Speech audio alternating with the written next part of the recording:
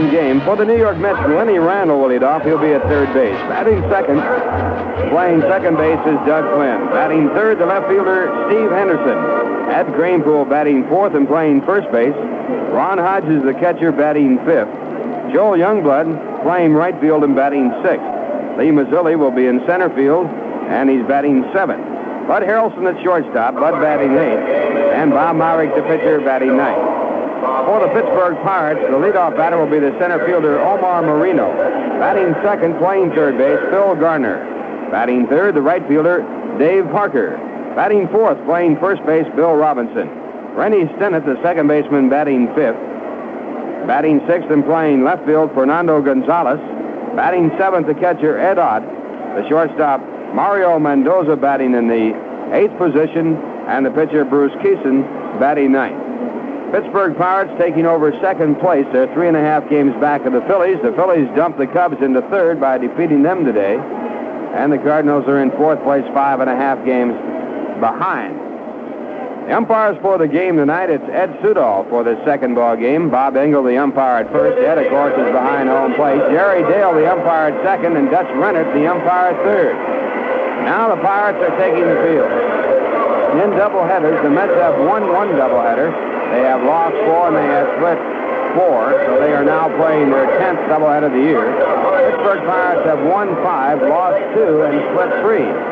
So they're playing their 11th doubleheader of the season. This is the third doubleheader between the Pittsburgh Pirates and the Mets. The first 2 were split. And Pittsburgh is winning the first game of the doubleheader, moving into second place, 3.5 games back of the Philadelphia Phillies. We have a night game scheduled tomorrow night. We'll be on the air at 7 o'clock. Game time is at 7:05. John Matlack will be pitching for the Mets. John with a record of 6 wins and 12 losses. And Jerry Royce, our left-hander, going for the Pirates. His record 7 wins and 11 losses. Then the final game of this 5-game series will be coming your way on Sunday afternoon. We'll be on the air at 1:30. Game time 1:35. The Mets will be pitching Nino Espinosa. Nino with a record of 6 wins and 8 losses. And John Candelaria will be going for the Pirates. His record 11 wins and 4 losses. Let's then move on to play the St. Louis Cardinals and then return home against the Cincinnati Reds on the 19th. That's Friday night for a twilight doubleheader. Game time at 5:35. They have a 4-game series with Cincinnati. Friday night, the twilight doubleheader. Saturday afternoon, 2:05 starting time, and Sunday afternoon, 2:05. Then Houston for 2, a night game on Monday night, the 22nd, a day game on Tuesday afternoon, the 23rd. So the next homestand will be starting on August 19th with a twilight doubleheader with the Cincinnati Reds, their final appearance of the season at Shea Stadium, and then Houston coming in for a following 2 games. It has been an overcast day here in Pittsburgh. Temperatures in the 70s, and the humidity doesn't seem to be taking too much out of anyone. It doesn't seem to be too high as we get set for the second game of this doubleheader. Artificial turf in the ballpark, so not much manicuring to be done by the grounds crew as it is artificial all the way around. Field dimensions 335 down each line, 375 in the power alleys, and 400 feet in straightaway center field. And we're looking down on the field now and watching Bruce Keeson take his warm-up pitches. Keeson, a side-arming right-hander. He is 27 years of age, 6'4", 176 pounds, from Turtle Creek, Pennsylvania. And going for the Mets, Bob Myrick, who is 24, 6'1", 195, from Hattiesburg, Mississippi. It will be the first matchup of Myrick and Keeson as starting pitchers in their major league careers. Now Lenny Randle coming to the batter's box. Randle 1 for 4 in the first game of the doubleheader. He has hit in 11 of his last 12 ball games. Overall in the series, he's had 2 hits in 7 times up. Lenny Randle batting at 308. And the first pitch by Keeson to the left-hand batter. Fastball outside is ball 1. For the Mets, Lenny Randle leading off, Doug Flynn batting second, and Steve Henderson batting third. Keeson's next pitch is grounded foul on the first base side. Joe Pignatano, the first base coach, fielding the ball. Mets have Denny Somers over at third base. Tom Burgess not with the ball club due to a bad back. Tom had been the third base coach, and Denny had been at first, with Joe Pignatano out in the bullpen. 1 ball, 1 strike, and the next pitch to Randall. Fouled back out of play. 1-2. Defensively for the Pirates, Bill Robinson at first base. Rennie Stennard at second base. The shortstop is Mario Mendoza, the third baseman Phil Gardner. In the outfield, Fernando Gonzalez in left field, Dave Parker in right field, and there's a swing and a miss, and strike 3, Randall struck out. The center fielder is Omar Marino. The catcher, Ed Ott, and the first pitch right on by, and a strikeout for Bruce Keeson. Keeson started the game with 87 strikeouts. He has had 3 complete games, one of them a shutout. And now the batter coming up will be Doug Flynn. Doug was 2 for 4 in the first game. Right-hand batter, batting second in the batting order, and the first pitch a called strike.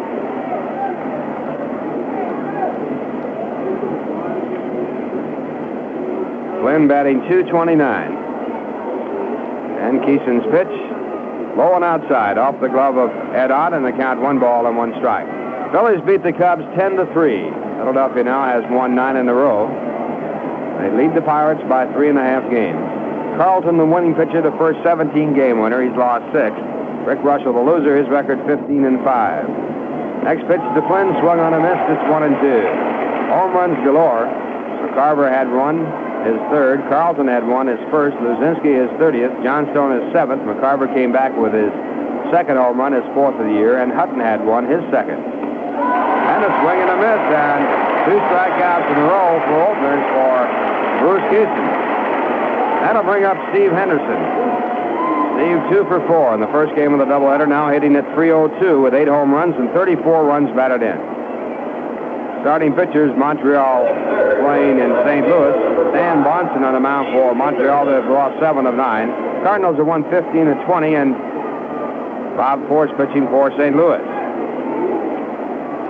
Cardinals now trailing by 6 games in 4th place. The first pitch to Henderson, outside a ball. Atlanta scheduled against the Dodgers, Houston playing in San Diego, and Cincinnati at San Francisco.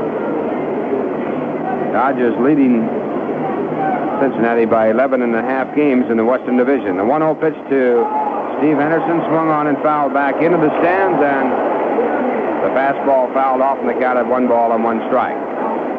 Yankees won the first game of their doubleheader over California 10-1. California had been hot. They had won 7 of their last 8. They have now won 7 of their last 9. The winning pitcher, Catfish Hunter, his record 7-7. Ken Brett, the losing pitcher, his record 10-9. Now pitch for a ball. It's 2 balls and 1 strike. Jerry Remy had a home run in the first with no one on, his 3rd of the year. Chambliss had his 10th in the 2nd. White his 10th in the 7th. Chambliss getting his 11th in the 8th with a man on. There's a swing and a miss, and the count at 2 balls and 2 strikes.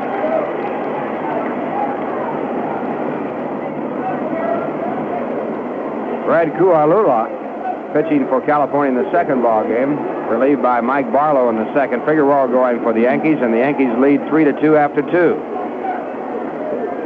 Now the next pitch to Henderson, just outside, down around the knees, and the count at 3 balls and 2 strikes.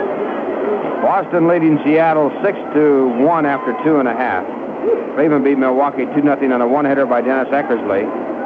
Now the 3-2 pitch.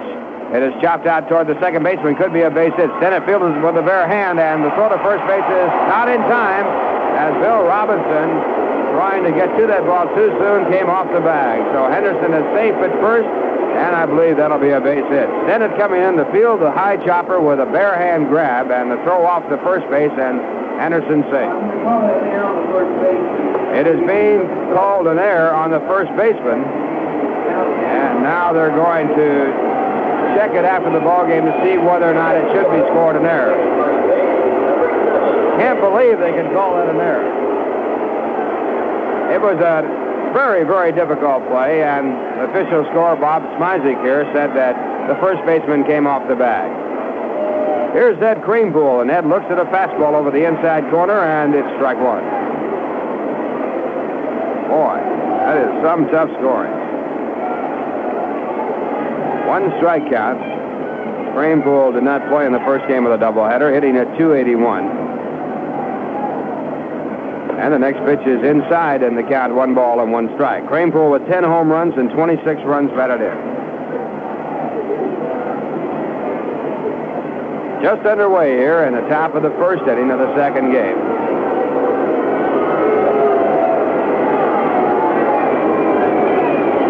And Bruce Keeson tossing over to first base, Henderson back.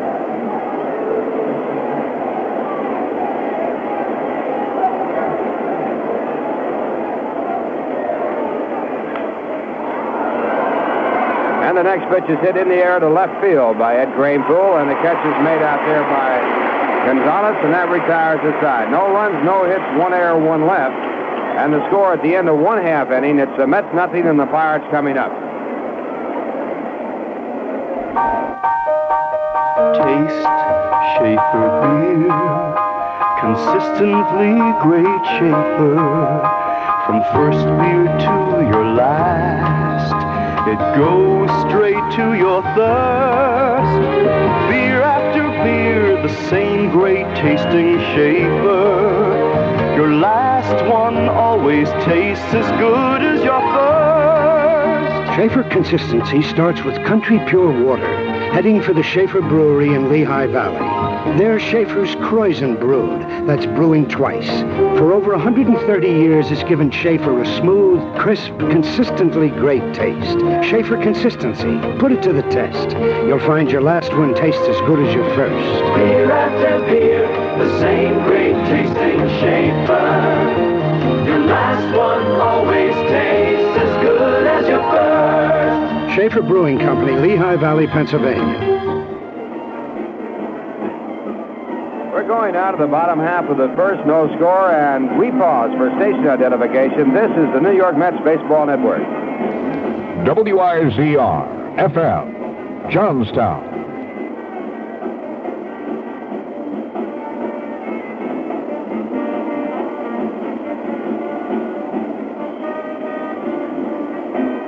Ralph Kiner along with Lindsey Nelson and Bob Murphy from Three Rivers Stadium in Pittsburgh, Pennsylvania.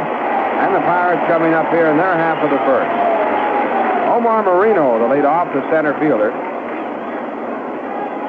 Marino, a left-hand batter. On the mound is Bob Myrick, and the first pitch is swung on and missed, strike one. Myrick 1-1. He's 0-1 against the Pirates this year in lifetime. Lifetime record 2-2, and this is his second major league start. First this year. His other was last year when he came up to the Mets. And the next pitch back to Marino, a fastball swung on a miss. And the left-hander to the left-hand batter, getting out in front with a 2-strike count.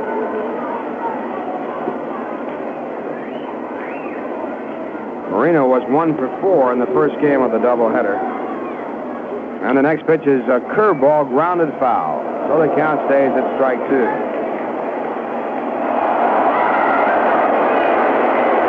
The ball girl stationed out in right field fell down trying to go after that ball. He gets up and apparently is all right. Now gets a hand as it's retrieved by the right fielder, Joel Youngblood.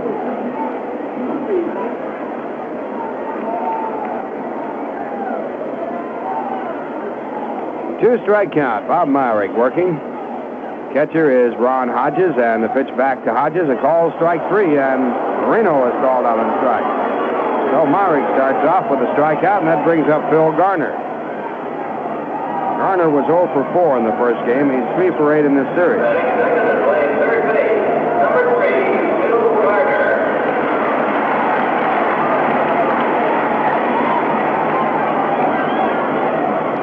Garner, a right-hand batter, hitting at 242. Marino was hitting at 242 before the strikeout. Garner with 13 home runs, 44 runs batted in. The first pitch, a ball. And Myrick back, and a fastball over the inside corner. 1 ball and one strike. On deck batter, Dave Parker.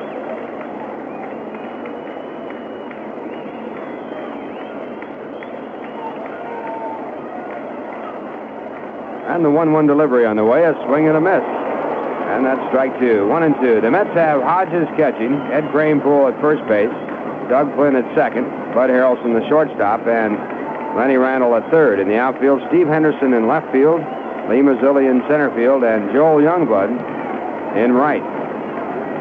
Here's the 1-2 pitch. And it is just low. And that's 2 balls and 2 strikes.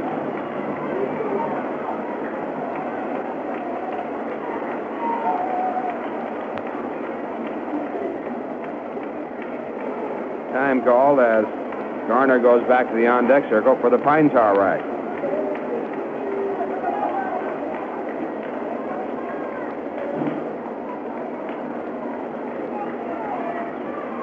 And Garner coming back to the batter's box. He was acquired from Oakland.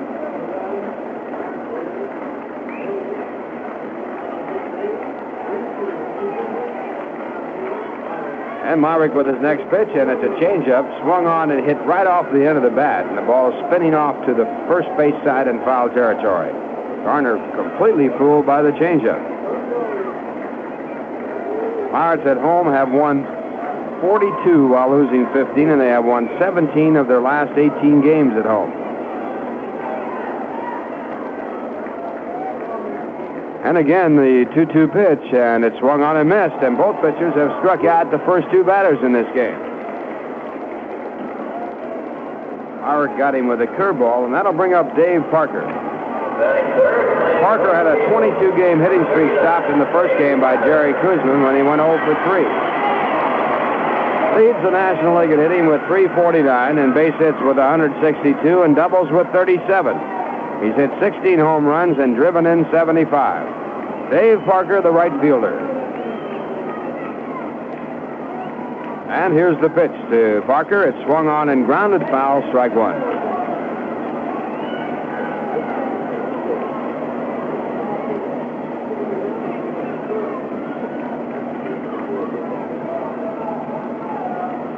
And Myrick back, and a fastball is fouled off on a check swing back into the stand. Strike two.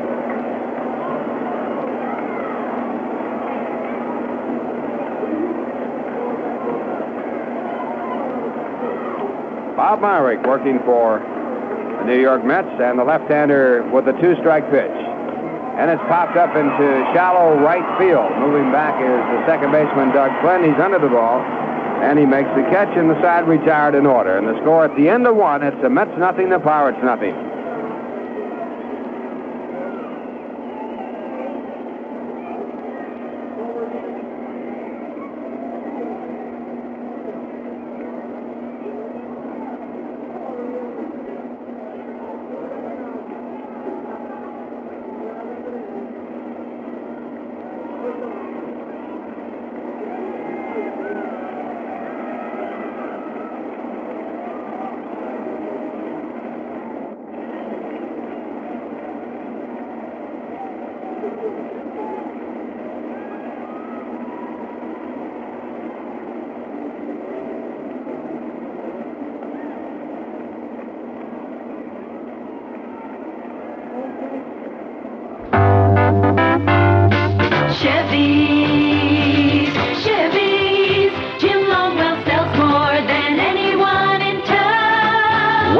To service and low prices for a Chevrolet, everybody's starting to get the right idea about Jim Longwell Chevrolet at Route 29 in Pine and Broad Alban.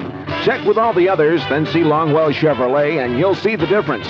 Broad Alban's largest Chevy dealer, Jim Longwell, number one. The best is Jim Longwell Chevrolet.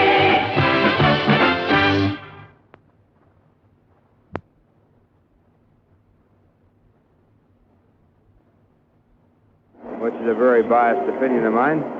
It was called an error, and Henderson was charged with a time at bat, and actually it cost him 5 batting points at this stage in the game. Could be a possibility of a change later on. Throw was a good throw by the second baseman after a great catch of a high chopper, a bare hand grab and throw by Stennett. It was a close play at first, and the official scorer said he's charging an error because Joe Robinson, the first baseman, came off the bag.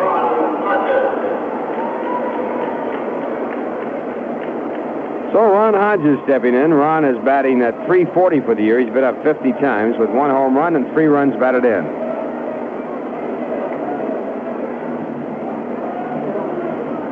Hodges had a home run in the 8th inning off of Odell Jones to break a shutout attempt, as he was a pinch hitter in the ball game. The first game won by Pittsburgh 9-1. And a line shot foul down the left field side into the bullpen on the left field side. That's strike one. Hodges has had 17 base hits, 1 double, and 1 home run. He's driven in 3. Left-hand batter. On the mound, Bruce Keeson, the right-hand pitcher. And the next delivery is high. 2 balls and 1 strike. Missed for the fastball.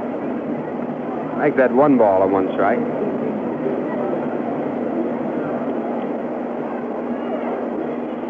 And at 1-1, the pitch to Hodges, a changeup just outside the count of 2 balls and 1 strike. John Stearns caught in the first game of the doubleheader. John has been in a batting slump. He's 0 for 6 in this series. Now at 278. At the All-Star break, he was hitting 287. 2-1 pitch to Hodges high, and the count 3 balls and 1 strike.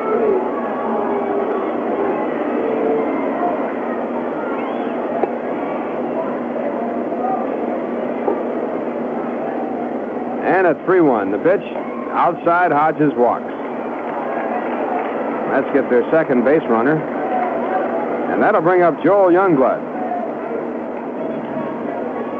Youngblood 2 for 4 in the first game and 3 for 6 so far in this series, batting at 270 now with no home runs and 3 runs batted in. He's had 24 base hits. Mets did all their scoring in the first game in the first inning. Pirates tied the game at 2-2 with 2 runs in the second, driven in by the winning pitcher Jim Rooker, and then in the 5th inning won it when Rooker singled. Was balked at second by Jerry Kuzman. Rooker then stole third and scored with a great slide on a ground out. There's a high pop-up. Ball in foul territory. Ed Ott coming back, and the ball back into the stands, out of play. Well, in the first game, Rooker did it all. He held the Mets to 2 runs and drove in 2 and scored the winning run.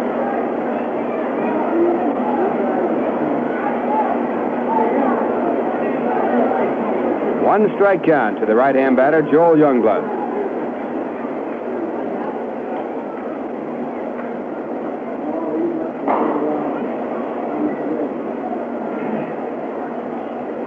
Bruce Keeson, 59 and 46 in his major league career. 59 wins, 46 losses. And the 1 strike pitch is chopped out by the third baseman and fielded by the shortstop. The throw to second base is not in time, and an infield base hit for Joel Youngblood, and that is his 3rd of the doubleheader. Mario Mendoza went deep in the hole at short to field the ball, but his momentum carried him too far away from the play at second base. He did throw to second, but it was not in time by a wide margin. That will bring up Lee Mazzilli. Lee 0 for 4 in the first game. Base hit by Youngblood, the first hit of the ball game.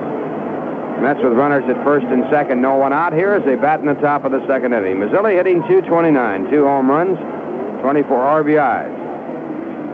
And the first pitch line to center field. It's a base hit. Coming over to field the ball is Marino. Coming around to score is Ron Hodges, and the tag is made in time by Ed Ott, and Hodges is out.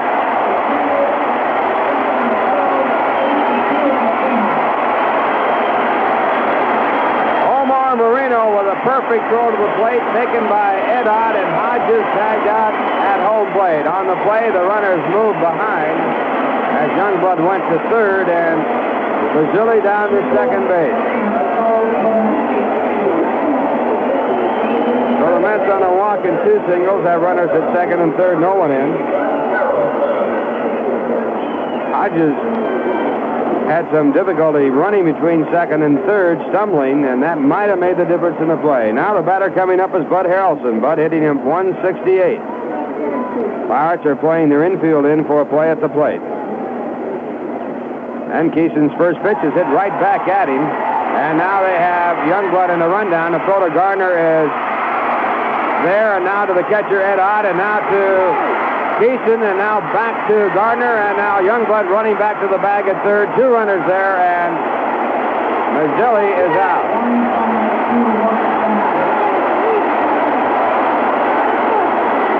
Gardner arguing with the third base umpire, Dutch Rennert, about whether or not 2 runners might be out. Long rundown, and behind the play again, the runners moving up as Youngblood gets back to third. Harrelson moves on down to second. So 2 men away, and the batter will be Bob Myrick. Scoring on that play 1-5-2-1-5. And the bag belongs to the lead runner at third base, so Youngblood got back to the bag. It was his. There were two runners standing on the bag, Mazzilli and Youngblood, and so Mazzilli out.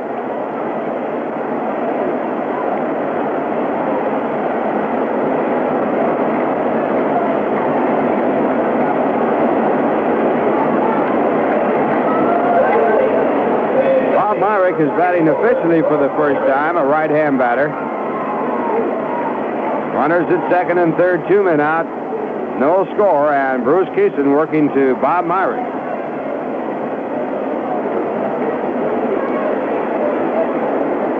Harrelson, of course, reaching on the fielder's choice. Youngblood bluffs it coming toward home plate, but doesn't get any attention from Bruce Keeson. And the first pitch to Myrick is lined into the stands foul. It's strike one.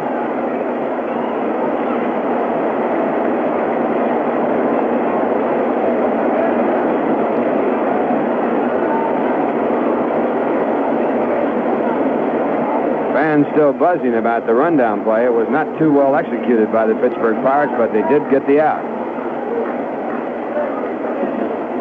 One strike pitch on the way. Myrick grounds it by the second baseman, centered. It'll be a base hit. Coming in to score is Youngblood, but Harrelson has to stop at third as Dave Parker gets to the ball in a hurry and then carries it all the way back into the infield.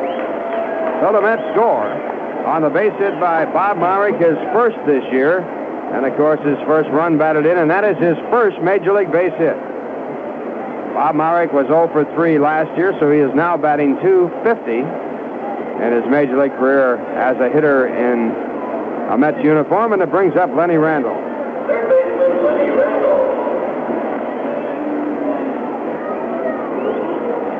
Randle struck out his first time up.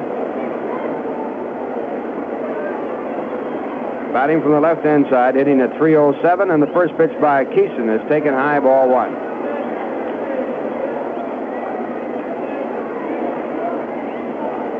One ball, no strikes. Next pitch to Randle is swung on and missed, and it's 1-1. Randle has hit in 11 of his last 12 games, not including this game, hitting at .307. 4 home runs, 21 runs batted in. Now the 1-1 pitch on the way, and it's hit out to left field. Gonzalez is under it, and he makes the catch, and that retires the side. 1 run in the inning on 3 hits, 1 walk, and 2 men left on in the score. At the end of 1.5 innings, it's the Mets 1, the Pirates nothing. Cassette, cartridge, reel-to-reel, for your home or your automobile. Decks, recorders, players, too. There's a tape system right for you. Whether you're novice or really a whiz, the great thing about tape recording is you can start with a system that's really quite small and build to a system that covers a wall. With auto changers that play for hours, automatic shutoffs to turn off the power, AC converters and auto reverse, and tape selection is really diverse. But then if simplicity is what you desire, a portable deck may be all you require. All tape systems are loads of fun. The trick is to choose just the right one. Shop and compare, and don't forget budget. You really don't have to financially fudge it. Take time in finding your system and price, and that's about the best advice we offer for your appreciation. Whew. From the Electronic Industries Association. Could you repeat that, please? Cassette, cartridge, reel-to-reel, for your home or your automobile. Decks, recorders, players, too. There's a tape system right for you. Whether you're novice or really a whiz, the great thing about tape recording is you can start with a system that's really quite small and build to a system that covers a wall with auto changes that play for hours, automatic...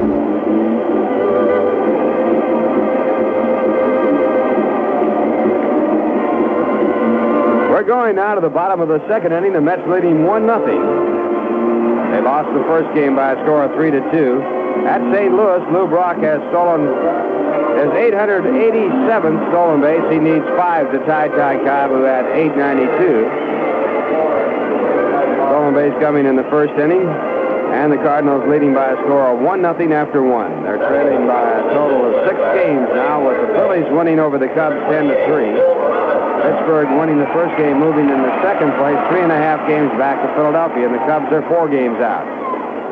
And Bob Myrick starts off to Bill Robinson and gets a strike at strike one. Robinson hitting .315, leads the club in home runs with 18, runs batted in with 79, and the next delivery is low, 1 ball and 1 strike. Philadelphia has won 9 in a row. Taking over first place. Myrick's 1-1 pitch, and it is swung on and grounded foul. So the count at 1 ball and 2 strikes.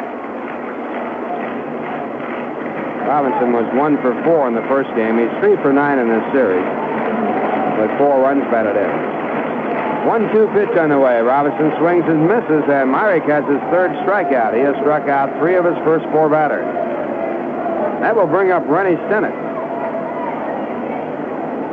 Stennett was 0 for 4 in the first game. In the first game of this series, he was 4 for 4.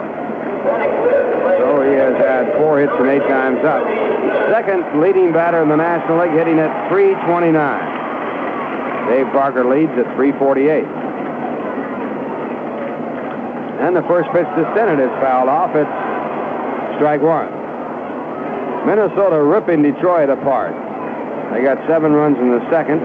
Jason Thompson, a home run in the first inning with 2 men on, giving Detroit a 3-0 lead, and then Minnesota getting 7 in the second. There's a little blooper into center field, and Stennett, it's a soft pop-up line drive type base hit into center field, and the Pirates have the first hit. Then Minnesota came back to score 5 in the third. A grand slam home run by Rod Carew. His 11th home run of the season, and Minnesota leading by a score of 12-3 after 2.5 innings. Fernando Arroyo started the game for Detroit. Gurley is now pitching, came in the third. Pete Redfern pitching for Minnesota, his record 5-7. White Sox trailing after 2. Texas 1, Chicago 0. Francisco Berrios pitching for the White Sox, 11-4. Doc Ellis 6-9 going for Texas. And the first pitch is strike as Fernando Gonzalez stands in the batter's box. Right-hand batter, throw to first base, Stennett chase back. Stennett is a good base runner. He has 24 stolen bases. Next pitch to Gonzalez is swung on and fouled into the stands on the first base side. 2-strike count. Gonzalez hitting .270 with 3 home runs and 18 runs batted in. He's been up 111 times. Yankees beat California 10-1 in the first game of their doubleheader, and in the second, it's tied at 3 after 4.5 innings. So to first base, Kranepool getting the ball too late to make the tag. Send it back. And again, Myrick to first base, and again, send it back easily.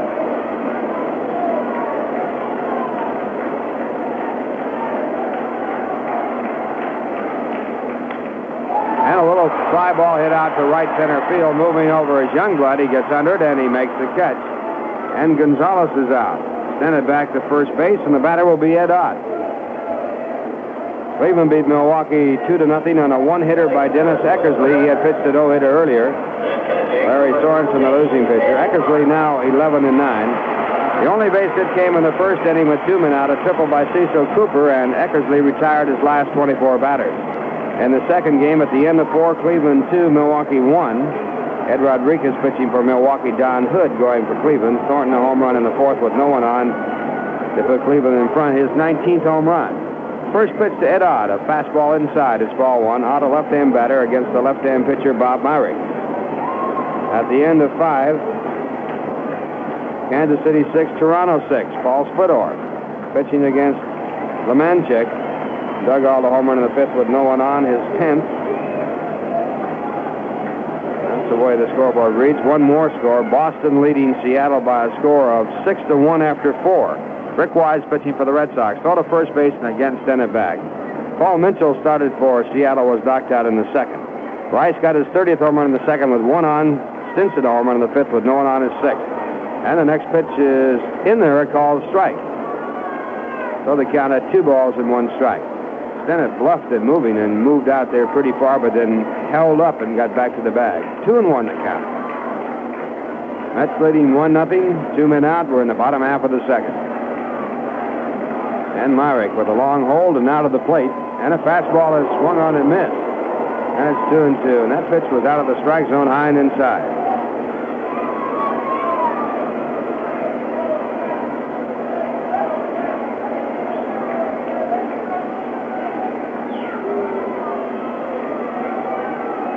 2 balls, 2 strikes. And a ground ball pulled foul down the first base side. And a good play on it by the ball girl this time. She gets a hand. Fred Kahualua was a starting pitcher for California in that second game, and that doesn't sound like a pitcher, it sounds like a drink. He is from the Hawaiian Islands. He was knocked out in the second. Mike Barlow now pitching for California. Ed Figueroa going for the Yankees. Catfish Hunter won the first game. He's now 7-7. Ken Brett the loser, 10-9. Home runs by Remy, White, and Chambliss. Chambliss getting 2, his 10th and 11th. White getting his 10th. 2-2 the count. And here's the pitch. Fastball out inside. And on the pitch to the plate, Senna was breaking back to first base.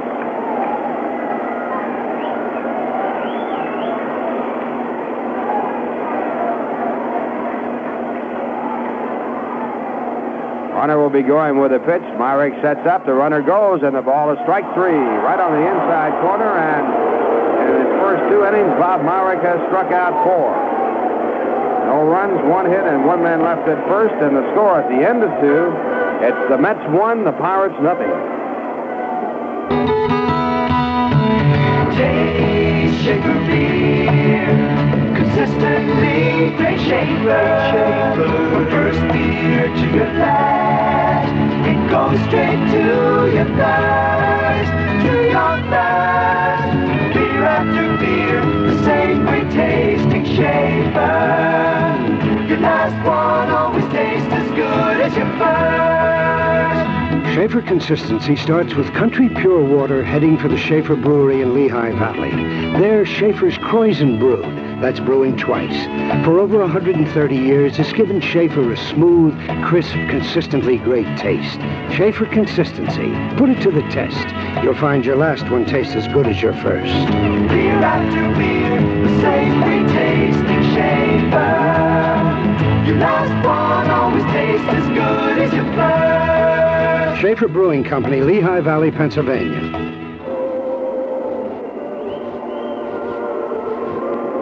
Top of the third, the Mets leading by a score of 1-0 in the second game.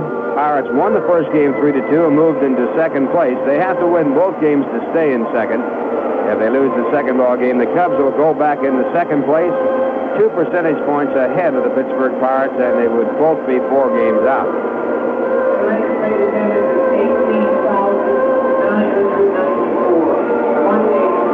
Paid attendance here tonight for the doubleheader, 18,994 as the Pirates near the 1 million mark in paid attendance.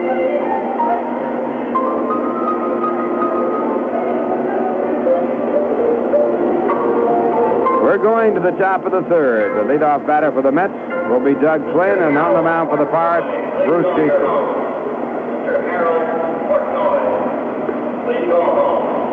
Flynn batting second in the batting order in the second ball game, hitting .228. And he's also batting second and playing second. Felix Millan not playing in this game as Bud Harrelson took over at shortstop. Millan was 2 for 4 in the first game. Felix has raised his average from .211 to .248 over the past several games. There's a ground ball through the middle. It's fielded by Mendoza. The throw to first base is in time. Mario Mendoza in back of second base on what would be the edge of the outfield grass, making a brilliant stop, and the throw to first base in time for the out. Mendoza made an error in the first game that allowed the Mets to score an extra run. He got that glove right in the very tip of the glove, and it's throw to first base in time by about a half step. So now Steve Henderson coming up. Steve was charged with a time at bat his first time up when the official scorer said that the first baseman came off the bag on an extremely difficult play started by Reddy Stennett. And the first pitch, a fastball, a called strike. Henderson batting .301 with 8 home runs and 34 RBI. First game with a doubleheader, he was 2 for 4.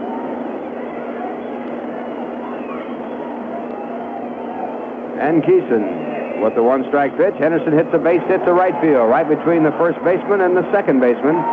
So Steve is on, and now throw back to first base as Henderson goes back into the bag. The throw by Dave Parker, the right fielder, to Bill Robinson. That will bring up Ed Grainpool. Grainpool flied out to left field his first time up. Mets out-hit the Pirates in the first game 9-6, but lost by 1. They have out-hit the Pirates 4-1 in this game, and they lead by 1. First pitch to Grainpool, grounded foul, strike 1. Grainpool hitting .280 with 10 home runs and 26 RBI. And another round of applause for the ball girl out in right field. Even the ball girl in left field applauded.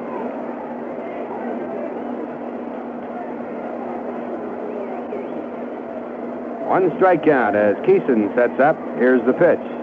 Grainpool grounds it right at Bill Robinson, who tags the bag. The throw to the shortstop is in time, and the tag made against Henderson, and the double play retires the side.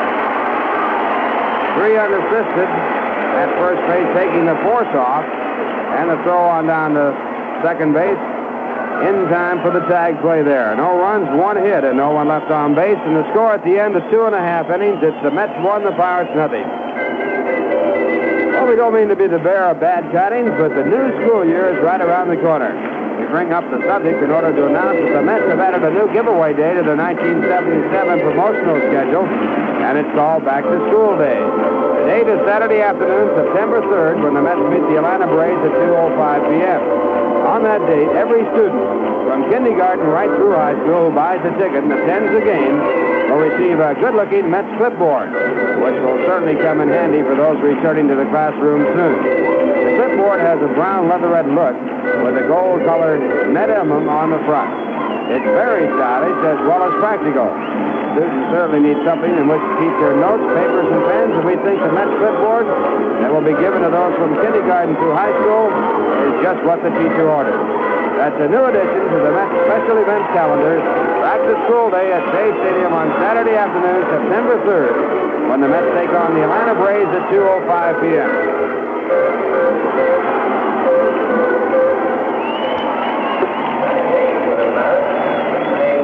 Well, the Pirates coming up in the bottom half of the third, the Mets leading 1-0. And for Bob Myrick, who has struck out 4 of his first 7 batters, only 1 reaching on a single by Rennie Stennett. The first batter will be Mario Mendoza, who turned in the brilliant fielding play. And there's the first pitch by Myrick, and it's right back to the middle into center field for a base hit. So Mendoza singles to center field as he leads off here in the bottom half of the third, and that'll bring up Bruce Keeson.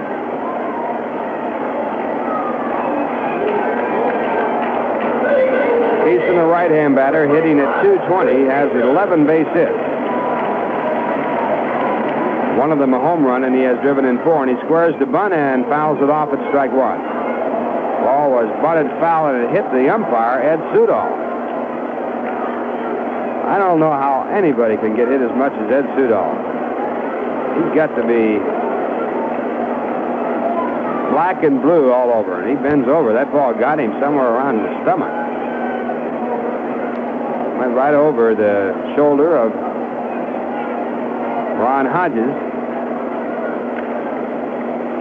And Sudol getting hit. 1 strike count. The Mets are looking for the sacrifice. Randall very shallow at third, and a throw to first base. Mendoza back with no trouble. Once again, Myrick sets up, and here's the pitch, and Keeson swings away and misses at strike 2. Grainpool was charging from first, and Hodges was all set to throw on down to first after no contact. Mendoza has no stolen bases. He has not had an attempt. Now at 2 strikes, Keeson swings and misses, and that's strike 3. 5th strikeout for Bob Myrick. And now he'll work to Omar Marino, his first strikeout victim. Marino looking as he led off in the first inning.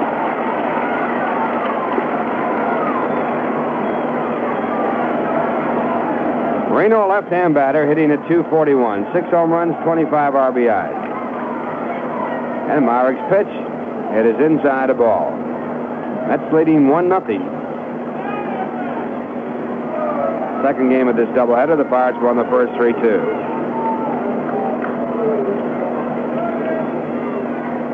Next pitch is grounded out toward the first base side. Craneful reaches out and gets it in time, and the throw to second base where Harrelson takes it is there for the forced play. The ball almost would have been trouble. If it had gotten back of Craneful, Flynn would have had to field it, and then the big question is whether or not Bob Myrie could beat Marino to first base for the out there. But Craneful solved the problem as he fielded the ball with a fine play and then threw to second for the fourth. So now Marino at first base, and he's a threat to steal. He's got 35 stolen bases in 44 attempts.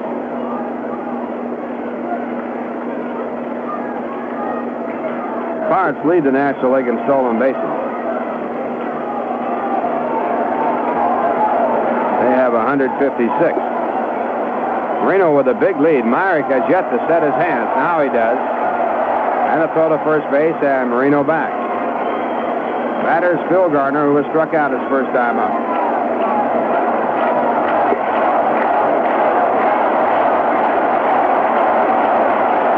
And here's the pitch, and on the pitch it's lofted into shallow center field. Harrelson can't get to it. Billy comes up to take it, and Marino goes to second base. Loop base hit by Gardner, and runners at first and second with 2 men out. On that pitch to the plate, Marino was breaking back to the bag. Now time is called as Garner evidently turned an ankle as he was going on down the line. He appears to be all right. And it doesn't appear to be an ankle. It might be his hand. He got jammed with that pitch, and he's shaking his right hand. And he has been out of action for some time because of a bad wrist. Evidently, he did get some sort of a jolt to that right wrist. Here is Dave Parker, the National League's leading batter. He's stepping in, batting at .348. First time up, he popped to second. Had a 22-game hitting streak stopped in the first game, and the first pitch by Bob Myrick, a fastball inside, ball one.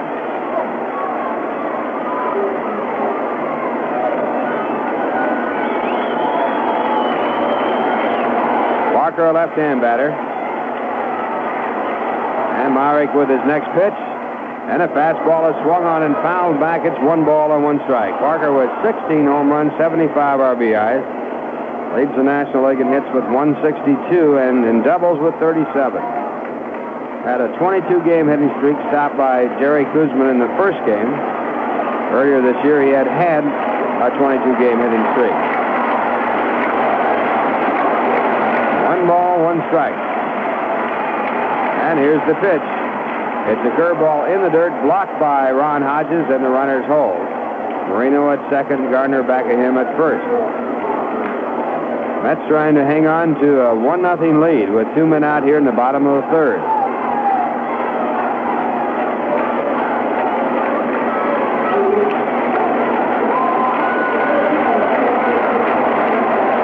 Bob Myrick in his second Major League start, his other was last year.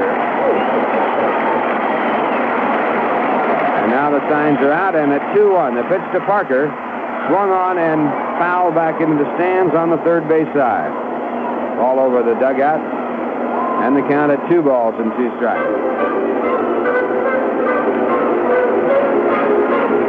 Prior to this game, Bob Myrick had worked 46 2/3 innings in relief, giving up 41 hits, walking 18, 2 intentionally, and striking out 28. 2 balls, 2 strikes. And the next pitch to Parker is high and inside. The runner's going to throw on down to third base. Not in time, and Marino has his 36th stolen base. And Garner behind him on the double steal has his 14th. The throw by Ron Hodges was in the dirt. Lenny Randall was late covering, and he made a good play to catch the ball, but he was in no position to make a tag. So runners at second and third now. The count 3 balls, 2 strikes.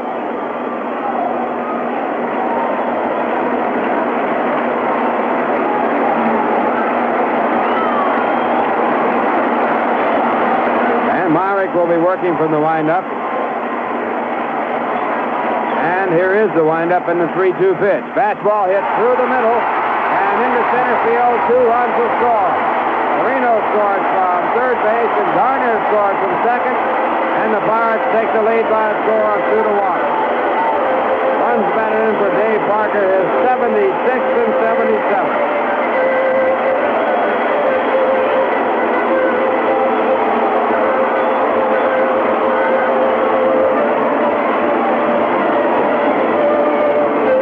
Not hit too hard. Doug Flynn, the second baseman, tried to get over and make a diving stop of the ball. He would have had no play for an out. But he might have been able to keep a run from crossing the plate, the back runner that scored. Now Bill Robinson coming up. He was struck out his first time up. Robinson hitting .314. He leads the club in home runs with 18, and he has 79 runs batted in. That also leads the club. First pitch, a fastball, too high, ball one.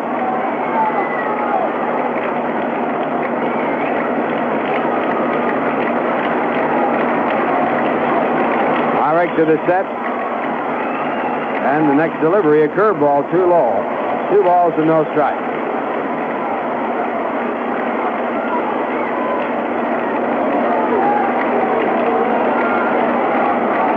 Dave Parker, the runner at first base, and Myrick checks him out, and the pitch to the plate is a fastball over the inside corner at the letters, and the count at 2 balls and 1 strike.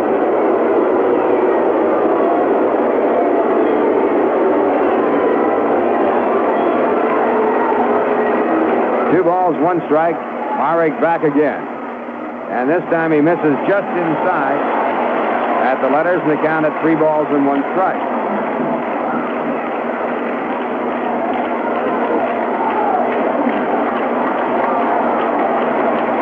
And at 3-1, the pitch by Myrick. Swung on and missed, and it's 3-2. And on the next delivery, Dave Parker will be running.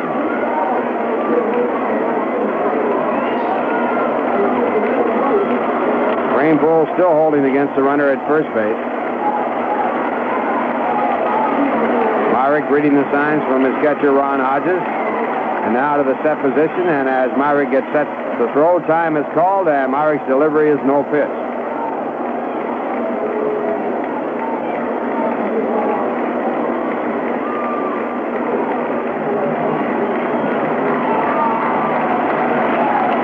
Once again, Myrick sets up, the runner goes, and the pitch is swung on and missed, and Robinson is struck out. Myrick gets his 6th strikeout in 3 innings, but he loses the lead as the Pirates score 2 runs on 3 hits. No errors and 1 man left on, and the score at the end of 3, Pittsburgh 2, the New York Mets 1. Ralph, Ralph, are you going to come in and eat your dinner? Yeah, I'll be there in just a minute. Come on, Ralph, you've been in our new background pool almost all day. Well, now that we finally got it, I want to use it. Boy, and you were the one who couldn't decide whether or not to call Harnish Brother Nursery and Pools in the first place. Well, I never could believe we'd be able to afford our own pool. Yeah, and now you spend every spare minute at the pool. Honey, I like to be practical, and, well, it's practical. I know we agreed that it would give us a vacation all summer long, and we'd save on motels and meals and the high price of gas. And don't forget the energy crunch. Look at all the running around we've saved. Ralph, you're the biggest energy crisis around here. Why don't you call or stop in at Harnish Brothers Nursery and Pools, extension of West State Street in Gloversville, and see for yourself the fine selection of fiberglass, vinyl, or stainless steel pools they have to offer at prices you can't afford. Ralph, you've got to cut the grass. I'll do it tomorrow. Or maybe the day after. Harnish Brothers Nursery and Pools, extension of West State Street, Gloversville, phone 725-1355.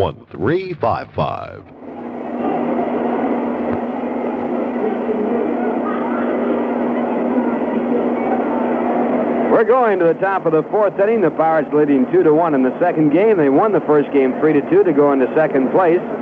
And as we go to the top of the 4th inning, coming in now for the play-by-play, Lindsey Nelson. Thank you very much, Ralph Connor. Hello again, everybody. It'll be Ron Hodges coming up to lead it off. He's, been up 1 time and drew a walk. To this point, through 3 innings of play, it is the Pirates 2 runs, 4 hits, and 1 error. The Mets 1 run, 4 hits, and no errors. The Pirates won the first game of this one-eye doubleheader by a score of 3-2.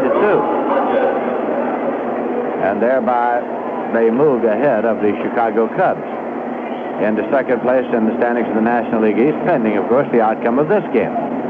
Now in progress. Bruce Keeson on the mound with a record of 6 wins and 6 losses. Kicks and fires. Pitch is fouled off to the left side, out of play. Paid crowd of 18,994 on hand here at Three Rivers Stadium for this twilight doubleheader, occasioned by an earlier rainout. Now pitch is hit on the ground for a base hit through the hole into right. Dave Parker up with it, plays it backhand. It's a leadoff single for Ron Hodges. And that'll bring up Joel Youngblood. He's been up one time and had a base hit and later scored. He's looking down to the side man, Denny Summers at third, to see how manager Joe Torre is going to play it here.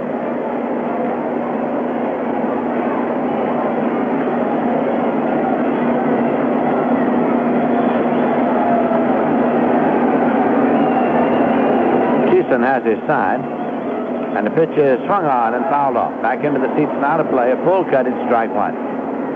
No sacrifice there. Youngblood was swinging away. The Mets are trailing by a run here in the top of the fourth inning.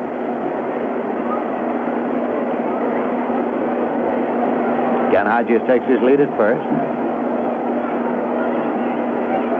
Ed Ott, the catcher, flashes the sign, and here's the pitch swung on it on the ground. A high chopper to third. Taken by Garner. He goes to second for the force, and that's all. Rennie Stennett took it coming off inside, made no attempt for a relay. Since the high chopper made it impossible to think of a double play. They got the lead runner one away, and that'll bring up Lee Mazzilli. Mazzilli's been up one time, had a base hit to drive in a run. Phillies beat the Cubs today 10-3. Steve Carlton got his 17th win for the Phils. He's lost only 6. Rick Rushell took the loss. He's 15-5, but he was out in the third inning for Pete Broberg. Dave Justy in the ninth. Tim McCarver had 2 homers, his third and fourth. Carlton had 1. Greg Luzinski hit his 30th, and Jay Johnstone his 7th. A rash of Philly homers. That pitch is in for a call strike to Mazzilli. Switch hitter batting left against the right-hander. Montreal's at St. Louis, and that game's in the third inning with the Cardinals leading 1-0.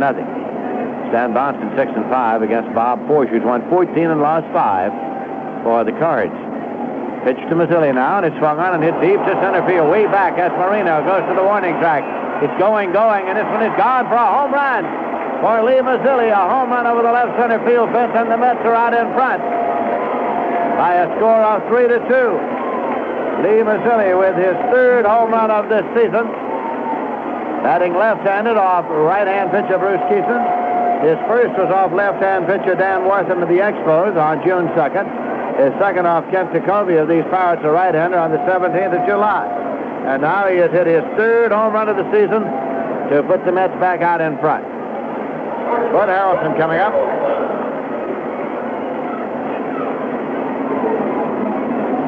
And the pitch. And away for a ball. Harrelson's been up one time, was on a fielder's choice. Switch hitter batting left. Here's a swing and a foul ball off and out of play. Harrelson has been out with a busted hand. Mets 3 runs, 6 hits. The Pirates 2 runs, 4 hits. St. Louis tonight, Lou Brock stole the base, number 887 of his career. Here's a swing and a ground ball to first. Robinson goes unassisted, and there are 2 Mets out. That'll bring up Bob Marek, who had the first base hit of his major league career in the second inning to drive in a run. Lou Brock stole number 887. Ty Cobb in his career had 892. So Brock needs now 6 to set a new career record. Mark's a right-hand batter. Pitch is swung on and missed. 0-1. The Atlanta Braves are in Los Angeles against the Dodgers in the latest start. Dodgers have lost 6 of 8, but they're still comfortably off in the West. There's a swing and a miss. It's 0-2. They split with Cincinnati, which is really all they had to do. They still lead by 11.5 in the Western Division. Here's the 0-2. Swung on and missed, struck him out. Third strikeout for Keeson, but the Mets got 2 runs on 2 hits, no errors and none left. And in the middle of the fourth inning, the score is the Mets 3 and the Pirates 2. Hi, this is Jack Johnson for Genesee Cream Ale. They don't hand me the checker flag in every race, but the next best thing is to be handed a nice cold can of Genesee Cream Ale. That Jenny Cream is a winner every time. Why? It's a matter of taste. Nothing tastes exactly like Jenny Cream. It's really something different, but it's hard to describe. Jenny Cream is like, different. Really different. Genesee Cream Ale, distributed locally by William Bartiesel. Genesee Lane, Amsterdam. As wise man, I am used to people asking me about the meaning of life, but ask me about leaky faucets? Forget it, buddy. So I get help from Consumer Information Catalog. It is put out by the federal government, and it lists over 200 helpful booklets that you can send away for, from fixing your car to family budgeting. So send for free catalog. Just write catalog, Pueblo, Colorado, 81009. A public service message brought to you by the Consumer Information Center and this station. Bob Mark is pitching for the Mets now in the fourth inning, making it his longest stint of this season. He has been used mostly in short relief. He had one start last year. This is his first start of this season. And the Pirates have sent up Randy Stennett to lead it off here. Houston Astros are in San Diego tonight. Padres have won 4 in a row. Tom Dixon against Dave Wehrmeister. Cincinnati Reds are up at Candlestick. San Francisco against the Giants. In the American League, the California Angels are in New York for 2 against the Yankees. Yankees won the first game 10-1. Catfish Hunter got his 7th win. He's lost 7. Ken Brett took the loss 10-9. Stennett fouls it back. It's strike 1. Jerry Ramey hit his 3rd homer. Chris Chambliss had 2. His 10th and 11th for the Yanks. And Roy White had 1 for the Yanks, his 10th. Second game at Yankee Stadium is in the 7th inning. Yanks are leading that one by a score of 7-3. There's a swing and a foul ball. Back and out of play.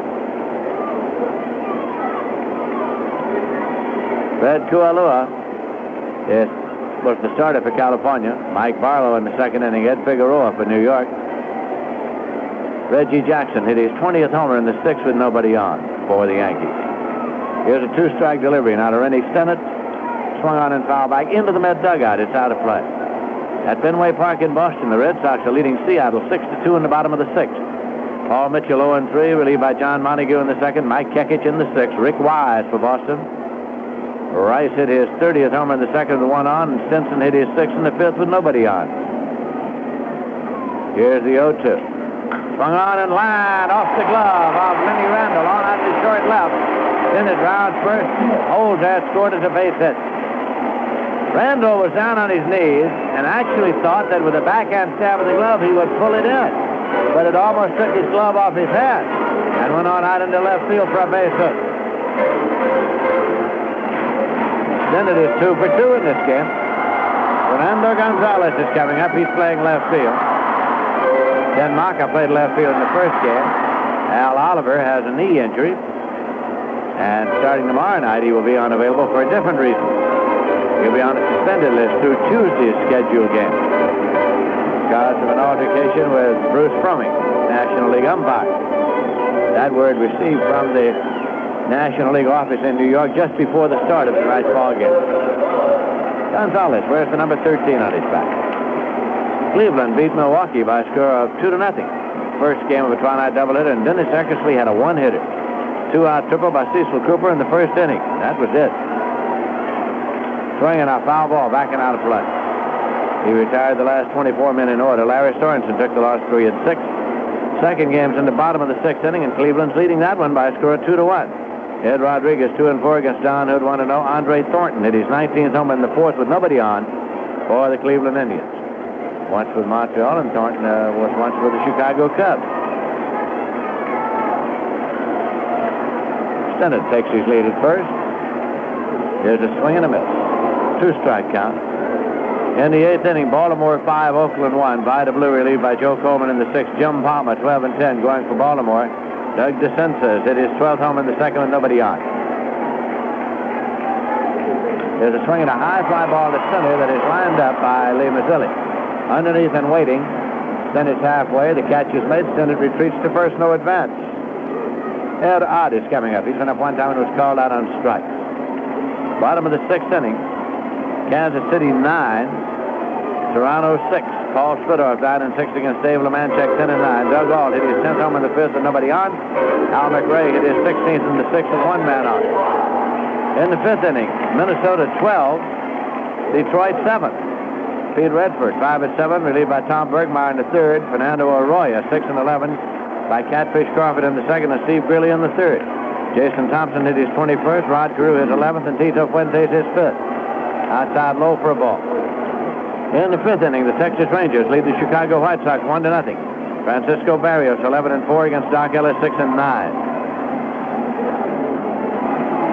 Here's a 1-0 pitch for the runner going. Swung on and foul back. It is out of play.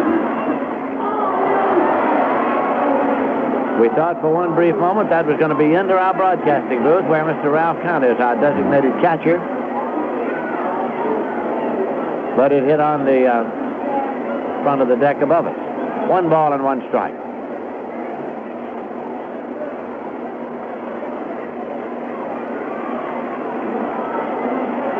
Cranepool holds against the runner. Throw over to first is not in time.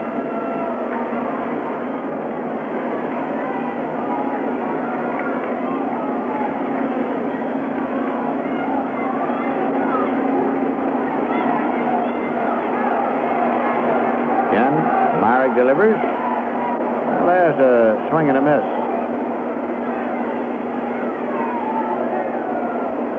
And Ed Ott spends some few moments explaining the call to the Pirate bench. Pantomiming twice. Means it should have been 2 strikes.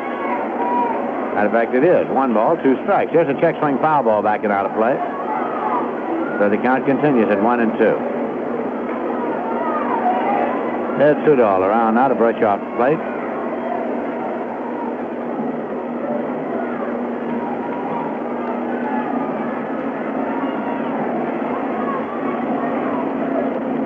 Ed Ott has stepped out.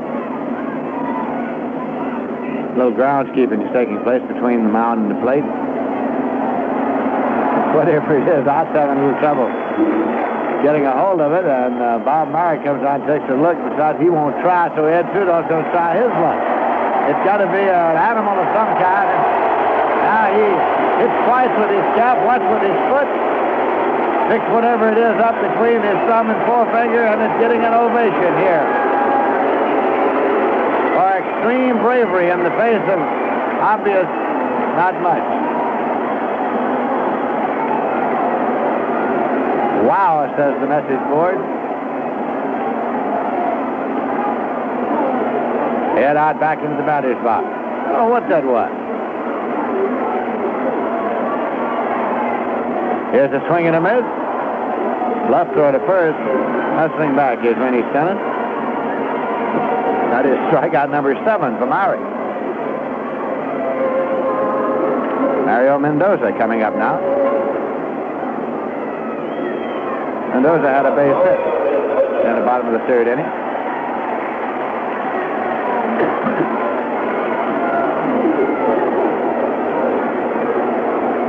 Mets are leading by a score of 3-2. Pirates are batting in the bottom of the 4th. That pitch is high and away for a ball. Pirates won the first game of the doubleheader by a score of 3-2. Mendoza bats number 8. He's playing short these days because Frank Tavares is on the suspended list for allegedly having thrown a bat at Joe Horner, pitcher of the Cincinnati Reds. Runner goes, swinging a drive in the air to right, and moving up is Joel Youngblood. He makes the catch and decides out. So there was a hit and a runner left, and at the end of 4, the scores, the Mets 3 and the Pirates 2.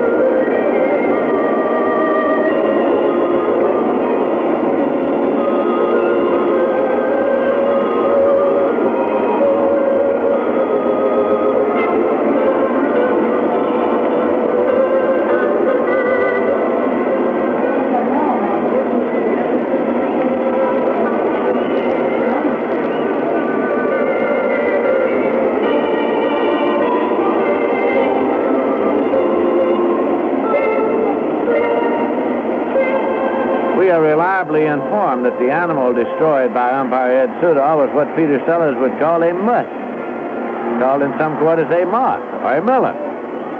In any case, He is entitled to put one chevron on his sleeve. He has one to his credit. And in the top of the fifth inning, it'll be Lenny Randall coming up to lead it off for the New York Mets. He's gone 0 for 2 in this game. Bruce Keeson started. He's been in all the way.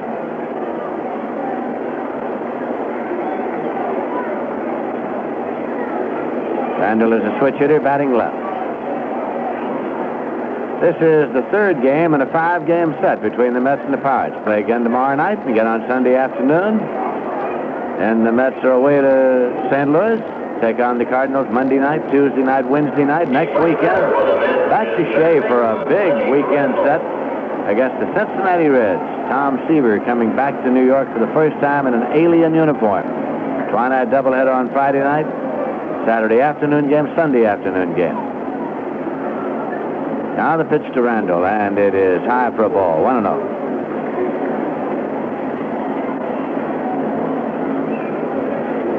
Doug Flynn is on deck. Here's a swing and a foul ball off to the left side. It's out of play. 1-1.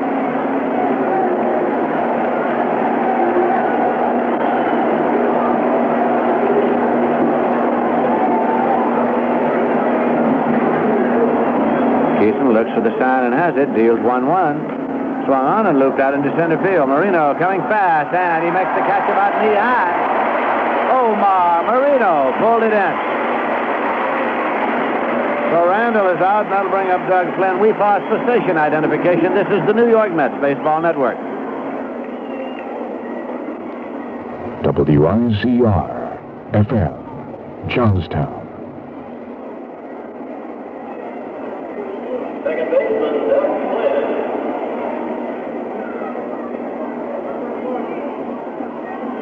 This is Lindsey Nelson with Bob Murphy and Ralph Kiner at Three River Stadium in Pittsburgh. Doug Flynn is up and the pitch is in for a strike. It's 0-1. Mets are batting here in the top of the fifth inning.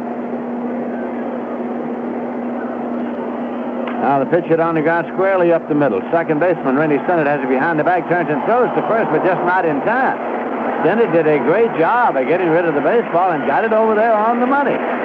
But Flynn had sped across the bag in the meantime with the base hit. That brings up Steve Henderson. Officially, he is 1 for 2. But the scorer's call in the first inning, is subject to a great question. And presumably, the game has been concluded. The official scorer is going to do some investigative work with Bill Robinson, first baseman. It was his opinion that Robinson came off the bag and charged him with an error. I don't think he's going to get an agreement to that from Robinson, so that one might be changed later on, after the fact. That's in for a call strike. Of course, scorers have that right and privilege, and they sometimes exercise it. The scorer has been known to change scoring decisions weeks and months after the fact, for that matter. Baltimore Orioles have defeated the Oakland A's by final score 6-1, thereby extending the consecutive loss scheme of the Oakland A's to 14 consecutive games. They've lost 14 in a row. That's high and tight to Henderson. Palmer got the win. Jim Palmer's 13-10, and Vida Blue took the loss. He's 10-15. 1 ball and 1 strike. Flynn takes the lead at first. And the pitch is swung on and missed. It's 1-2. Steve Henderson walks a few feet away from the plate while Ed Soudal brushes it off. Ed Soudal, the National League senior umpire.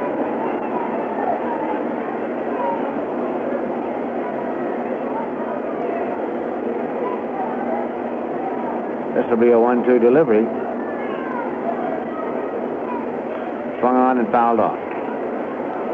So the count holds at 1-2.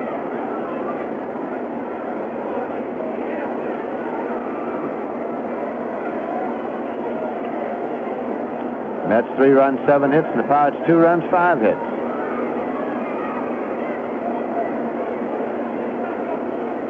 Keeson now with a delivery that is foul back. It's going to be in the seats and out of play.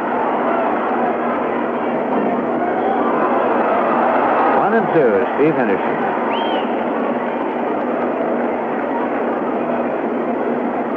winning pitcher in the first game was Jim Rooker for the Pirates. The loser was Jerry Kuzman for the Mets.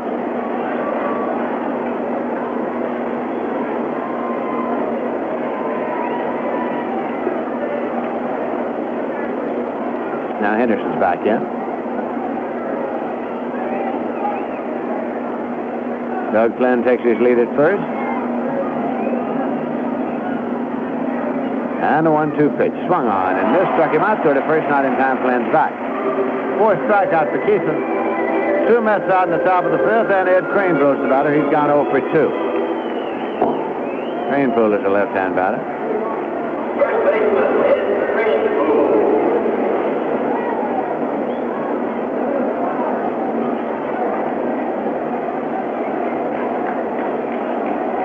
We have all sorts of activities out here tomorrow night.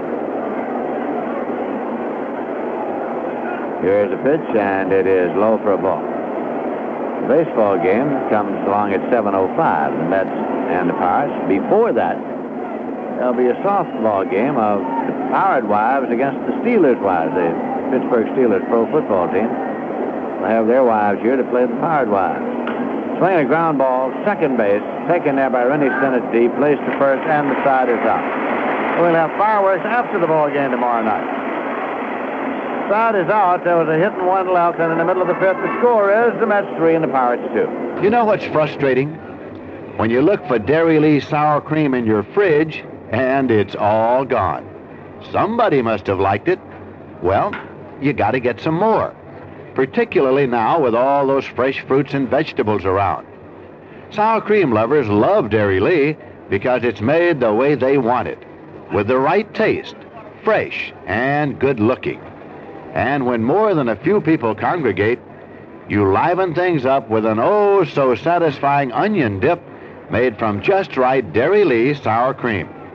Baked potatoes are only half baked until they're dressed up with sour cream. Wait till you try it with chives, out of this world. So sour cream belongs in your fridge, there when you need it.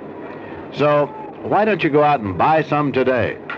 Make sure now that it's Dairy Lee to make sure that it's right and fresh and good looking.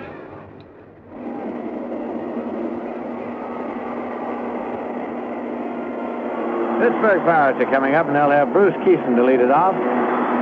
As we have explained before, and as I'm sure you're aware, the Pirates have a multiplicity of uniforms at their disposal, and they change them for each succeeding game. I mean, they change colors, the whole thing. Here's a pitch, and it is low for a ball. So in this game, they are wearing the all blacks.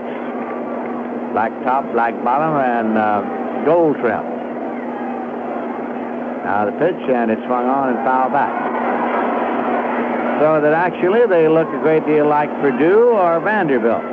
Full flower, black and gold. This will be a 1-1 pitch. They also look considerably like the Steelers on occasion. Here's a 1-1, and it is bunted back, foul off the screen, and it's 1-2.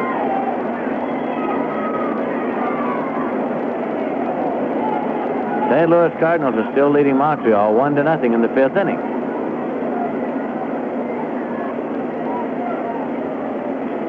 Here's a pitch that is low for a ball. Phillies beat the Cubs 10-3. Coupled with the Pirates win in the first game, of course, the Pirates moved in behind the Phils ahead of the Cubs. Here's a swing and a foul ball, but for the Pirates to stay in second place, they must win the second game here. The Mets are in front. If the Mets maintain the lead, that would drop the Pittsburgh Pirates back behind the Chicago Cubs once again. They would trail the Cubs, as a matter of fact, by 2 percentage points. That is high for a ball, and it's out full at 3-2 to Bruce Keeson. He struck out his first time up. Myrick has struck out 7 and walked none. This, of course, far and away his longest stint of the year, his first start of this year. A man who has been seen primarily in short relief. Here's the 3-2. Swung on, hit way back in left field to the corner. Steve Henderson is going over, and he makes the catch in deep left down in the corner. So there's one away. Omar Marino coming up, struck out and grounded into fourth place.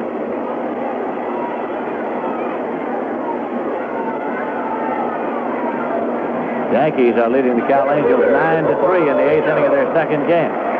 Reggie Jackson's had 2 homers, his 20th and 21st. Yankees won the first one 10-1. Boston 7, Seattle 2 in the bottom of the 7th inning. Pitch is low as Marino bluffed the bunt.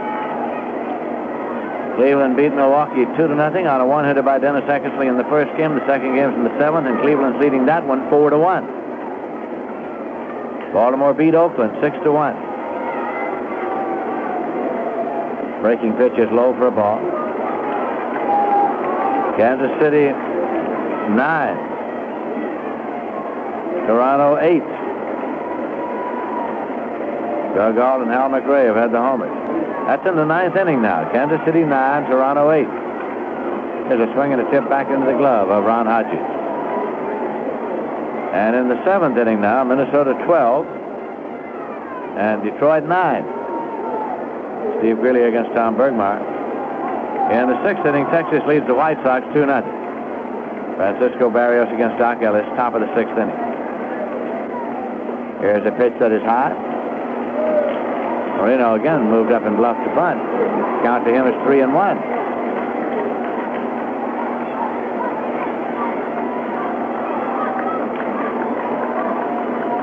Bob Murray, a product of Mississippi State University.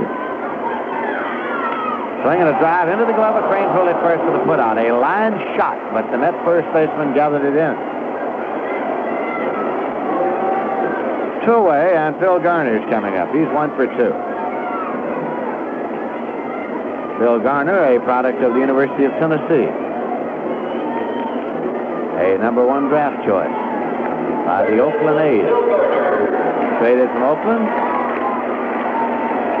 here this year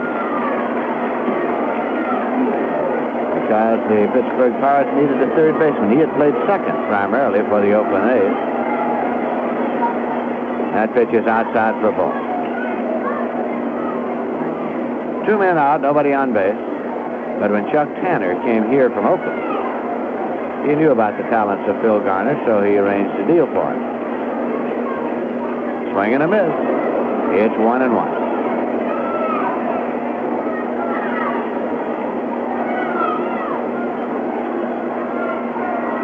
Mets 3 and the Pirates 2. And here's Mark's delivery. Foul back off the screen and out of play. 1 ball and 2 strikes.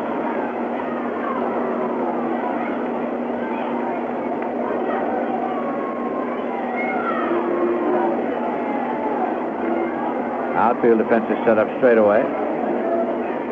Mark deals 1-2. Swung on way back in left field. It's deep. It's going, and this one is off the top of the wall. A home run.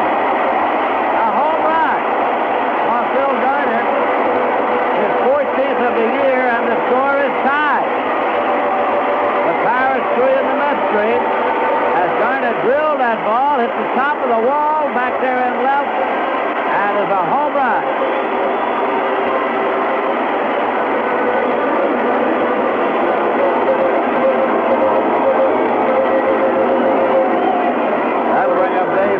With 2 men out and nobody on base. It has also brought the Pirate fans alive here at Three River Stadium.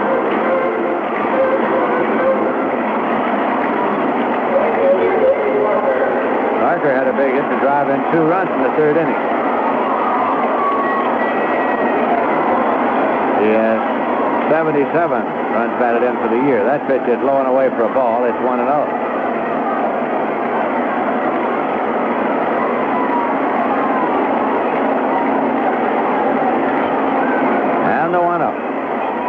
Inside, it's 2-0.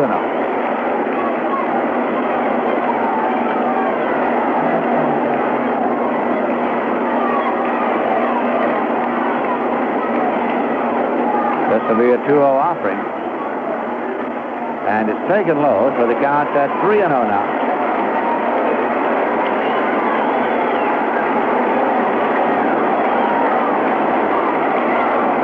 Parker back in. Should expect an returning moose on a 3-0. Mark takes a deep breath And here's the pitch. Swung on and hit deep to right. He was turned loose all right, but it's going to be playable. And back there is Joel Youngblood to make the catch. That is retired. There was one run on a hit, the homer by Garner, none left. And at the end of 5, the score is tied. Mets 3 and the Pirates 3.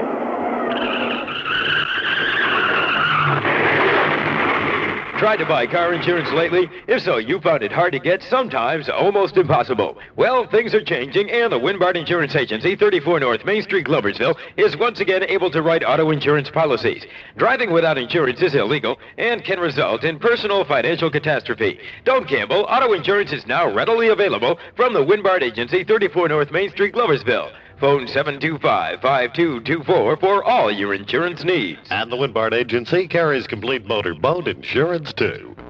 It's hard as a rock, able to support tall buildings, and it's economical. What is it? It's Ready Mix from Ambrosino City Line Concrete. Ambrosino City Line Concrete offers you all the materials you need, from cement to sand, from gravel to crushed stone, to build or improve with concrete. And it's so economical with cash and carry prices. Now's the time. Ambrosino City Line Concrete is the place. Why not get together today and build for the future? That's Ambrosino's City Line Concrete, Reed Street, Gloversville, at the City Line. In the 6th inning. Ron Hodges, Joel Youngblood, and Lee Mazzilli to face Bruce Keeson, who has been in all the way. Bruce Keeson has struck out 4, and he's walked 1. Tomorrow night, it's going to be John Madlack for the Mets against Jerry Royce of the Pirates, and then Sunday afternoon, Nino Espinosa for the Mets against John Candelaria of the Pirates. Wilbur Stargell is out of action. He's on the disabled list for the Pirates these days, while Robinson's playing first base day in, day out. Hodges walked and had a base hit, 1 for 1. For the year, Hodges is hitting .353. He's been used sparingly. 18 for 51 times at bat this year. We were talking to Jerry Grody on the TV side between games of the doubleheader. That's low for a ball, and Jerry Grody was saying that this definitely is his last year as a player, that he'll hang him up at the end of this season. That pitch is high outside, and he's going to get very much into ranching down at Smiley, Texas, town of some 450 citizens, about 75 miles from San Antonio. Here's the 2-0. That's in for a call strike. Jerry has a ranch of about 350 acres there, and he said since he was about 10 years old he has intended to be a rancher, and that's it. And the pitch swung on and fouled back. It's 2-2 now to Ron Hodges. But Grody was detailing some of the highlights of his career. This is his 12th year with the New York Mets. So he's got a great deal of satisfaction from working this year with young catchers Ron Hodges and John Stearns. Here's a 2-2. Swung on and hit in the air to left field. And Gonzalez is coming on to make the catch. Hodges lined out to Gonzalez, has one away, and Joel Youngblood will be the batter. He scored twice. 1 for 2 at the plate. Became a base runner when he hit into a force play in the 4th inning and later scored then. Single and later scored in the 2nd inning. That's 3 runs, 7 hits. Pirates 3 runs, 6 hits. Top of the 6th inning. Pirates won the first game by a score of 3-2.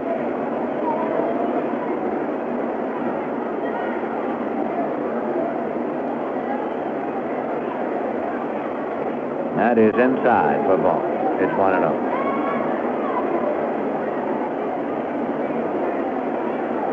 And a 1-0 pitch. Swung on and fouled off. It's 1-1. Bob Apodaca's up and throwing again in the Met bullpen. Right-hander Robert Apodaca up and throwing.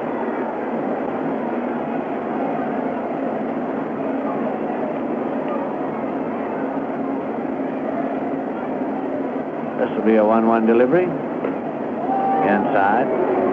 Before the ball game tonight, a fellow brought some programs into the booth to have Ralph Canna autograph them for him from 1947. And I want to tell you there were some very interesting looking pictures in that 1947 program.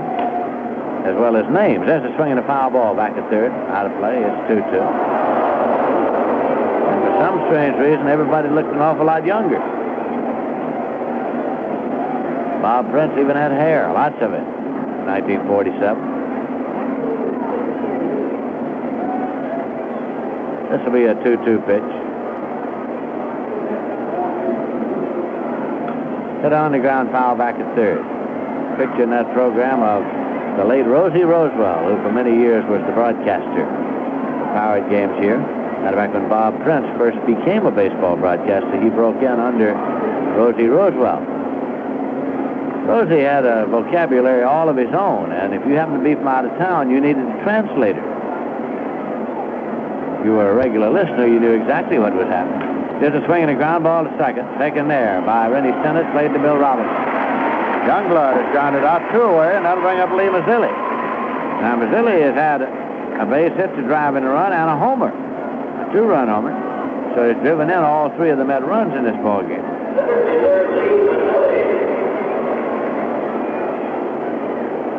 He is a switch hitter batting left against Bruce Keeson. 2 men out, nobody on base.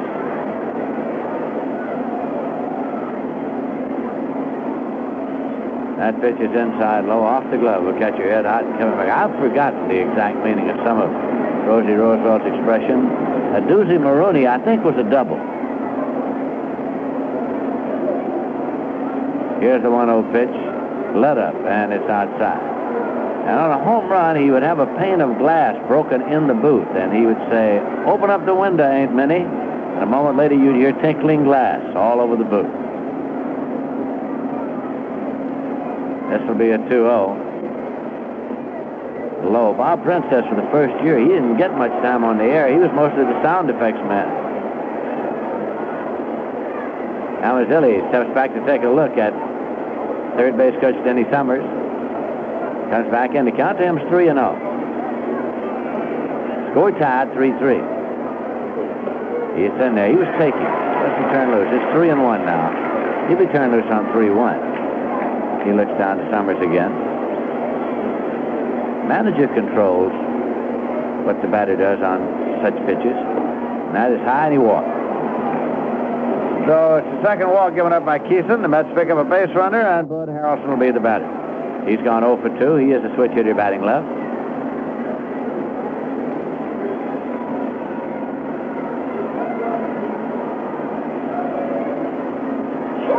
Harrelson looks down to third to see if anything is on. We're in the top of the 6th inning, second game of a twilight doubleheader. Keeson throws over just a calling card to first. Mazzilli's easily back. John Milner's moved out there on deck now to bat for Myrick if Harrelson keeps the inning alive. Another sort of first not in time. Apodaca still throwing in the bullpen.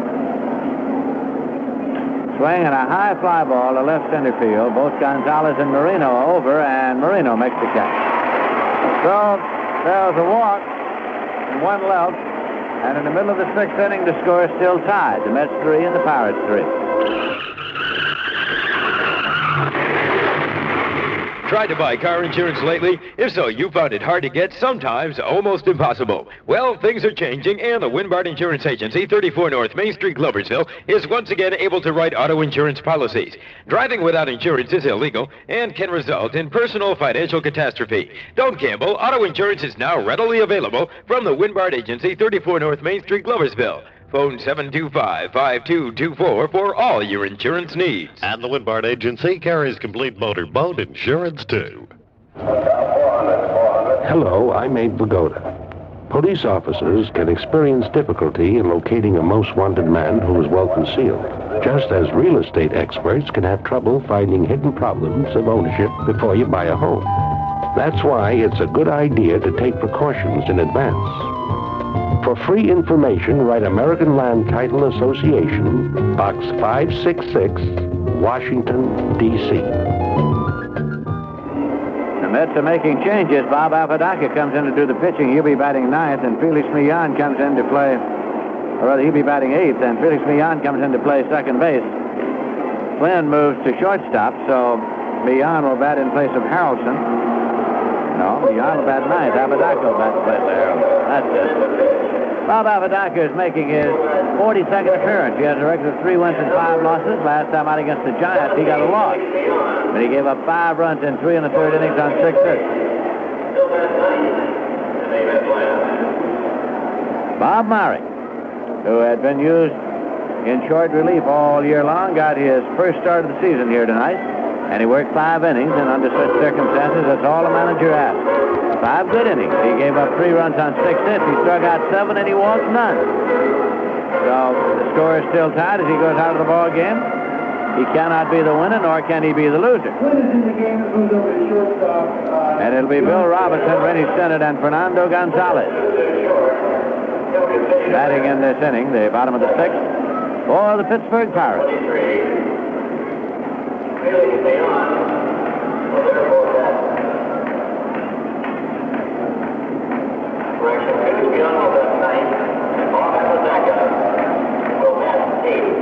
Art McKinnon, a public address announcer, is having about the same luck I had with giving you the batting order of Millan and Apodaca.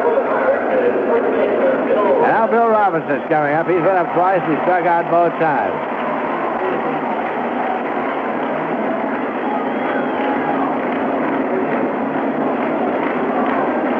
Apodaca takes the sign from Ron Hodges. And the pitch is low and away for a ball. It's 1-0.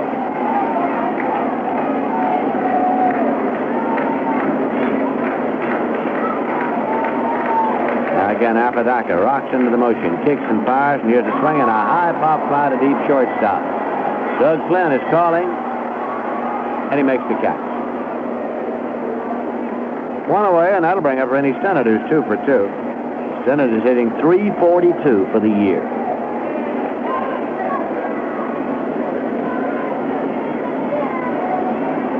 The right-hand batter facing the right-hand pitcher, Robert Apodaca.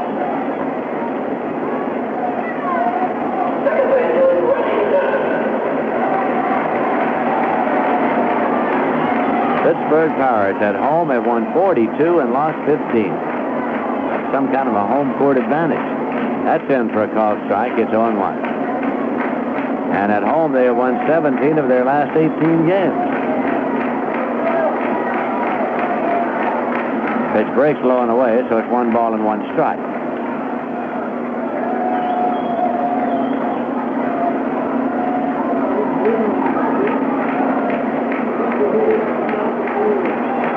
This will be a 1-1.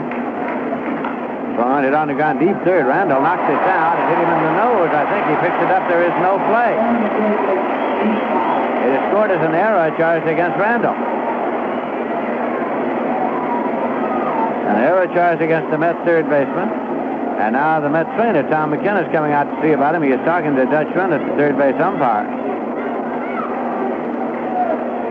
Off his glove and then hit him somewhere out about the face, and McKenna is taking a look now. He apparently is telling the trainer he's all right.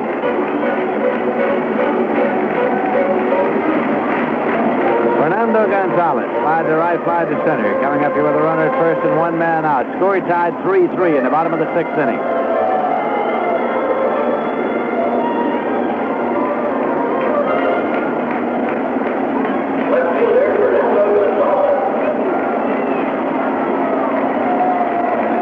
Apodaca comes set, kicks and fires. The pitch is swung in a line up the left field line. It's a fair ball and go to the corner. Down second is Stennett. He's approaching third. He's around third. He'll score.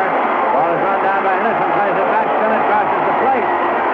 Gonzalez holds his second with a double to the left field corner and a run batted in, and the Pirates are leading by a score of 4-3.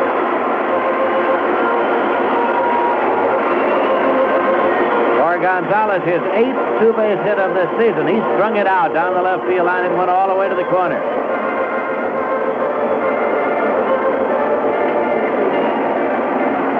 So it's a runner at second with 1 man out, and Ed Ott, a left-hand batter, is coming up. He's been up twice, and left-hand pitcher Bob Myrick struck him out twice. They're going to put him on with first base open and works to Mario Mendoza, who is a right-hand batter. An intentional walk is being issued.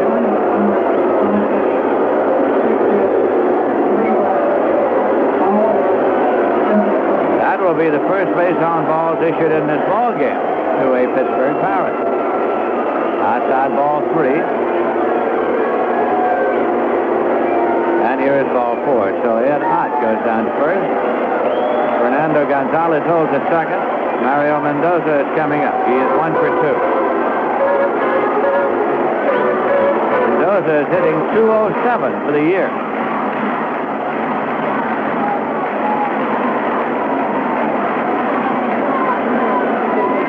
Mets would be hopeful here of getting Mendoza to hit the ball hard on the ground to give them a shot at a possible inning-ending double play.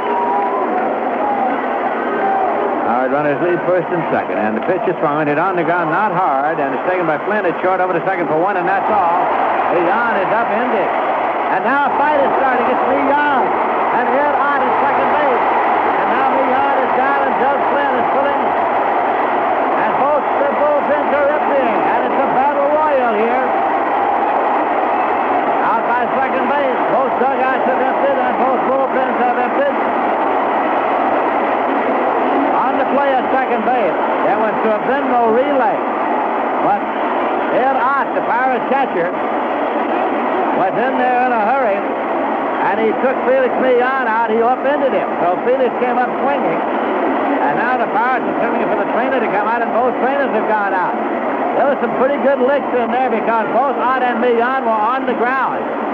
The last thing we could see before the players converged around them was Ott on top of Millan, pumping away. Ott went in, and he took Millan out right underneath him. He cut his legs out in front of him. There was to be no relay. Ball was not hit hard enough for the double play. But they had the force play, and then Ott took him out. Cut his legs out from under him, and when Felix came up, he went to Ott, punched him, and then they were flailing away, and the last thing we saw, Ott was on top, both bullpens emptied, and a stretcher is being taken out. Somebody is hurt pretty badly. It could be Millan. It could well be Millan because the stretcher is being taken out, and we'll find out in a moment. Players from both teams are still clustered around, so we can't see. But a stretcher is taken out for somebody. And he apparently got him right in the back. Somebody is being put onto the stretcher. It's still impossible for us to tell who that is.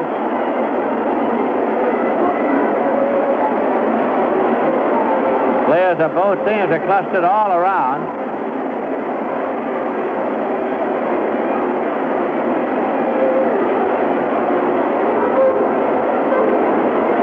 And now the stretcher is going to be lifted here in just a moment.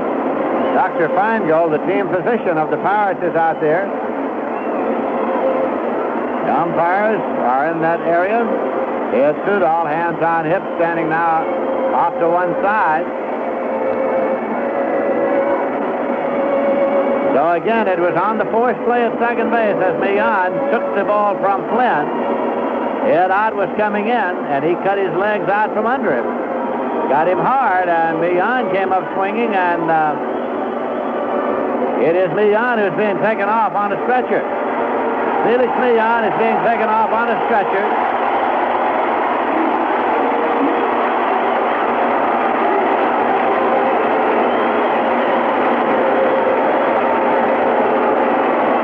Fernando Gonzalez is walking along beside the stretcher that is being carried off by Mets. Gonzalez now walks across the third baseline and stops as the Mets carry Felix Millan off on his back on the stretcher.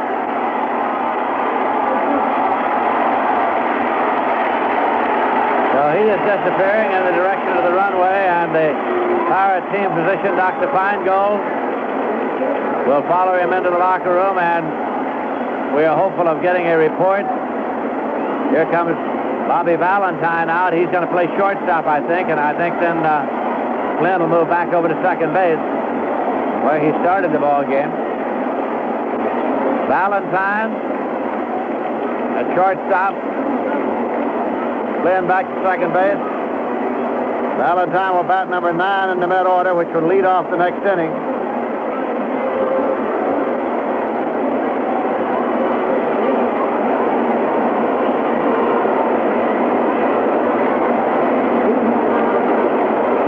it will be 2 men out.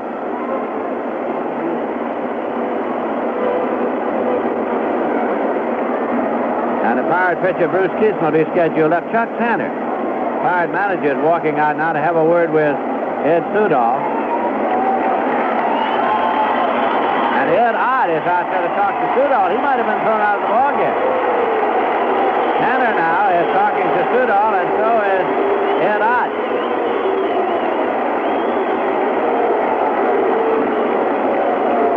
So that is a triangular conference. Umpire Ed Ott, manager Chuck Tanner of the Pirates, Ed Ott, who was the man who went into second base. And he may very well be out of the game. We aren't sure of that as this conversation continues. The umpire down at first, Bob Engel, is being appealed to by Al Monchak, the coach down there.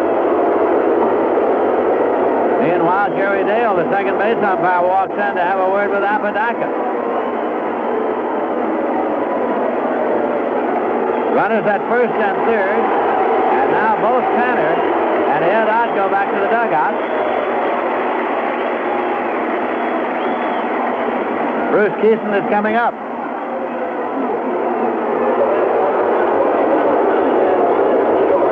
Ed Ott went back to the dugout.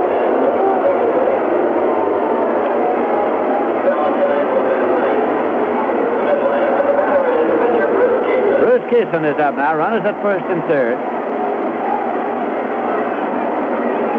We'll find out later. We'll find out, as a matter of fact, at the end of the inning, whether or not Ed Ott was ejected.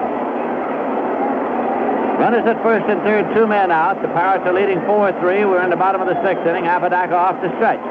Pitch to Keeson is inside for a ball. And the Pirates fans think he was trying to brush him back. 1-0, they count to Keeson.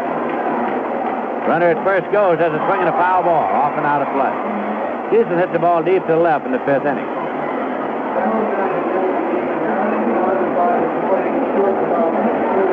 They had the runner going on that pitch, Mario Mendoza, but he was fouled off. He retreats to first. A lot of emotion in this ballpark at the moment over the incident that just occurred. Here's the 1-1 pitch. Swung on and missed. It's 1-2.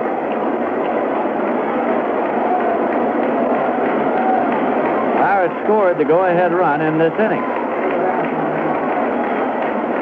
Then it was out on the error, and then Fernando Gonzalez strung it out to the left field corner. Score the run. Then Ed Ott was intentionally walked. Runner at first goes, swing and a miss. Struck him out to retire the side. So Apodaca gets his first strikeout as the Pirates got a run. There was a hit, there was an error, and there were 2 men left. Bob Murphy will be along with the play-by-play in just a moment. At the end of 6, the score is Pirates 4 and the Mets 3. Taste Schaefer beer, consistently great Schaefer. From first beer to your last, it goes straight to your thirst. Beer after beer, the same great tasting Schaefer. Your last one always tastes as good as your first. Schaefer consistency starts with country pure water, heading for the Schaefer Brewery in Lehigh Valley. There's Schaefer's Kreuzen brewed, that's brewing twice. For over 130 years, it's given Schaefer a smooth, crisp, consistently great taste. Schaefer consistency. Put it to the test. You'll find your last one tastes as good as your first. Beer after beer, the same great tasting Schaefer. Your last one always tastes as good as your first. Schaefer Brewing Company, Lehigh Valley, Pennsylvania. We'll be going now to the 7th inning, and this crowd is really in an uproar. They're yelling, "We want Ott." They're not going to get Ott. He was thrown out of the game by Ed Ott. They're waiting now for Duffy Dyer to put on the catching gear. We're also waiting to get a report on Felix Millan. Millan was not trying to turn a double play. He had no chance to get a double play. He had made the force play at second and was coming off the bag, and Ott really turned him completely upside down. There are always two sides to these things. And Millan was infuriated by it. He stood up and slugged Ed Ott. And Ott is some kind of strong. He turned around and he picked up Felix Millan, raised him high in the air, and slammed him down to the turf. And it's a very hard astroturf, much like you see in wrestling matches. And I would imagine, without knowing, that if Millan is hurt, that the injury will be to his lower back or maybe some area of the back where he was slammed down to the turf by Ed Ott. Duffy Dyer is in the game now. Ed Ott was thrown out by umpire Ed Sudol. I'm sure the Mets feel that it was a cheap shot taken by Ed Ott. Ott obviously feels the other way. But the Mets were not trying to turn a double play. Millan was not in the act of throwing to first. He had made the force play, was just walking off the bag. Now a fastball that is high to Bobby Valentine.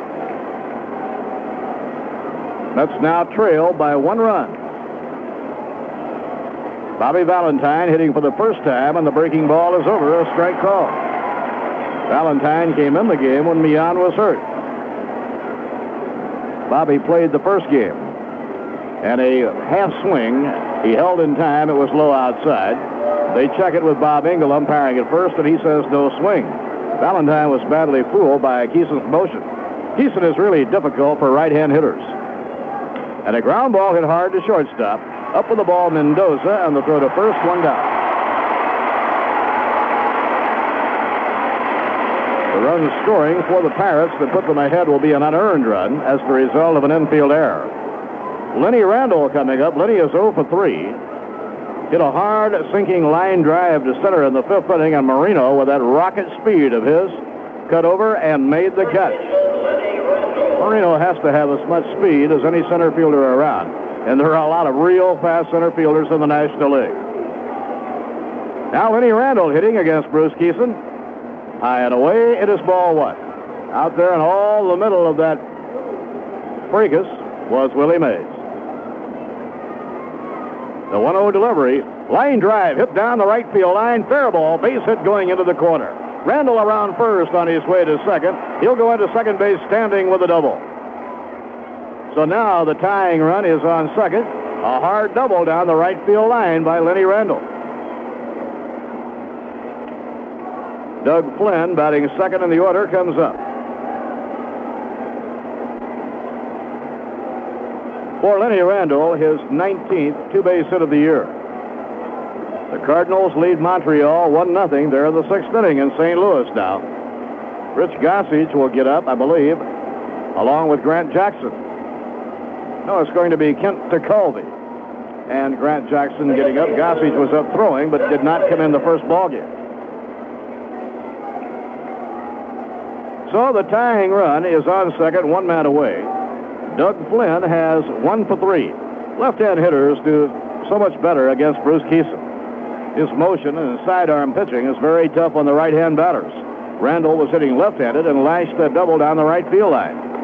Fastball high, it's ball 1. Flynn had a base hit his last time up. He bounced one over the mound and beat it. Mazzilli was hitting left-handed when he belted a 2-run homer. Bob Myrick was batting right-handed when he singled in the first run. Now a curve and a swing and a miss. 1 ball, 1 strike to Doug Flynn.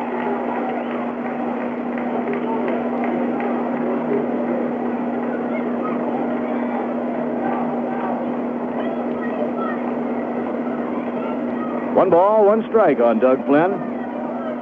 And a fastball letter high for a called strike. It's 1 ball, 2 strikes.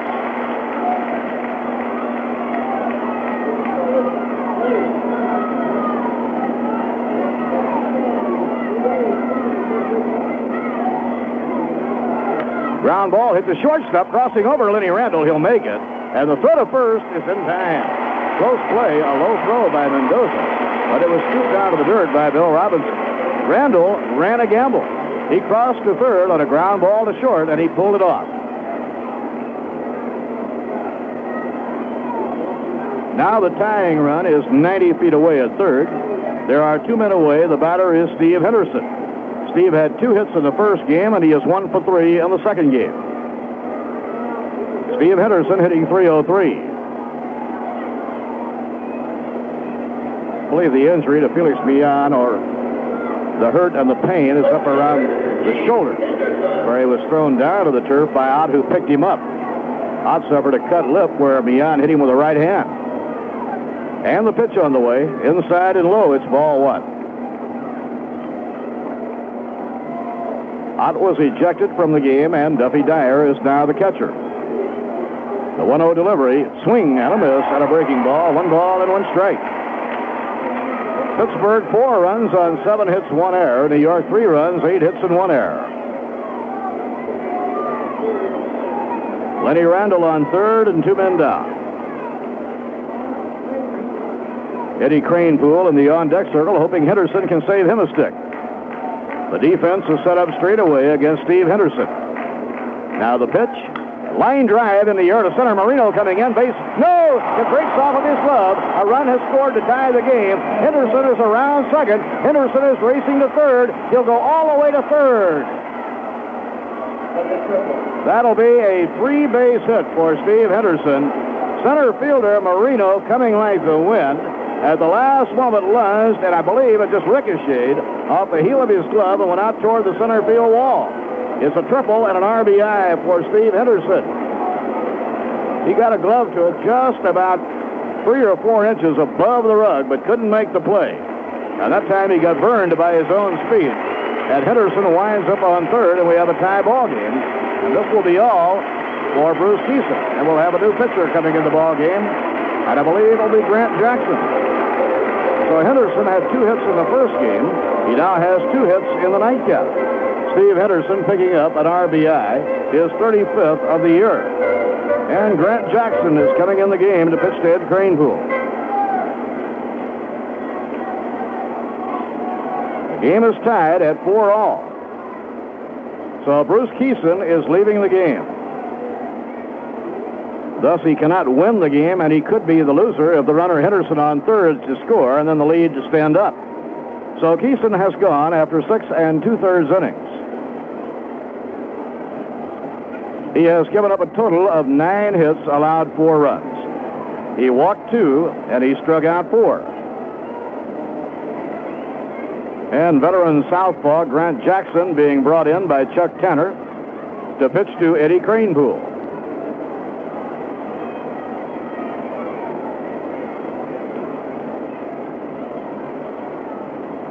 In the National League this afternoon, Steve Carlton became the first 17-game winner. The Red Hot Phillies have won 9 in a row. They hit 6 home runs, and they beat the Chicago Cubs 10-3. Tonight, Montreal and St. Louis tied 1-1 in the 7th. Stan Bonson for Montreal. Clay Carroll has relieved Bob Forsch. The warm-ups at Dodger Stadium, Dick Ruthven and Don Sutton. Houston and San Diego no score after 2. Tom Dixon and Dave Wehrmeister. Cincinnati at San Francisco, rookie Mario Soto for the Reds, and John Montefusco will pitch for the Giants. The Yankees won a doubleheader from California, winning 10-1 in the first game and 9-3 in the second.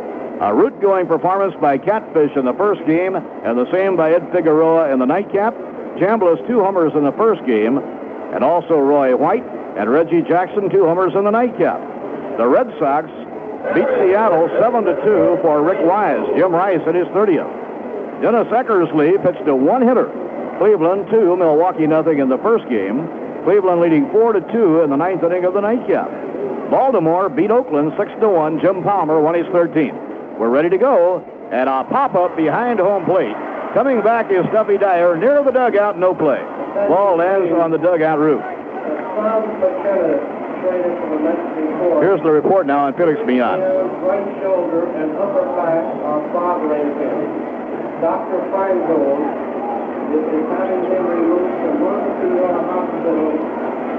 God handling to make sure that he's all right to be thoroughly examined. The report from Lou Nis, the traveling secretary of the Mets, concerning Felix Millan. He felt pain in his right shoulder and upper back. Kranepool hits a high fly ball to center field. Omar Marino, the center fielder, under it, and he has it for the out. Millan will be taken to the hospital for precautionary x-ray. In the 7th inning, the Mets tie the game on Randall's double and a triple by Henderson. 1 run, 2 hits, and 1 left on. So, in the middle of the seventh inning, the score, the New York Mets 4 and the Pittsburgh Pirates 4. Well, bring your kids to see our kids. You know, that's the idea behind 4 very special upcoming days at Shea Stadium between now and the end of the season. This weekend, the Mets will be announcing specific details about some big attractions we know every member of your family will be excited about. There will be 3 family specials at Shea. They will be held on Friday, September 2nd, Saturday, September 17th, and Saturday, September 24th. In addition, on Tuesday afternoon, August 23rd, it will be I Love My Wife Day at Shea in conjunction with the popular Broadway hit. You know, under Joe Torre, this young Mets ball club has done well.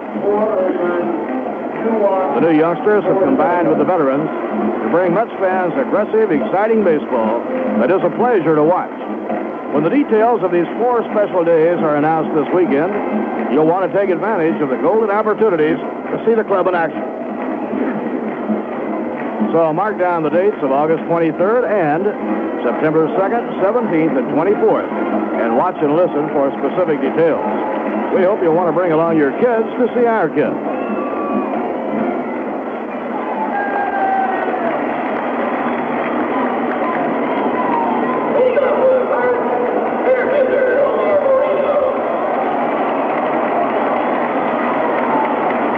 Omar Marino facing Bob Apodaca in the last of the 7th inning.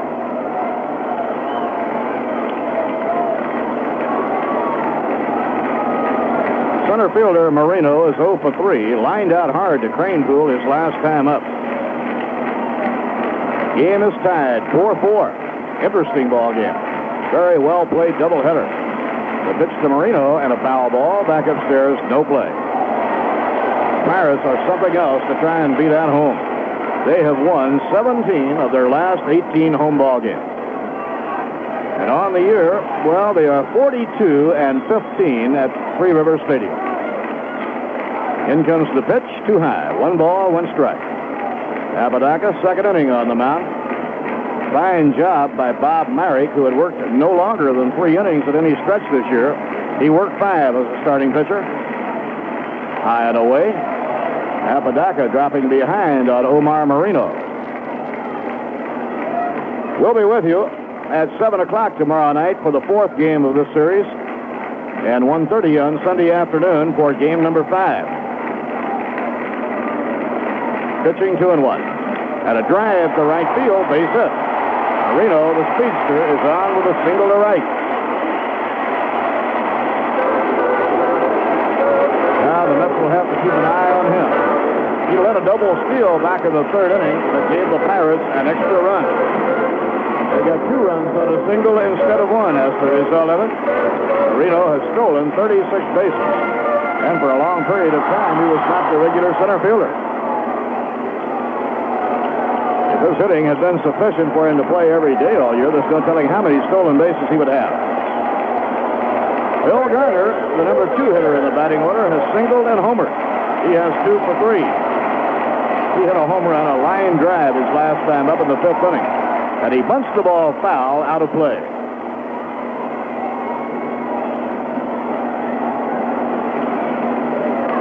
One strike count on Bill Garner's. 4-4 in the last of the 7th inning.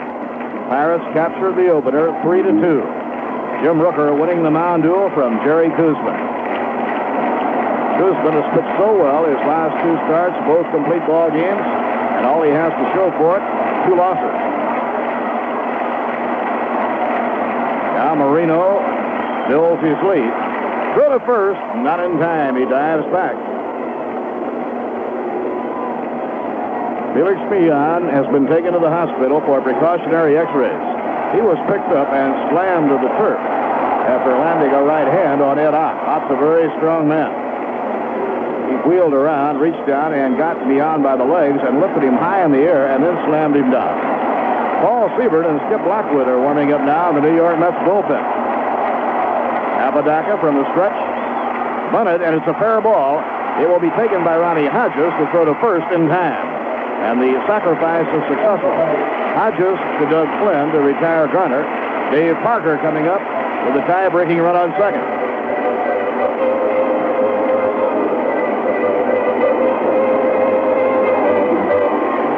Parker, 1 for 3. That single back in the third of Parker's drove in 2 runs. Parker with 77 RBIs. Dave Parker on top in the National League in batting. He'll draw an intentional walk.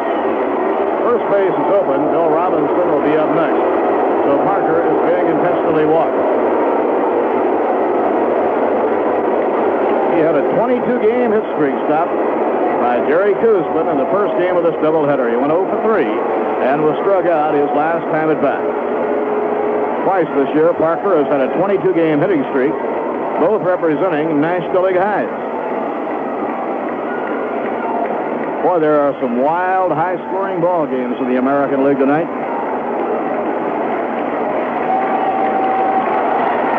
You're always taking quite a chance when you walk Parker to get to Robinson. Really, all you're doing is playing percentage. Robinson, a right-hand batter, to face Apodaca, a right-hand pitcher. One man has 79 RBIs, the other has 77. Robinson with 79. Joe Robinson in this game is 0 for 3. One man away in the infield, a double play down. The pitch by Apodaca, foul ball as he jammed him. It's back into the crowd behind home.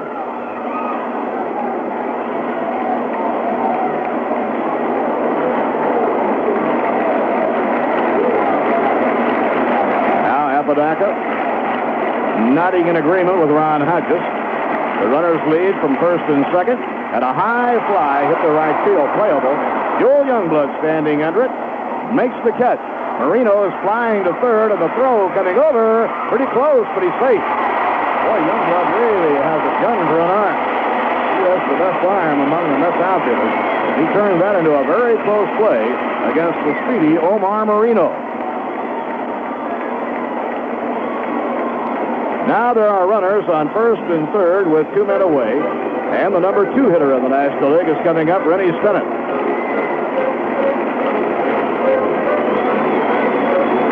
Little conference now before they pitch to Stennett. Joe Torre is going out, and we'll pause for station identification. This is the New York Mets Baseball Network. WIZR FM, Johnstown.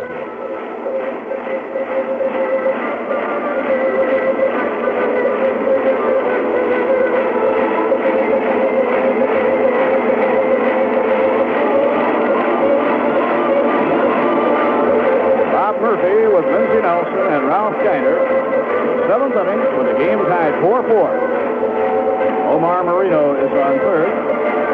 Dave Parker on first. 2 down, and the batter is Rennie Stennett. Rennie has 2 hits and 3 times at bat. He had 4 straight hits last night. So, a moment of truth right here for Bob Apodaca in this ball game. Here's the pitch on the way. Letter high fastball, strike 1 call.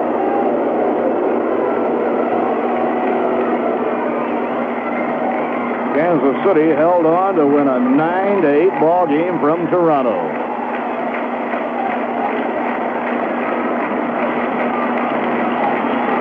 Next pitch to Rennie Stennett, too high. 1 ball and 1 strike. And also in the American League West, the Minnesota Twins held on to defeat the Detroit Tigers. Are you ready for this?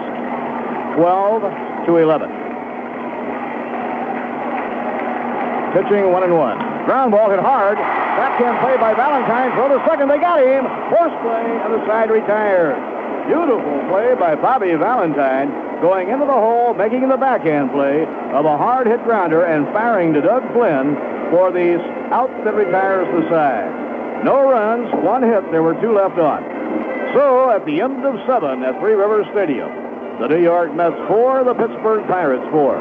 Easy, light touch operation with one-touch change calculation can be yours with the new Sharp Cash Register from Davis Cash Register, Gloversville. The new Sharp features also include repeat calculation, automatic tax calculation, and an input buffer for fast keying.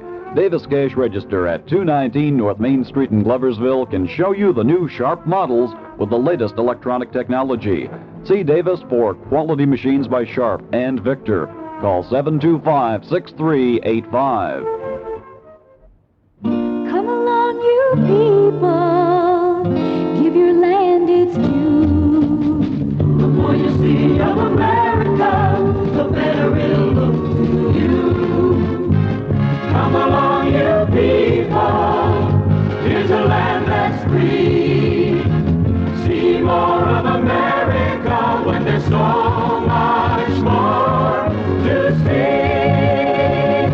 from the United States Travel Service.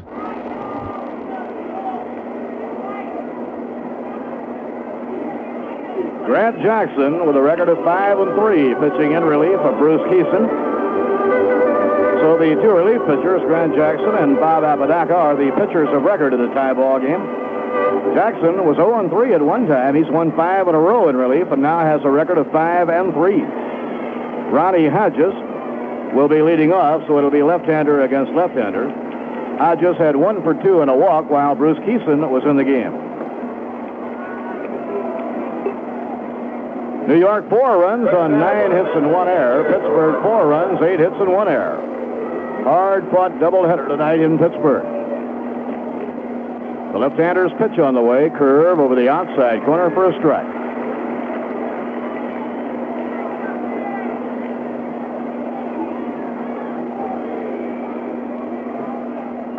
Breaking ball off the inside corner, 1 ball and 1 strike.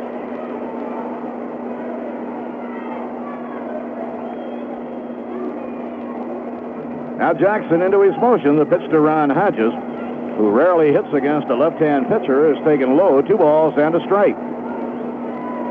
John Stearns caught the first ball game. The 2-1 delivery. And it's inside, ball 3, 3-1.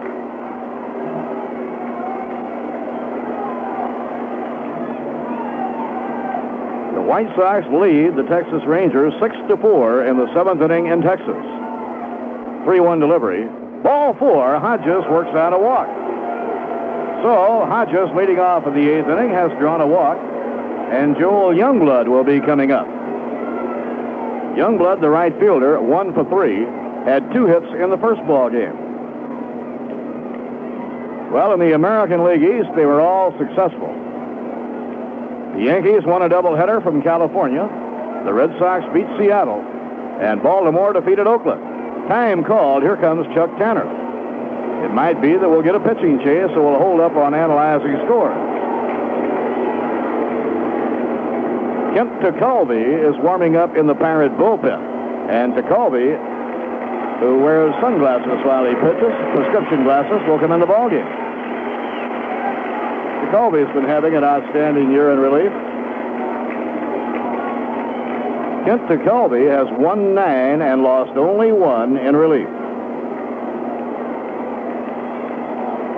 74 innings, he has given up 62 base hits.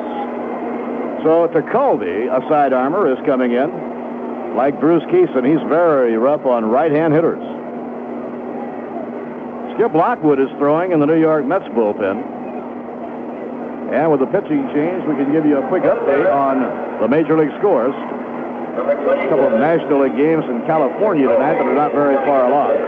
But as previously mentioned, in the pennant race in the American League East, the contenders were successful.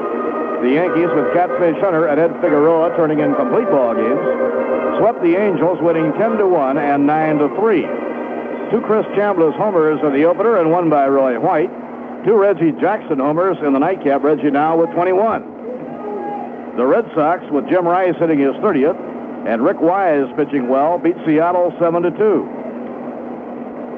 And Baltimore, with Jim Palmer, beat Vida Blue and the A's by a score of 6-1. Jim Palmer pitched a 2-hitter. Cleveland won a doubleheader from Milwaukee, 2-0, a 1-hitter by Dennis Eckersley, a triple in the first by Cecil Cooper. And they won the nightcap with Jim Kern winning in relief 5-4. And some wild ones. In the American League West, where they have a good pennant race, Kansas City beat Toronto 9-8. Marty Patton won it. Minnesota held on to defeat Detroit 12-11. Tom Bergmeyer the winner. And at Texas, the White Sox lead the Rangers by a score of 6-4. In the National League, the Phillies blasting away, hitting 6 homers. Carlton became the first 17-game winner. Phillies beat the Cubs 10-3. They've won 9 straight. Montreal and St. Louis 1-1 going to the 8th inning. Brock is still in the base. They're just underway at Dodger Stadium.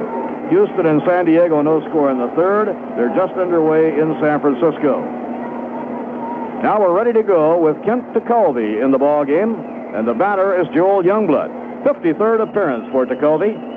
The thin right-hander's pitch, ground ball to short. Might be a double play taken by Mendoza to second, and on to first, a double play.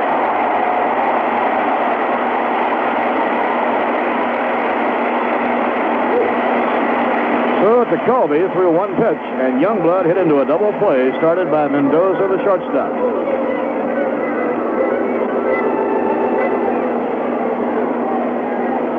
Two outs and nobody on, and the hitting star of the game for New York, Lee Mazzilli, striding to the plate, and here comes Chuck Tanner. Lionel Jackson, 1/3 of an inning, 1 walk. Well, Tekulve has thrown one pitch and gotten 2 outs. You can't be any better than that, but Chuck Tanner has something on his mind. Rich Gossage is up in the bullpen. He had just a word for Tekulve and then spun around and goes right back to the dugout. Grant Jackson faced only 2 batters in relief. Cranepool skied to center the last out in the 7th, and he walked Hodges here in the 8th inning.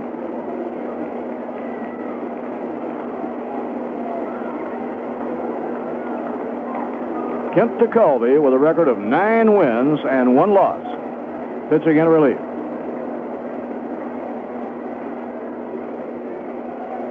Lee Mazzilli has a single and a 2-run homer and has drawn a walk. First pitch taken by Mazzilli, ball 1. Lee hit his home run batting left-handed to deep left center field. This game tied 4-4. We're in the 8th inning. And a foul tip. 1 ball, 1 strike.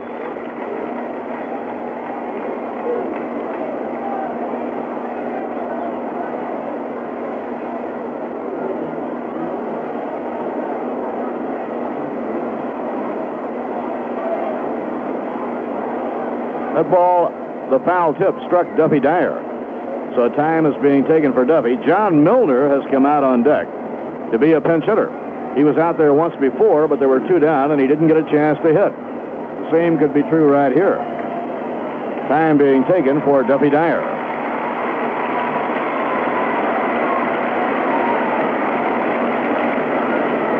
One ball, 1 strike to Lee Mazzilli as we get set to resume play. Game was marred by a fight in the 6th inning. Millan had taken a throw for a force play at second. He was not going to throw to first. He was walking off the bag.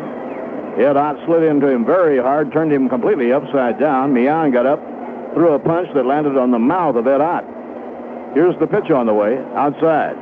And Ott wheeled around and reached down and got Millan by the legs, lifted him high in the air, and slammed him down to the turf. Felix injured his right shoulder and has been taken to the hospital for precautionary x-rays.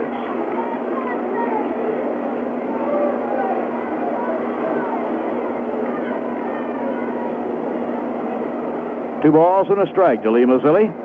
Side armor, Kent Tekulve delivers outside 3-1.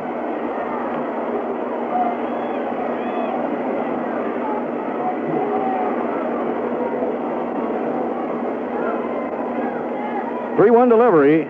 At the knees, a call strike. It is 3-2.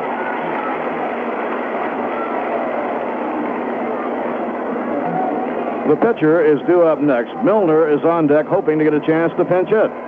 And a foul ball behind third and into the crowd. Lockwood has warmed up and is ready to come in.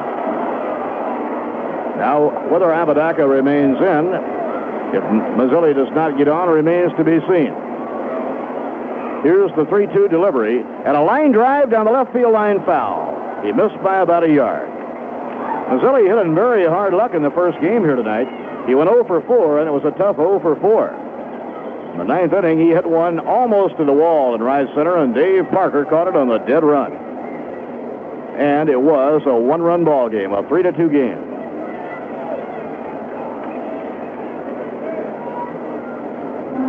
Lee Mazzilli with a count of 3-2 out of the batter's box for a moment. Kent Tekulve looking through his shades, picking up the sign from Duffy Dyer. Here's the 3-2 pitch, and a line drive base hit through the middle for Lee Mazzilli.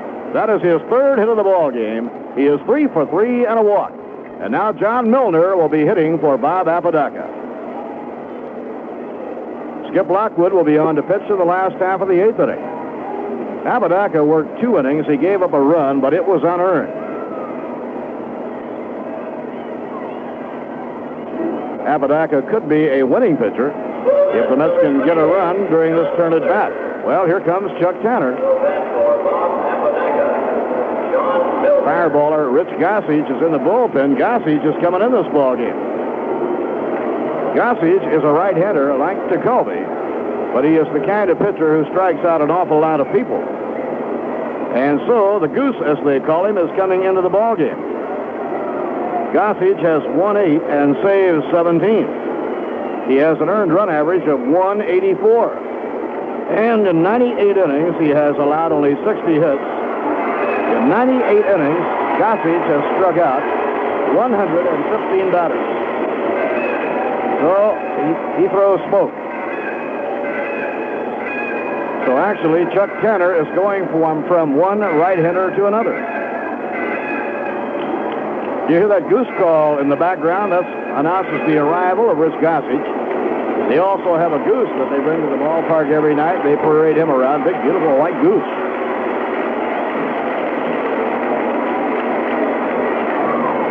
So things are being turned over to the big right-hander with the blazing fastball. And John Milner has a fast bat. This will be an interesting challenge. Kent Tekulve faced 2 batters. He got Youngblood to hit into a double play with 1 pitch. But Mazzilli hung in there and singled to center. So Tekulve gets 2/3 of an inning, has given up 1 hit, and at the moment, no runs. Walked none and struck out none. When Chuck Tanner starts making those moves to the mound, he's out there a lot. So now we have had Grant Jackson, Kent Tekulve, and Rich Gossage.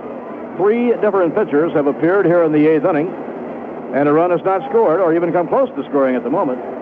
Mazzilli is on first, and Milner will be a pinch hitter. John has been sidelined with a swollen lip gland.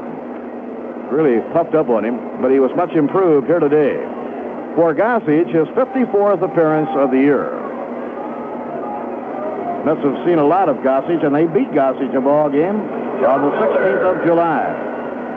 And if I remember right, Jerry Koosman, that was Steve Henderson that beat him with a home run.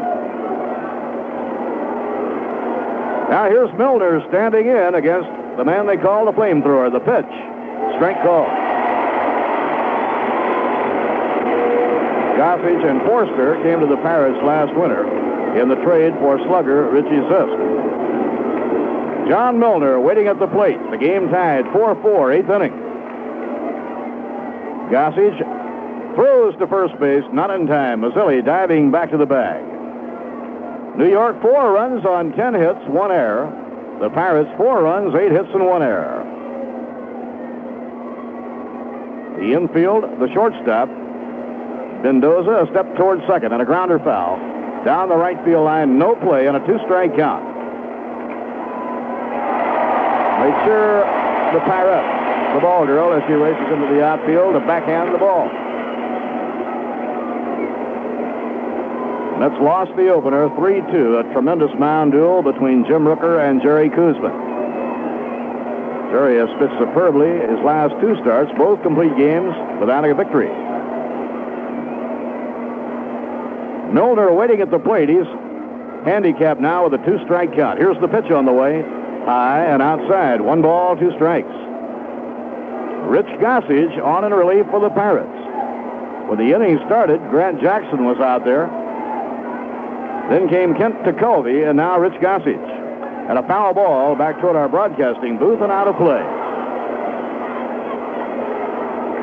The Pirates need a win to avoid losing ground to the Philadelphia Phillies. The Phillies have won 9 in a row. They hit 6 home runs at Wrigley Field today, including 2 by Tim McCarver. McCarver is the catcher every time Carlton goes out to start. And Carlton won his 17th ball game. Phillies are scoring 7, 8, 9, and 10 runs a game right now. Pitching 1 and 2, pitch out, nothing was on. 2 balls and 2 strikes. John Milner, wearing a batting glove on each hand, tightens up the gloves. Gossage Makes the 1 second stop, delivers high and tight, ball 3. Oh, did he throw that pitch? That was a bullet. And the count goes to 3-2, and Lee Mazzilli will be flying on the pitch. 2 men away. We're in the top of the 8th inning of a 4-4 ball game. What a battle. Mazzilli getting ready to go. He's running the pitch. Low, ball 4. Milner is on with a walk. And now Bobby Valentine will be coming up. That does put the tie-breaking run in scoring position. Bobby Valentine has batted 1 time and bounced to short. Valentine made a super play in the field on a ball hit by Rennie Stennett to get a force play in the last of the 7th inning and shuts the door on the Pittsburgh Pirates. Bobby Valentine, stocky right-hand batter. You need a fast bat against Gossage. High and tight, ball 1. Larry Demery getting up now in the pen for the Pirates. Gossage checking it out with Duffy Dyer. And the pitch. Way outside, almost a wild pitch. Beautiful stop by Duffy Dyer. So it's 2 balls and no strikes to Valentine. Another hard thrower, Larry Demery, is in the bullpen, but he doesn't throw nearly as hard as Gossage. Not many people do. Bobby Valentine can narrow that strike zone or that area where he wants the ball right now. The pitch. Swing and a miss. He went after it, and the count is 2-1. Lee Mazzilli is on second, and John Milner on first, 2 men away.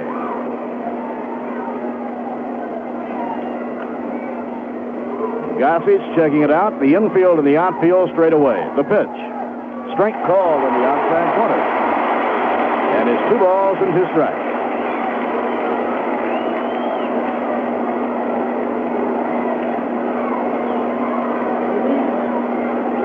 Bobby Valentine cocks the bat off the right shoulder. The 2-2 delivery. Line drive. Base hit down the left field line. Mazzilli flying around third is coming home. The throw coming in will not get him. And the Mets have taken the lead on a big hit by Bobby Valentine. Valentine lined a single into left field, scoring Lee Mazzilli.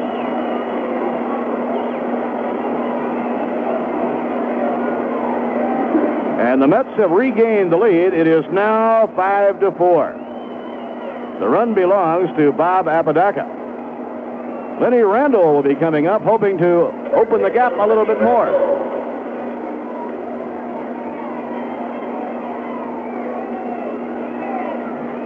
Now there are runners on first and second, 2 men away. Time called here. Ed Sudol looking back into the Mets dugout to see whether or not they're contemplating any change of any kind, I believe, and they are not. Lenny Randall doubled to right in the 7th inning and came home on Henderson's base hit. Good doubleheader for the rookie, Steve Henderson. 2 hits in the first game, 2 hits in the second game. Off the outside corner, 1 ball and no strikes.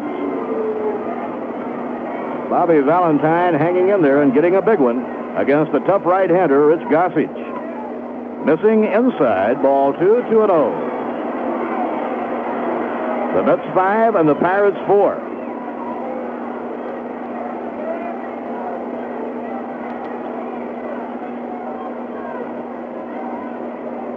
Two-0 delivery, and he comes with a fastball on the outside corner, 2-1. Lenny Randall, 1 for 4. He had 1 taken away back in the 5th inning on a dash by Omar Marino, the center fielder. Foul ball off the end of the bat into the crowd, 2-2. The run scored by Lee Mazzilli will be charged to Kent Tekulve, who faced only 2 batters. Pitching 2-2. Ooh, just inside, ball 3. Fastball just missing. The White Sox led the Texas Rangers 6-5 going to the 8th inning. But the Rangers scored 5 runs in the 8th inning, and they now lead the White Sox 10-6. High fly ball into shallow left field. Gonzalez, the left fielder, under it, and that retires the side. For New York in the 8th inning, 1 run. There were 2 hits and 2 men left on.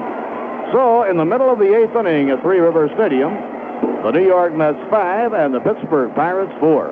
The finest nightclub in this area, with the most to offer, is the Velvet Glove, just off of Route 30A, Gloversville. Bonnie and Phyllis, your congenial hostesses of the Velvet Glove, invite you to stop in any night, Monday through Saturday, and enjoy your favorite food and drinks. And of course, on the weekends, there's always live entertainment for your dancing and listening pleasure.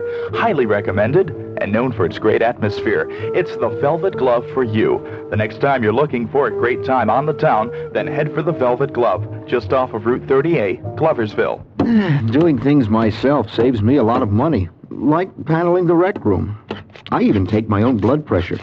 I took a new Red Cross course that teaches people how to monitor blood pressure to detect hypertension early. It only takes a couple of hours, and it's free. Well, that's the Red Cross for you. They think life's worth it, and I do too. Red Cross is the good neighbor. The good neighbor is you.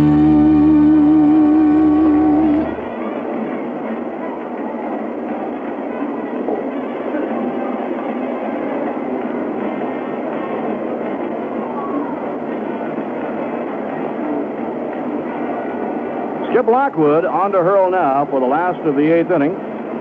The Pirates will have Fernando Gonzalez, Duffy Dyer, and Mario Mendoza coming up to hit. Bob Apodaca is the pitcher of record on the positive side. Bob worked 2 innings. He allowed 1 unearned run and 2 base hits, walked 2, and struck out 1. So tighten your seatbelts. Here we go. Skip Lockwood has come on in relief, hoping to notch the save.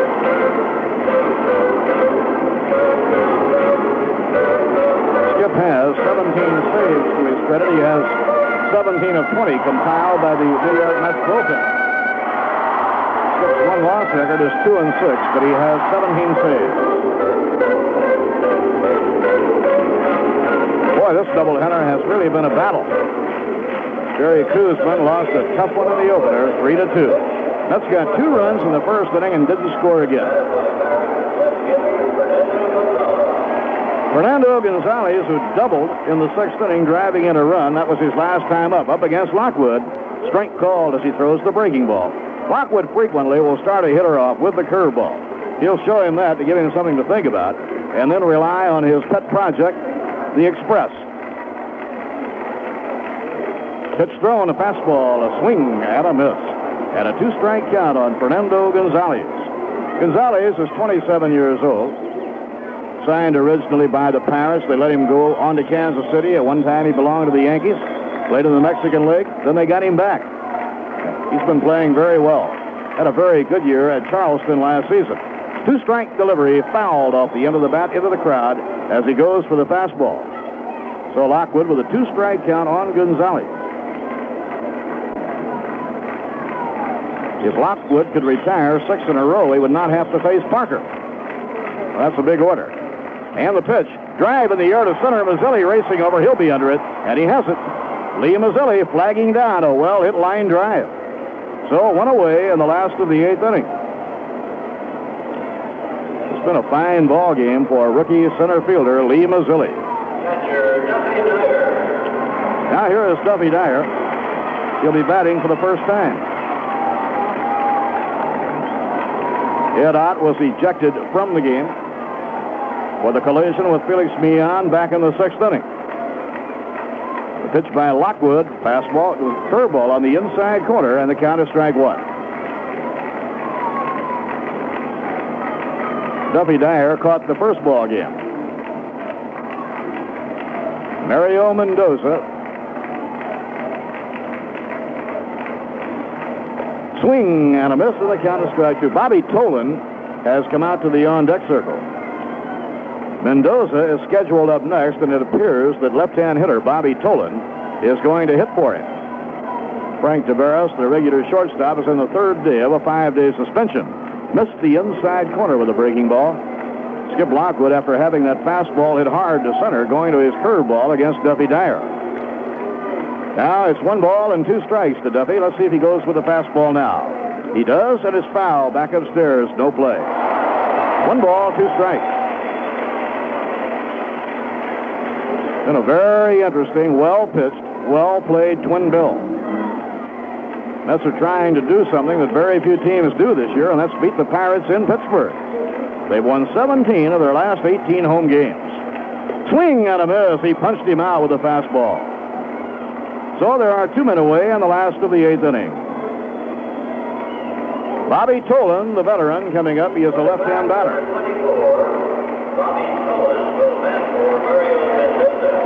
Bobby Tolan cut loose by the Phillies earlier in the year and picked up. Jerry Koosman says he is known as a good fastball hitter, so Lockwood might very well let him see a number of breaking balls. Lockwood looking around to see where Mazzilli is set up. Lee about a stride to right center. That tells you they feel he has a fast bat to get around. Now the windup. Here's the pitch. And the breaking ball. A strike on the outside corner.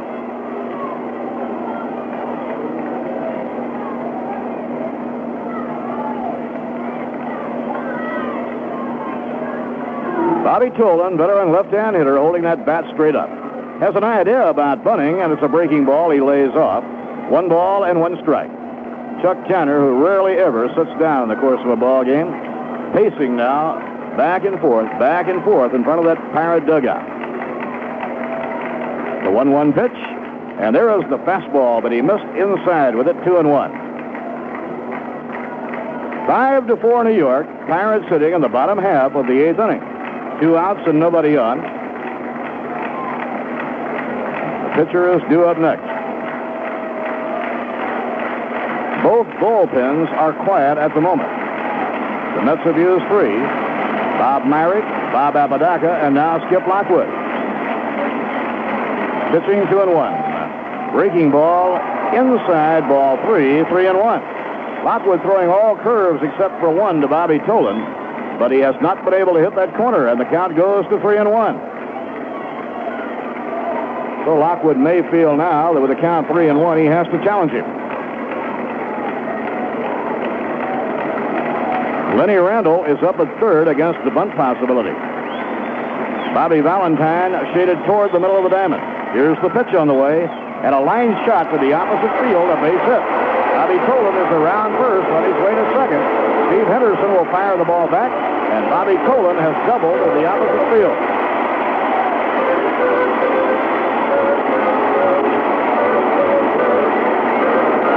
Now let's check out the pitch hitter. I believe it will be Al Oliver. Al Oliver is going to bat for Rich Gossage. So a tough job here for Skip Lockwood and the New York Mets.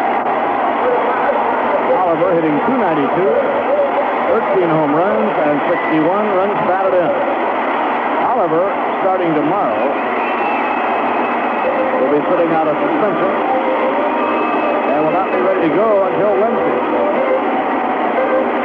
And they're going to put him on. You don't see this too often, that when you walk, the potential winning run. There's an old saying, you don't go against the book, but there are times when managers feel you have to, and this is one of them. With the Mets leading 5-4, they are intentionally putting what could be the winning run on first base. And it will bring up Omar Marino, the center fielder. But the Mets would rather have Lockwood pitching to Marino than to Al Oliver. There's ball 4 outside intentionally. Marino is hitting .242, Oliver .292. A difference of 50 points. And Chuck Tanner is out in front of the dugout once again. I believe he wants a pinch runner for Oliver. Oliver was hit on the knee in last night's ball game. That's why he isn't playing. So we'll get a pinch runner. Joe Torre will go to the mound to talk to Skip Lockwood.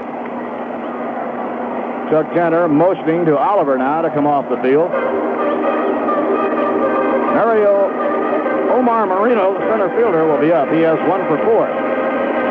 Larry Demery, a pitcher, is going to be the pinch runner. Larry Demery is coming in the game as a pinch runner.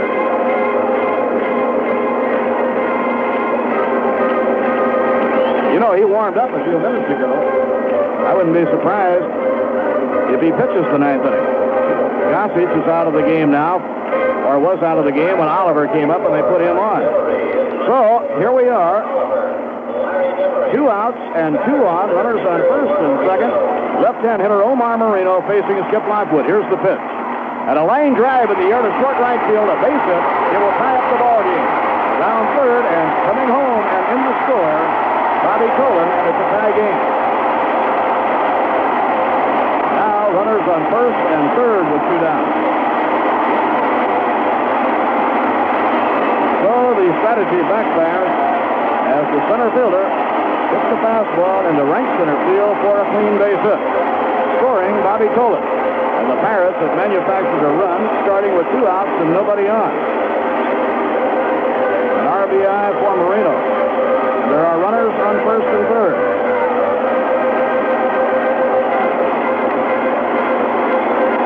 The number 2 hitter in the batting order is Bill Garner, the third baseman. Garner has a single and a home run, 2 for 3, and a sacrifice. And again, Chuck Tanner is on the prowl, but no further moves at the moment. And in this very interesting and exciting ball game, it is tied up once again.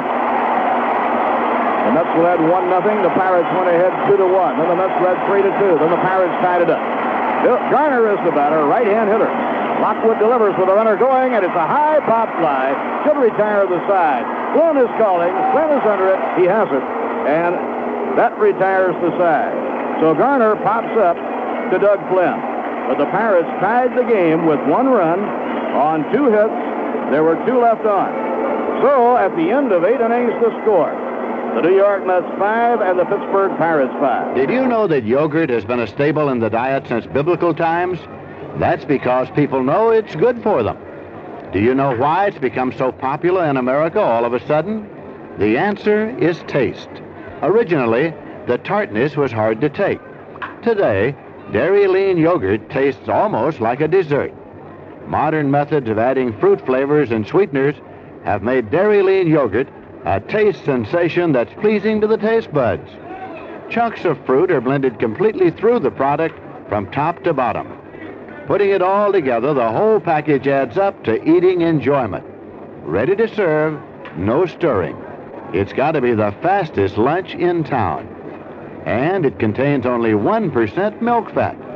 So look for your favorite flavors in the dairy case today. Try some good dairy lean yogurt on your family. They never had it so good.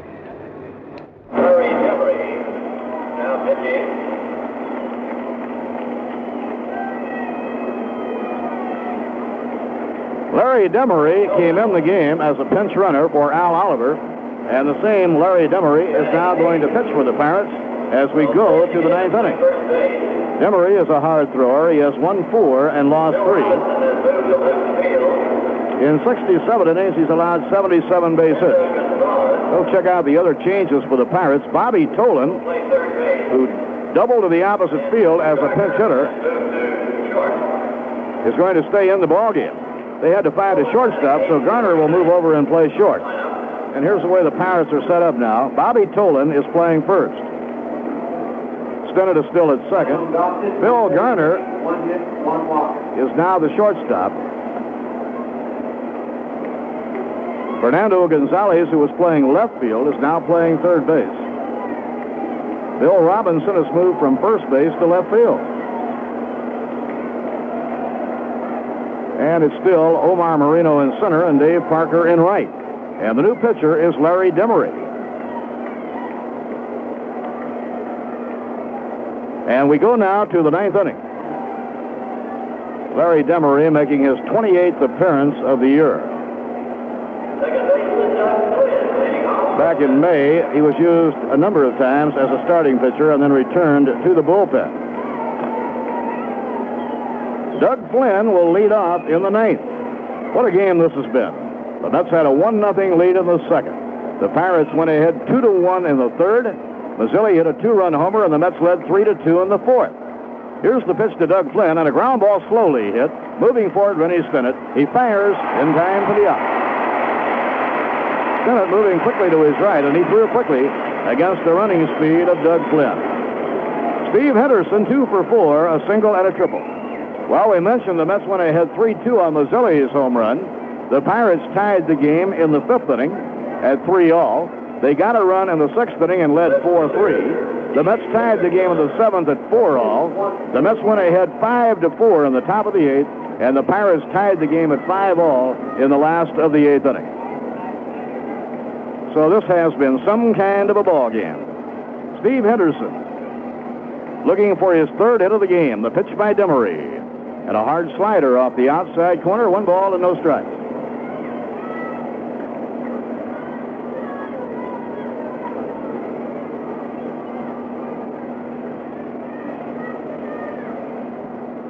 Now the pitch by Demery, low and away, taken by Steve Henderson, and it's 2 balls and no strikes.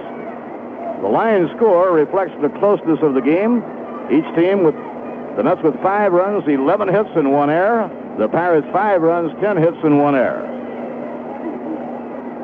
Now right-hander Larry Demery into his windup, and he misses outside. It's ball 3, and he goes behind Henderson 3-0. Ed Kranepool is the on-deck batter.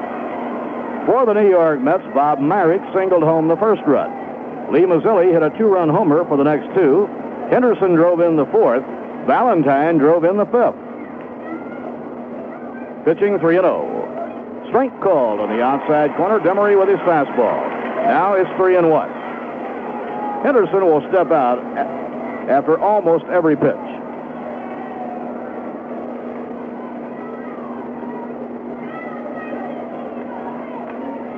Three balls and a strike. The pitch by Demery, and it's low, ball 4. He missed with a fastball, and now Henderson is on first base. Larry Demery, by the way, is the 5th hurler used in the game by Chuck Tanner, and he did not make a change until the 7th inning. Ed Kranepool will be trying to get his first hit of the game. Crane is 0 for 4. Kranepool hitting .277. Now let's keep an eye on Steve Henderson. Bobby Tolan holding against him at first. The pitch by Demery down the middle with a fastball, strike 1. Well, in the American League West, the Minnesota Twins have moved into first place. For the first time in a very long time, the White Sox are not in first. They're a half game out. Kranepool waiting. He bounced that one in the dirt, blocked by Dovey Dyer. Curveball came up short. As Casey Stengel would say, it was a 55-foot curveball.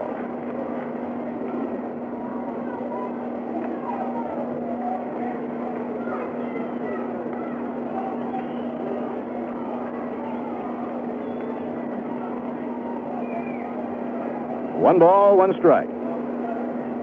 Now Larry Demery in a conversation with second baseman Rennie Stennett. The game is tied at 5-all, and we're in the 9th inning.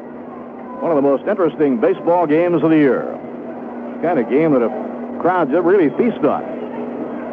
Now Henderson with a short lead draws a throw, scampers back. High throw by Larry Demery, but not really scary, not that high. Dovey Dyer working behind the plate. The 1-1 delivery, low and outside, and again it was almost a wild pitch. Demery missing with his fastball, and that concerns Bobby Tolan, and the veteran walks about halfway over to the mound to say, hey, don't scare me like that. 2 balls and a strike to Kranepool. Ron Hodges is the number 5 hitter. He is on deck.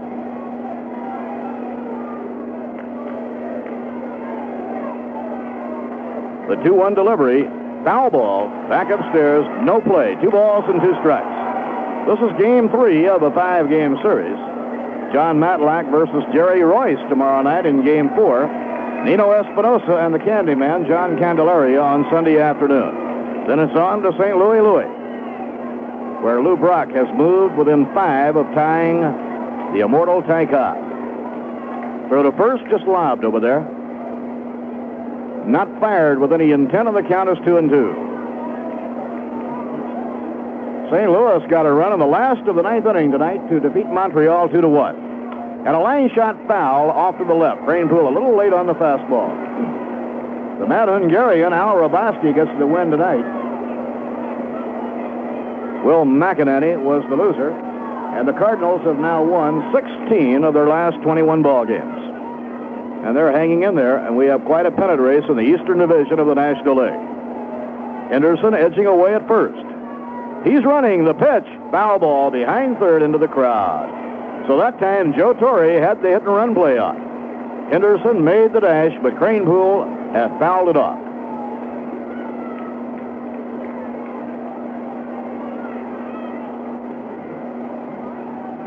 Larry Demery with his back to the plate for the moment, collecting his thoughts.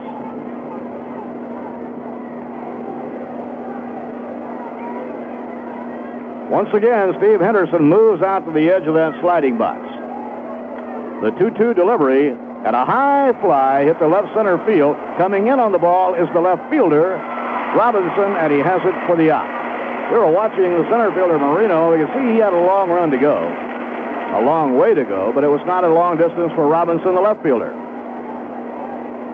There are 2 men away in the ninth inning, and Ron Hodges will try and keep it moving. Hodges 1 for 2 and 2 walks in the ball game.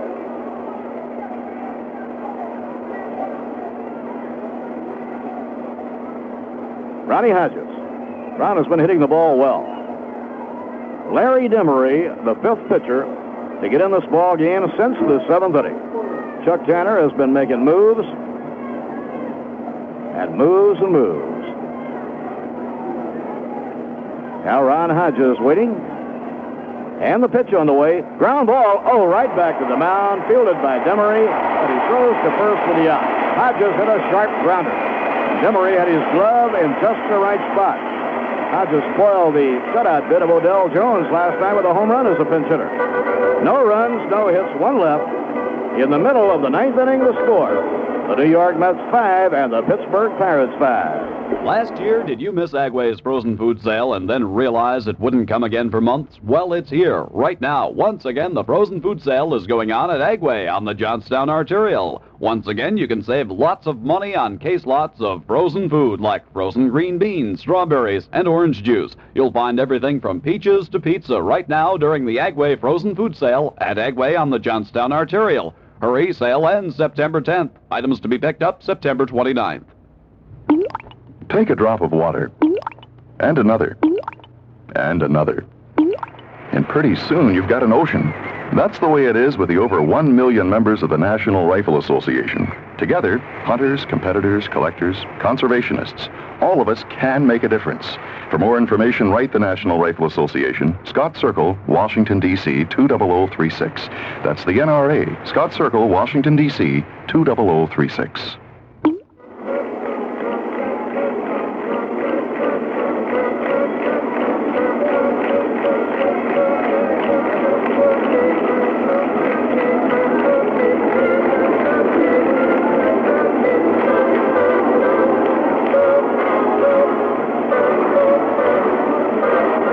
The 9th inning.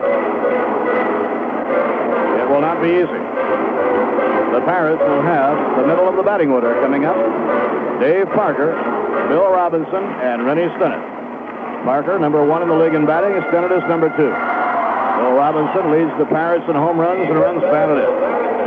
So Lockwood has to go mano a mano right here against the muscle of the Pirate batting order. Dave Parker, 1 for 3. Jerry Koosman stopped his 22-game hitting streak in the first game tonight. What a doubleheader. Mets losing 3-2. And this game is 5-5, last of the 9th inning. Lockwood over the head, and the pitch on the way, and a breaking ball outside. 1 ball and no strikes. Parker likes to hit that ball low and away. That's playing very deep on the right side of the infield. And a high foul fly going out of play. This is down the left field line and back into the crowd.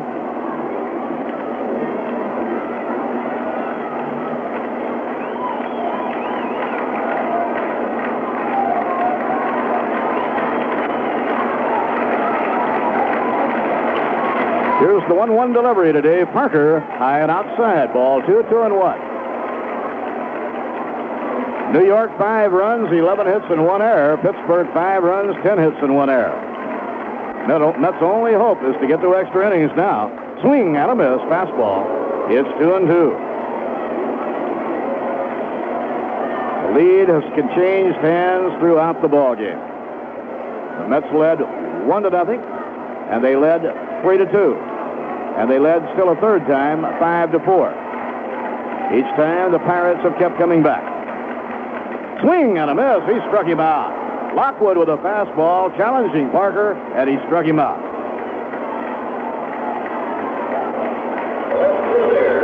Lockwood retired the first two hitters in the 8th inning. Looked like the inning was going to be easy for him. But then pinch hitter Bobby Tolan doubled to left. Pinch hitter Al Oliver was intentionally walked. And center fielder Omar Marino kept the Pirates in the ball game when he singled to right to tie it up. Bill Robinson takes the curve low and away, ball 1. Bill Robinson is 0 for 4 in this game. Batting at 312. Club leader in homers and runs batted in. Breaking ball outside, 2 balls and no strikes.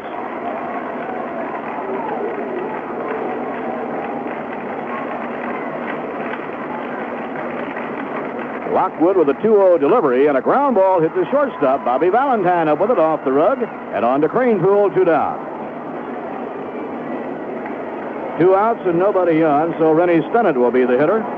He's the number 2 hitter in the National League. He has 2 for 4 in this ball game, and he is hitting .341 on the year. Rennie has been the Pirates' second baseman for 6 years.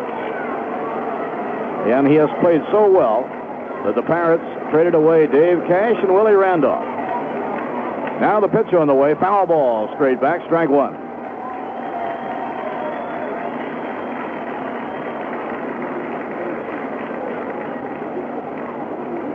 A 1-strike count to Rennie Stennett.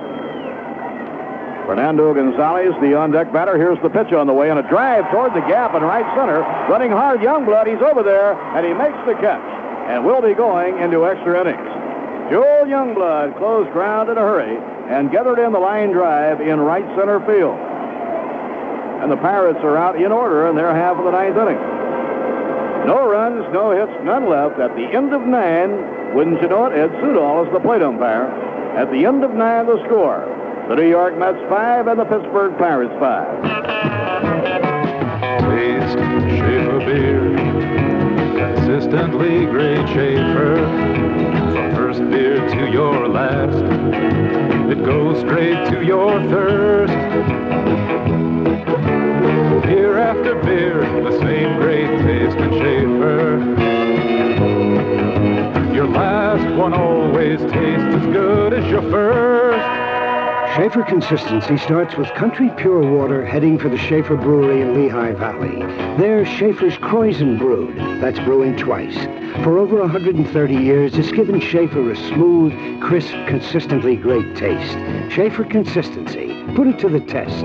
You'll find your last one tastes as good as your first. Beer after beer, the same great taste in Schaefer. Your last one always tastes as good as your first. Schaefer Brewing Company, Lehigh Valley, Pennsylvania.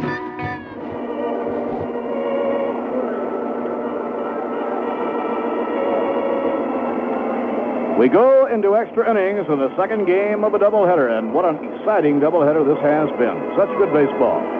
And as we go to the 10th now to pick up the action for you, Mr. Ralph Kiner. Okay, Bob Murphy, the Mets in extra inning ball games have won 7 and lost 3, and this will be number 11. And for the Mets, the leadoff batter will be Joel Youngblood. Youngblood with 1 hit and 4 times up. And Joe will be followed by Lee Mazzilli and Bud Harrelson. Make that Lee Mazzilli will be followed, and then the Mets will have the pitcher Skip Lockwood coming up in the third batting position. Paul Siebert is throwing in the bullpen for the Mets. On the mound is Larry Demery, number 5 for Chuck Tanner, and the first pitch to Youngblood, a curveball outside. It's ball 1.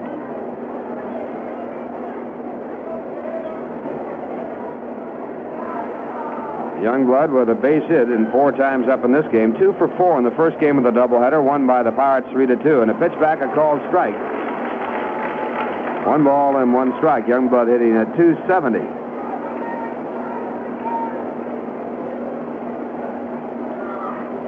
And Demery, a right-hand pitcher. And the pitch to Joel is low and outside, a breaking ball. 2 balls and 1 strike.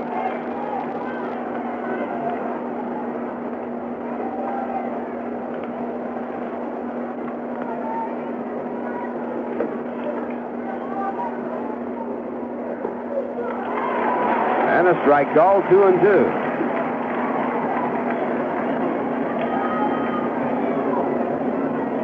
Pirates have played 18 extra inning ball games. They have won 12 and lost 6. That's a lot of extra inning ball games. 2 balls and 2 strikes. They just finished one that was 18 innings long. They defeated the Cubs by a score of 2-1 in 18 innings. Longest game of the year. Longest game ever played here. High pop up back of home plate. Duffy Dyer coming back looking. And he makes the catch, and Youngblood fouls out. That will bring up Lee Mazzilli. Mazzilli 3 for 3 in this game. A single in the second.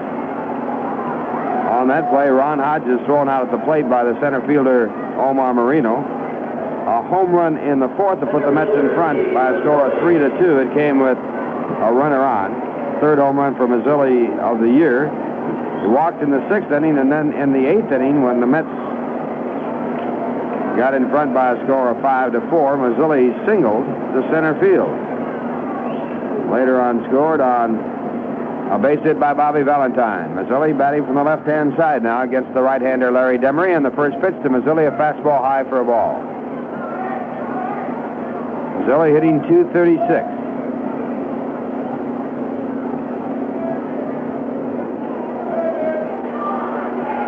And the 1-0 pitch on the way. Mazzilli takes a called strike. Bruce Keeson started the game, lasted 6 2/3, charged with 4 runs on 9 hits. Grant Jackson relieved and went 1/3 of an inning. Kent Tokovi came in and worked 2/3 of an inning. Goose Gossage worked 1/3 of an inning. Now Larry Demery working his 2nd inning, and the pitch inside to Mazzilli. It's 2 balls and 1 strike. Ed Sudol, the home plate umpire, he has been the umpire in the Mets' longest games, 25 innings, 24 innings, and 23 innings. And a 2-1. Pitch inside, ball 3. 3 balls and 1 strike.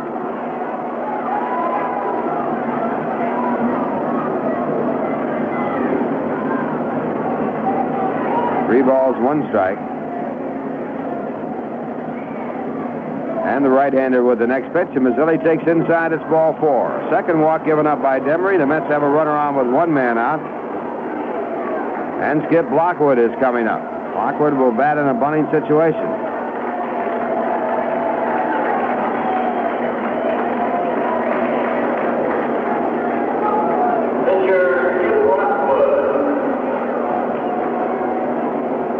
Lockwood, a right-hand batter, checking to see whether or not the sacrifice is on. Third baseman Fernando Gonzalez is playing in looking for the sacrifice.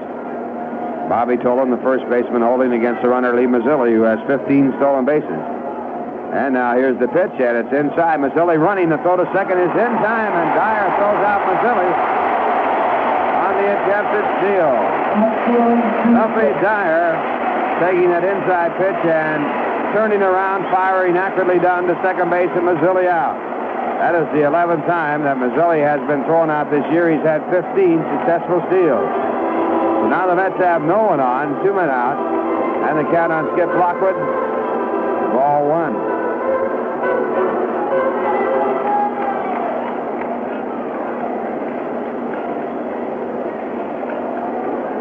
And Demery from the windup, and the pitch to Lockwood. Hit in the air to right field. Dave Parker moving over to his right side, now walking and now trotting under the ball, and he makes the catch. That retires the side. No runs, no hits, a walk. Mazzilli thrown out attempting to steal, and no one left on base. And the score at the end of 9.5 innings. It's the Mets 5 and the Pirates 5.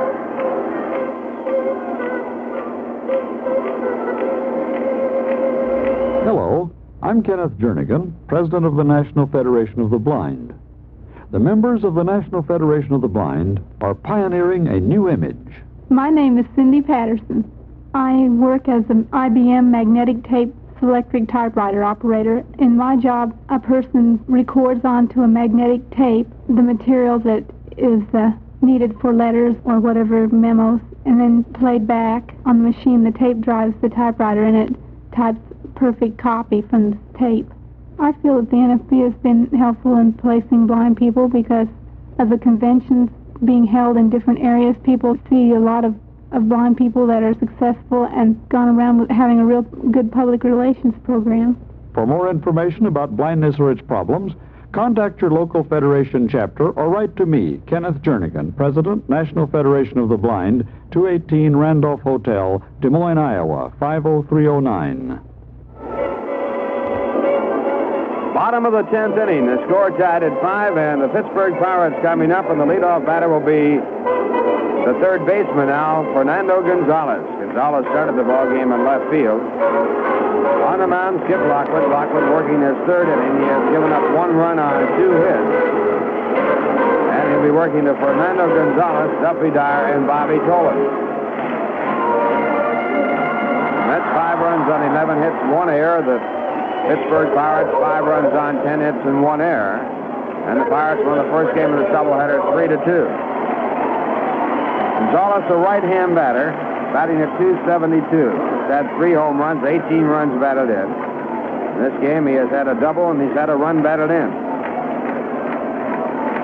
And Lockwood with his first pitch, and it is swung on and fouled back out of play. Mets led 1-0, and the Pirates led 2-1 after the third. The Mets led 3-2 after the 3.5 mark. Pittsburgh tied it up at 3-3 after 5. There's a fly ball hit to center field. Mazzilli is right there, and he makes the basket catch. What a way. And Pittsburgh got the lead with a run in the 6th, leading by a score of 4-3. The Mets tied it with a run in the 7th, then took the lead with a run in the top of the 8th inning, and then Pittsburgh tied it in the bottom of the 8th inning. And now 1 man out here in the bottom of the 10th, and the batter will be Duffy Dyer. Duffy officially has been struck out 1 time.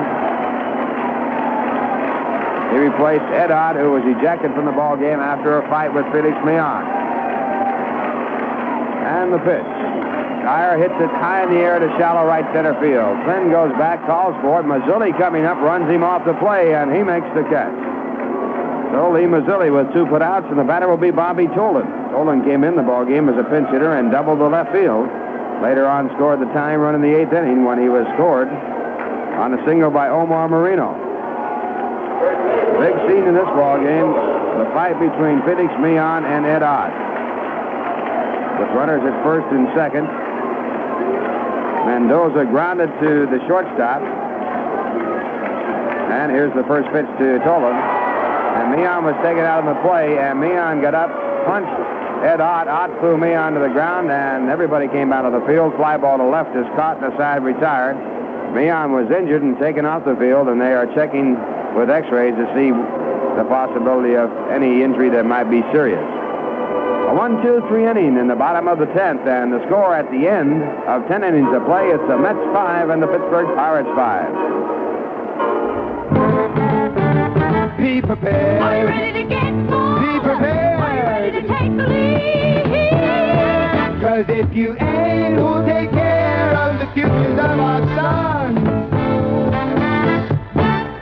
Well, let me ask you now, who's gonna tell them about the pusher man? Who's gonna show them how to clean the land? Who's gonna tell them why they shouldn't drop out? Who's gonna show them what it's all about? You know you can if you want to. You can if you want to right now. Well, let me lay it on you. Well, let me tell them, you know, if you're 18 or older, you can help a lot of guys be prepared by being a leader in scouting. I mean it, fella, scouting today's a lot more than you think. Be prepared. Are you ready to get more? Be prepared. Are you ready to take the lead? 'Cause if you ain't, won't help teach our sons to be prepared.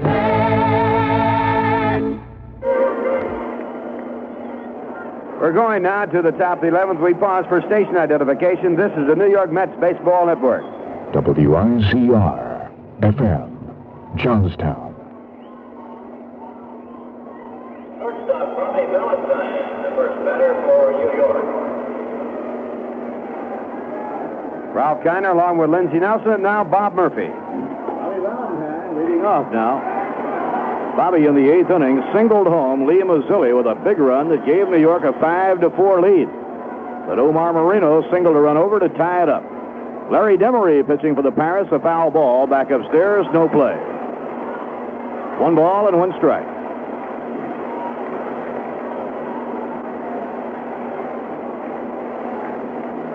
Well, it's late enough here now so that the games in California are about half over. The Dodgers lead Atlanta 2-1 in the sixth inning. Ruthven and Sutton. San Diego 4, Houston 2 in the sixth inning. Demery winding the 1-1 delivery at a fly ball hit into short right field. Rennie Stennett going out has an easy play, makes the catch, and it's one away. One down in the 11th. Now the top of the batting order for Lenny Randall. The Reds lead the Giants 2-1 after 4.5. Rookie Mario Soto against the count, John Montefusco. And it's now after midnight. The second game of the doubleheader is in the 11th inning. 1 out and nobody on. All of the teams involved in the pennant race in the American League East were successful tonight. Yankees won a doubleheader. The Red Sox won. The Orioles won. Lenny Randall 1 for 5, a well-hit double in the 7th inning. And a foul ball back into the crowd, no play. Randall doubled and came home on a 3-base hit by Steve Henderson. 3 times the Mets have had the lead, twice the Pirates have had the lead.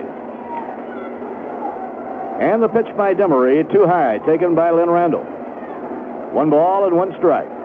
Yankees won a doubleheader, 10-1 with Catfish and 9-3 with Figueroa. The Red Sox beat Seattle 7-2. Rick Wise was the pitcher. And the Orioles with Jim Palmer pitching a 2-hitter beat Oakland. Fouled off, no play. And the Oakland A's have now lost 13. They've lost 14 in a row. A new leader in the American League West. Minnesota outslugging Detroit 12-11 to go on top. The Royals beat Toronto 9-8, and the Rangers beat the White Sox 10-7 to knock the White Sox off the top perch. 1-2 delivery to Lynn Randall. Inside and high, 2 balls, 2 strikes.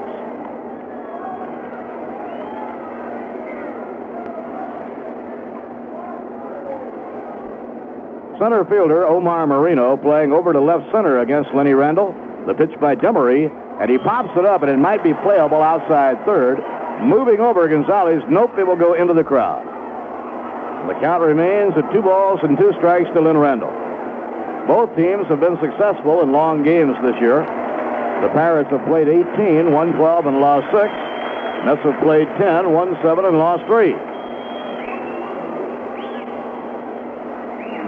Larry Demery was the winning pitcher 2 nights ago when the Pirates beat Chicago in 18 innings. He worked only 1 inning and got the victory.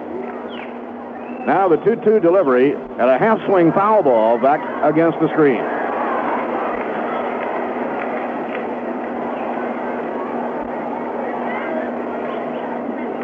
Pirate infield has Bobby Tolan at first, Rennie Stennett at second, Phil Garner playing short, and Fernando Gonzalez playing third. Robinson, Marino, and Parker in the outfield. And a base hit right up the middle for Lenny Randall. Lenny's second hit of the game. He takes the turn, and now the tie-breaking run is on. Doug Flynn has 1 for 5. He's batting second in the order. The Mets have 12 hits, and the Pirates have 10. A 1-out single to center by Lynn Randall. And now Flynn.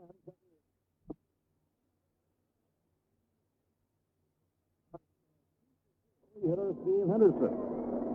Henderson has 2 for 4 and a walk. And he had 2 hits in the first ball game.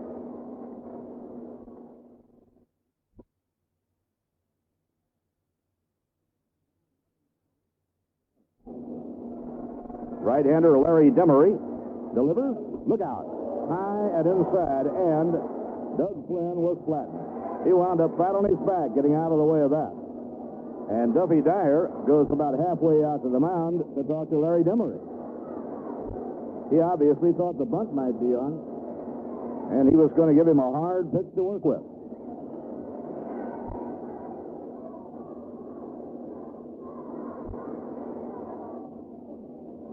Doug Flynn setting himself again in the batter's box. Demery checking Lenny Randall. And to throw to first, the Pirates are a hard club to run on. Both of their catchers throw very well, Duffy Dyer and Ed Ott. They converted Ott into catching because of his great arm. Steve raising his batting average here tonight to 307. And he now has 35 runs batted out. Larry Demery came in this game in the 9th inning. The young right-hander's pitch on the way, hit late, a foul ball down the right field line. Time taken while Dave Parker goes over toward the corner to retrieve the foul ball as it ricocheted out into right field. Let me have your attention, please. Here's a report, I believe, from Lou Niss about Felix Millan. Is that he has a fractured right clavicle, which is the collarbone. Fractured collarbone for Felix Millan. Sent home tomorrow morning and be attended by Dr. Fox at Roosevelt Hospital tomorrow. So, bad news for Felix Millan. He suffered a fractured collarbone. He'll fly home to New York tomorrow, where he'll be attended by Dr. Jim Parks, the Mets team physician at Roosevelt Hospital. That probably is the end of the season for Felix Millan. Steve Henderson waiting. And the pitch on the way. Randall is running, and he has a stolen base. The ball popped out of the mid of Duffy Dyer. So Lenny Randall sets up in scoring position with a stolen base. And for Lenny Randall, it will be his 21st stolen base. So now Randall is in scoring position. Ralph, they always talk about baseball fights not amounting to very much, but it seems to me like, especially the last year or two, there have been some outstanding baseball players who've had their season almost shut down on them by injuries occurring in baseball fights. How about Yeager? Not Yeager, but Joe Ferguson in Houston? That's true. You know, a jam finger or whatever, and all of a sudden you're out for a month. Ferguson almost never got back into action again after he fractured a wrist. 1 ball and 1 strike to Steve Henderson. We're in the 11th inning with a 5-5 ball game. And the pitch on the way in the dirt, handled by Duffy Dyer. 2 balls and 1 strike. So Felix Millan, who was picked up and slammed to the turf by Ed Ott, suffered a broken collarbone. Will be flown to New York tomorrow to be attended by Jim Parks at Roosevelt Hospital. And I would imagine Felix is out for the year. The 2-1 delivery missed the outside corner. It's 3-1. Now Demery has gone 3-1 on Steve Henderson. Steve with 2 hits trying to get 1 more to get New York out in front. Mets have led 3 times, the Pirates twice. Thrilling baseball game. Pick-off play, no throw made. Lenny Randall sliding back into second.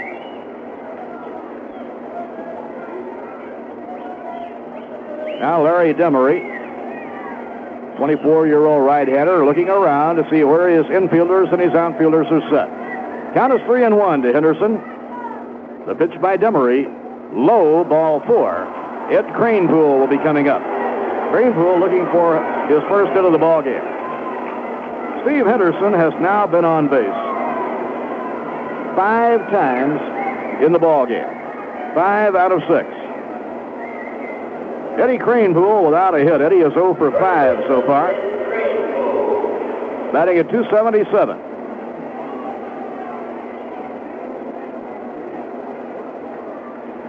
There are 2 men away here in the top of the 11th inning.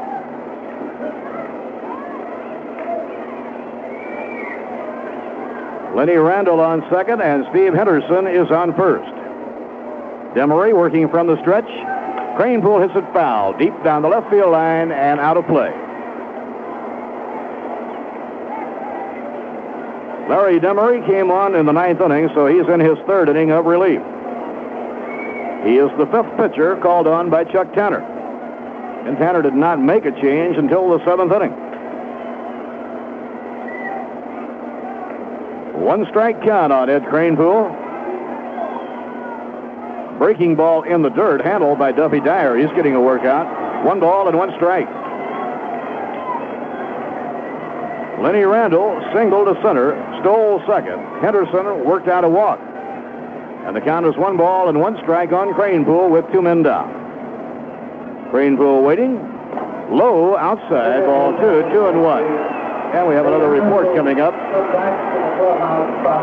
Probably, and then he will spend the evening at the hotel and go into New York the first thing in the morning. Felix Millan will spend the evening in the hotel and fly to New York tomorrow morning. 2-1 pitch. Ground ball foul down toward Joe Pignatano, coaching first. So it's 2 balls and 2 strikes. Broken collarbone for Felix. That'll take at least 6 weeks. At least 6. We only have 2 months of the season remaining, so that's probably the season for Felix. His 10th year of the National League.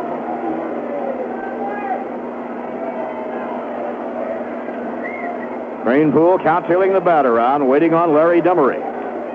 The 2-2 delivery and a check swing ground ball hit slowly, taken by Demery. He runs to first, makes the play unassisted. Well, Cranepool, having a tough night at bat, is now 0 for 6. No runs, 1 hit. There were 2 left on. In the middle of the 11th inning, the score, the Mets 5 and the Pirates 5. Aware. 60 seconds on anger. An angry feeling generates energy. We can release it by growling at people. Or by hitting. My way!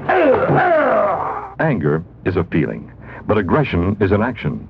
Keeping anger and aggression separate is one way to cope with anger. Angry feelings don't have to become aggressive weapons. We can tear an old rag, even mow the lawn. When we wear ourselves out, we diffuse our anger. Think about it ahead of time. What's a constructive way for you to release angry feelings? More tips on coping with anger are available in a free report from Aware, Box 55, Los Angeles. Ask for Anger. Aware, Box 55, Los Angeles, California, 90053. Aware, a human concern project, the Seventh-day Adventist Church.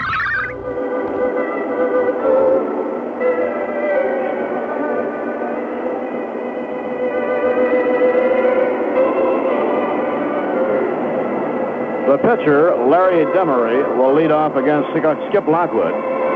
Then it will be the top of the batting order for Omar Marino and Phil Garner.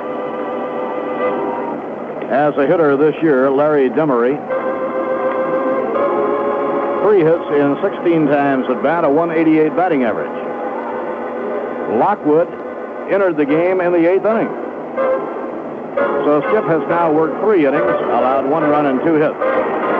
He gave up a run in the 8th inning that tied the ball game at 5-5.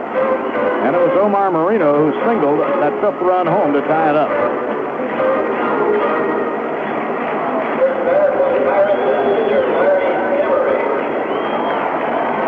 Larry Demery. Skip Lockwood recently worked 5 scoreless innings in relief to win a ball game. Swing on a miss at a high hardwood. He has a pretty good cut.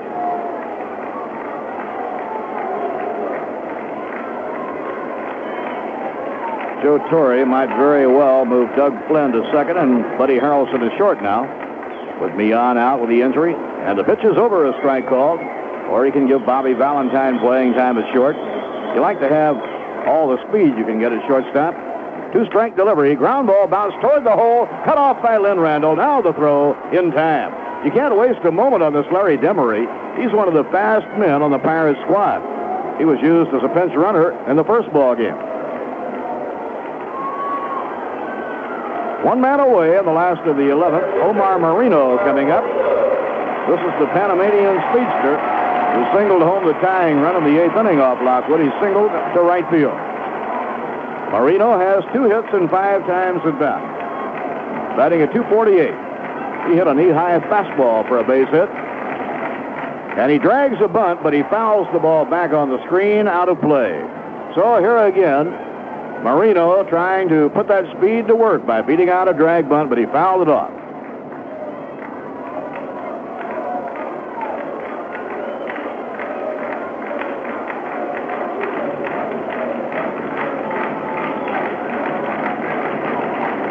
One out and nobody on in the bottom half of the 11th. The infield a step to right. Foul ball behind third this time, going back into the crowd. Paid crowd of 18,994. After the game tomorrow night in Pittsburgh, they have a fireworks demonstration.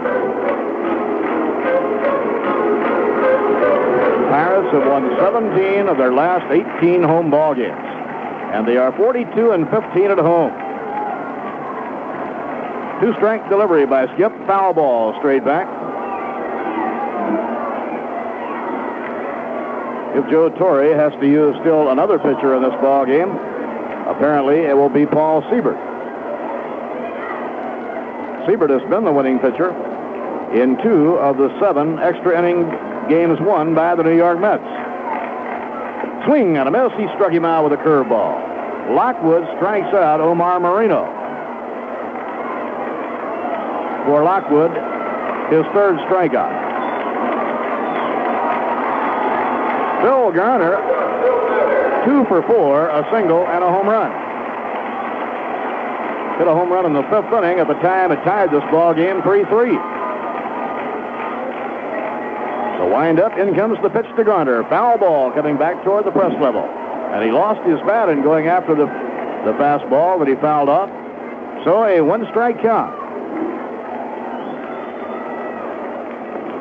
New York 5 runs, 12 hits, 1 error. Pittsburgh 5 runs, 10 hits, 1 error. Phillies won, beating Chicago big in a day game at Wrigley Field. Pirates need a sweep to keep from losing a half ball game.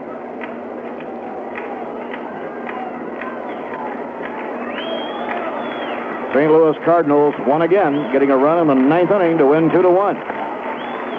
Brock stole a base, 5 more to tie, 6 to break it. Mets will be in St. Louis Monday, Tuesday, and Wednesday nights. The pitch to right-hand hitter Phil Garner. Curve on the outside corner. Strike call. Now Lockwood with a 2-strike count on Phil Garner. This is a hitter he would like very much to get out because the on-deck batter is Dave Parker. The 2-strike delivery and a ground ball through the hole. A base hit to right field. Doug Flynn broke the wrong way. It fooled him. Couldn't have raced it anyhow. It didn't make any difference. But it does get Parker to the plate. For Phil Garner, his 3rd base hit of the game. Dave Parker, 1-hitted 4 times up. He singled in the 3rd inning.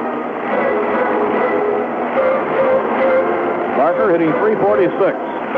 In the doubleheader, Parker has 1 hit and 7 times at bat. He was stopped by Jerry Kuzman in the 1st game, ending his 22-game hitting streak. But you never rest easy when Dave Parker takes a turn at bat. 6'5", 225 pounds with super speed and great power.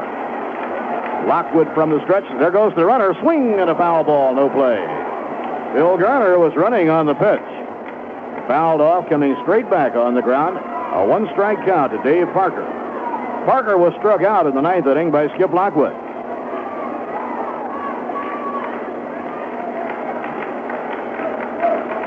Pirates with a winning run on first in the last of the 11th inning and 2 men away. Lee Mazzilli not figuring he will pull Lockwood. He plays him to left center and a throw to first, not in time.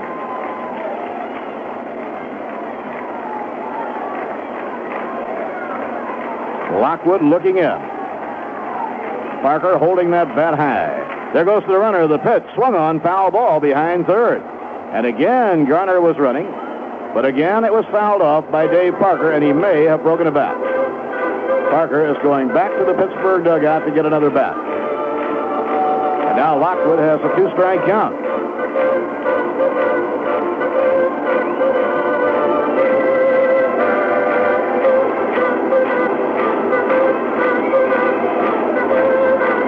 Lockwood wearing his regular eyeglasses instead of his contact lenses here this evening. He had been using the soft contacts in pitching. Dave Parker coming back to the plate after getting a different bat. Well, Garner has been running on the last 2 pitches. Let's see if he's going again. Pirates have stolen about 157 bases this year. Now the stretch by Lockwood. He's running the pitch. High outside, the throw, not in time. A stolen base for Phil Garner. Phil Garner has stolen a base. And for Garner, that is his 14th of the year. So now the winning run is on second base, and the count is 1-2 on Parker. Last year, Chuck Tanner had such a running ball club at Oakland. He loves a running game, and he has the same kind of speed in Pittsburgh this year. Pirates known for their raw power for so many years. Now first base is open. So if the Mets want to, they can put Parker on and take their chances with Bill Robinson. So Joe Torrey goes out to the mound to talk it out with Skip Lockwood and Ron Hodges. After the stolen base, the Mets now have an option to work with. They have a 1-2 count on Dave Parker. So will they give him an intentional pass or try to get him out on a bad ball and take their chances with Bill Robinson, who's a right-hand hitter? Robinson is 0 for 5 in the game, and that's really unusual for him.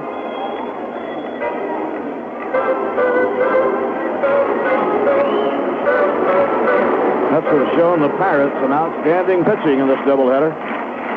Anytime you can hold these big hitters down. Now it looks like they're going to try and get Parker out. Lockwood has a count of 1 ball and 2 strikes. Here's the stretch. And the pitch coming. He swings and misses strike 3. Lockwood struck out Dave Parker for the second time, and the side is retired. For Skip, his 4th strikeout. No runs, 1 hit, 1 left. At the end of 11 innings in Pittsburgh in the second game of a doubleheader, the New York Mets 5 and the Pittsburgh Pirates 5. Heroic acts often go unnoticed. There's no real glory, no medal pinned on your chest beyond knowing that maybe you helped save a little piece of the world. Peace is so difficult to hold on to, and yet, what is peace? Just time between wars? No, it's more. It's the time to plant the seeds, to plow the fields, to reach out and touch a child, to battle hunger and give hope. That's the Peace Corps.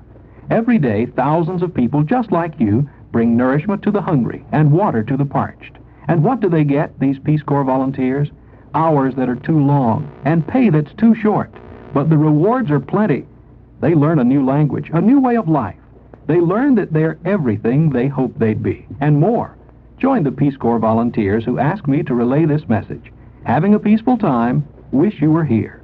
Call the Peace Corps toll-free, 800-424-8580, a public service of this station and the Advertising Council.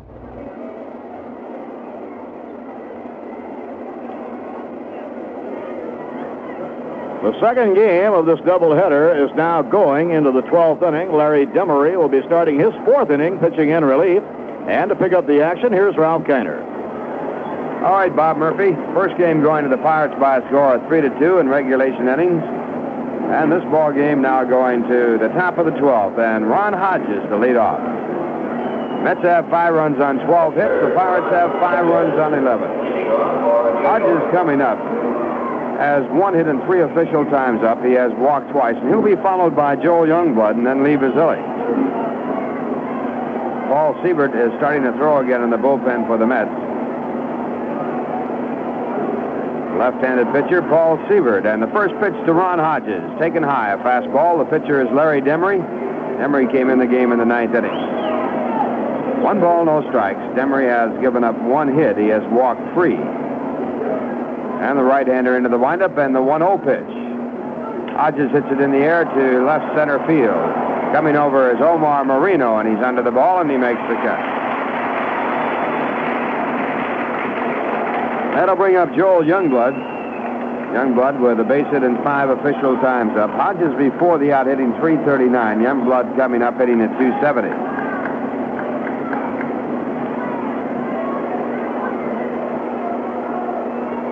Pittsburgh Pirates in the last series with the Cubs played an 18-inning ball game that they won 2-1, the longest game ever played here in this stadium. Now working here in the top of the 12th inning. Second game of a doubleheader. And the first pitch is outside the ball. Ed Sudol, the home plate umpire. He has been sort of a jinx to the Mets. He has umpired in a 25-inning game the Mets played, a 24-inning game the Mets played, and a 23-inning game the Mets played. Now the 1-0 pitch, and Youngblood looks outside again. It's 2 balls and no strikes.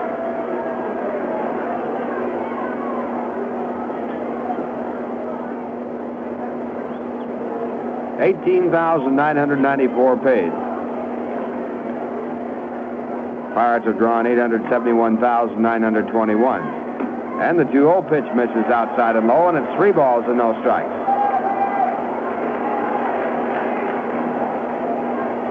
Youngblood checks to see whether or not he'll be hitting. Signs given to him by the third base coach, Denny Summers. And the 3-0 pitch on the way. Youngblood takes high. It's ball 4, and the Mets have a runner on with one man out. Fourth walk issued by Larry Demery, and it brings up Lee Mazzilli. Mazzilli has been on base every time he has been up. He singled in the second, hit a 2-run home run in the fourth, walked in the sixth, singled in the eighth, walked in the 10th. Mazzilli hitting .236. And he'll be batting left-handed against the right-hander, Larry Demery.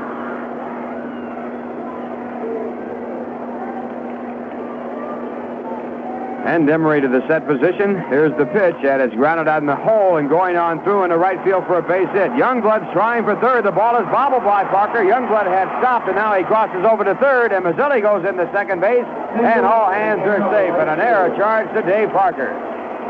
That was a ground ball just by Rennie Stinnett. Parker came in charging. Youngblood made as though he was going to third. Parker trying to hurry, and he did not grab the ball, and when Youngblood stopped, he saw the ball was not held onto by Dave Parker, and then he continued on to third, and Mazzilli behind the play going in the second ahead of the throw by Parker on a very close play at second base. So now the Mets have runners at second and third and one man out. Duffy Dyer out talking to Larry Demery, the catcher, and the batter coming up will be John Stearns. Stearns batting for the pitcher, Skip Lockwood. Stearns caught in the first game of the doubleheader and was 0 for 3.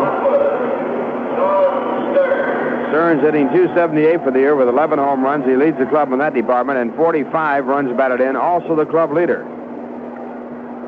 So the Mets get a break. They have runners at second and third. First base is open. We'll see how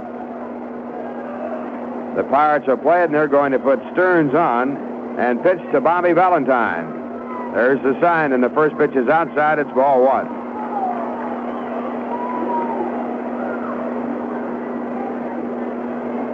So John Stearns, as a pinch hitter, will be walked intentionally. The pitch outside again. It's ball 2. This will be the 5th walk issued by Larry Demery in the ball game, and the first one that has been intentional. Ball 3 and now ball 4, and that puts runners at first, second, and third and brings up Bobby Valentine. Valentine singled in the 8th inning to drive in a run. He's 1 for 3 in this game. Shortstop, Bobby Valentine.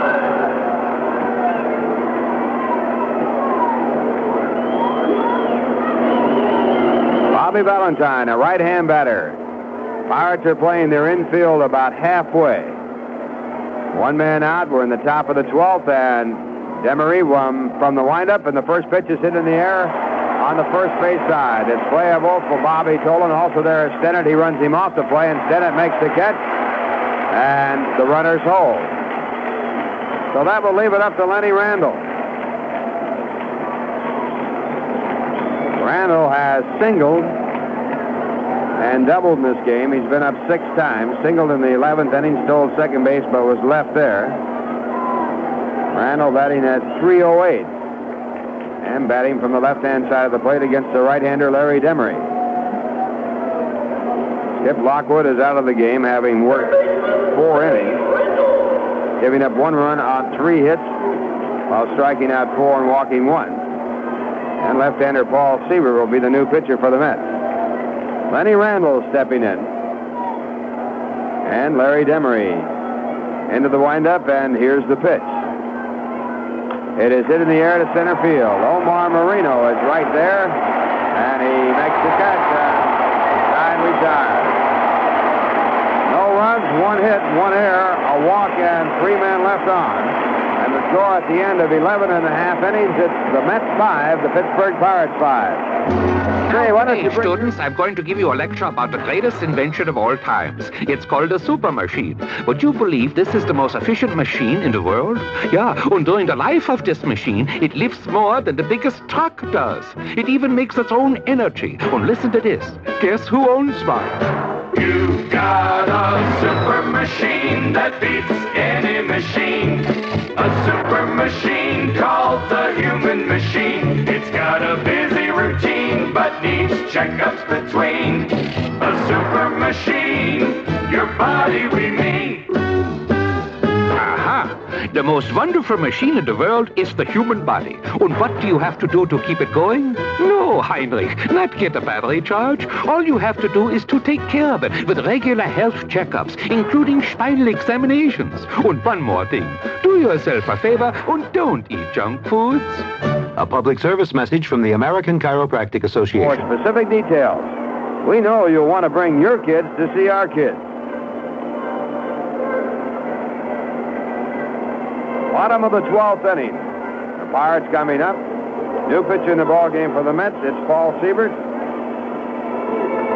And Paul Siebert will be working to Bill Robinson, Rennie Stennett, and Fernando Gonzalez as his first three batters. Siebert with a record of 2-0.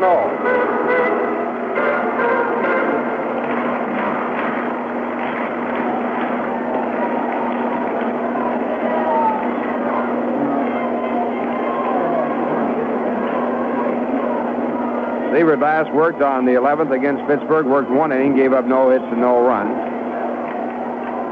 His first win was against Montreal on July the 9th. He worked 2 innings of that ball game. And he picked up his second win in the game against the Dodgers. Worked 2 innings and gave up no runs on 2 hits. Both of his wins have been an extra inning ball game, so he is an extra inning pitcher. The first one in the 17th inning game against Montreal, won by the Mets when Henderson tied it with a home run in the 11th. And then the big win over the Dodgers, 4-3 in 14 innings. Now Bill Robinson stepping into the batter's box, and Siebert with his first pitch. He throws a strike at strike one. Robinson is 0 for 5.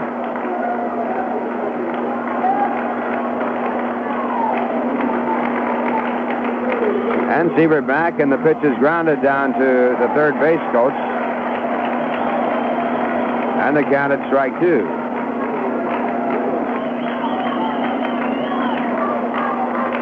And the tall left-hander into the windup, and the 2-strike pitch, curveball, low and inside, ball 1. Bob Myrick started this ball game, a left-hander, and worked 5 good innings. Longest he has pitched as a starting pitcher. It was his second major league start. He made one last year. Was charged with 3 runs on 6 hits. He struck out 7, walked none. Now the 1-2 pitch, curveball, pulled foul, back into the stands on the left field side, and the count remains at 1 ball and 2 strikes. Bob Apodaca worked 2 innings, gave up 1 run on 2 hits. Skip Lockwood worked 4 innings, giving up 1 run on 3 hits. And now it's Sunday. It is Paul Siebert. Here's the pitch back, fastball hit out to right field. Moving back on the warning track is Joel Youngblood. He's there, and he makes the catch. 1 away. That will bring up Rennie Stennett. Stennett has 2 hits and 5 times up.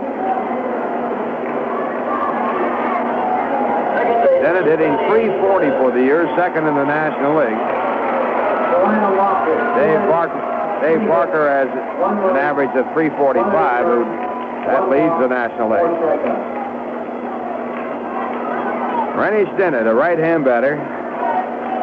And Siebert with his first pitch, and it's line to left field, a base hit. Steve Henderson fields it, and Stennett holds at first base. So the winning run is on first base with 1 man out. And the batter coming up will be Fernando Gonzalez, right-hand batter, batting at .267. Gonzalez has had 1 hit and 5 times up, and the hit was a double that drove in a run.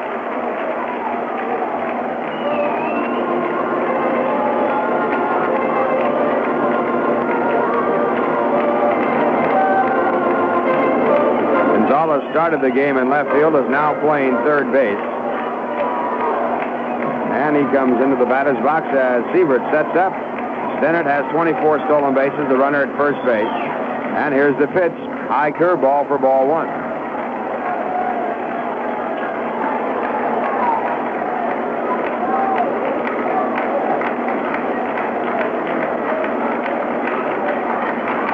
And a throw to first base, Stennett back easily.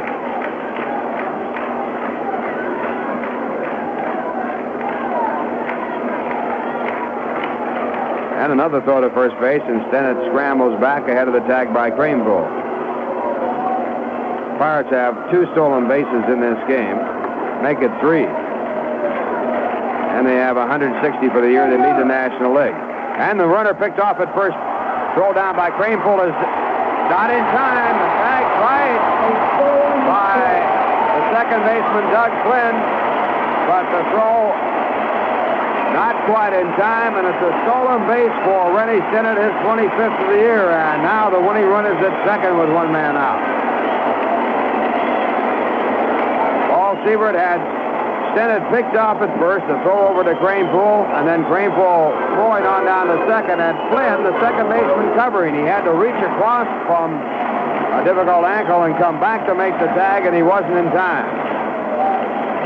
Now they're going to put Gonzalez on with first base open. They want to set up a chance for a double play, and there's a pitch outside for ball 2. And here's another for ball 3. 3 balls and no strikes.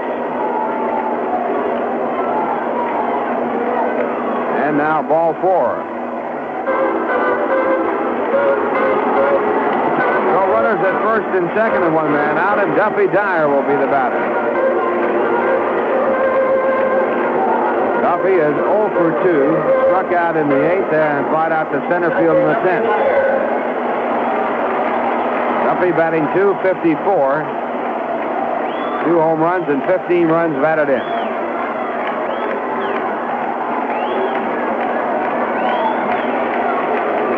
Dyer, a right-hand batter. Paul Siebert, a left-hand pitcher. And now Siebert to the set position. Here's the pitch, and Dyer takes a curveball inside ball 1.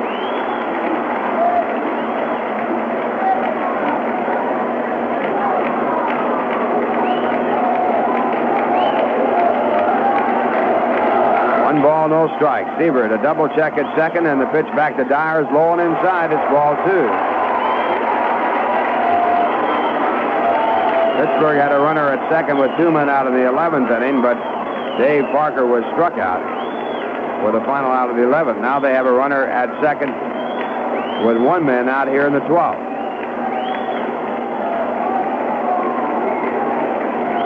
Mets had an opportunity to score in the 12th, the 11th. Now pitch for ball 3, and 3 balls and no strikes. A walk would put the winning run at third base with 1 man out. The on-deck batter, a left-hand batter, Bobby Tolan.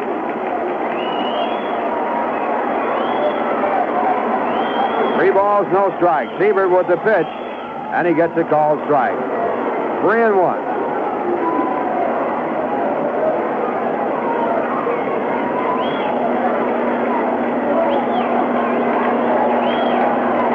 Siebert started the season with the San Diego Padres, was traded to the Mets. Now at 3-1, the pitch to Dyer is hit the left field. Coming up in the ball is Henderson. Will he get to it? He can't. He loses the ball. It goes on by, and the Pirates win the ball game. Steve Henderson appeared to have lost that ball in the light. He moved up on it. Looked like he was going to get to it. At the last minute, he hesitated. It went by him. It is being scored a single, and Duffy Dyer has won the ball game for the Pittsburgh Pirates here in the 12th inning. Pirates winning by a score of 6-5 as they score 1 run on 2 hits in the 12th inning.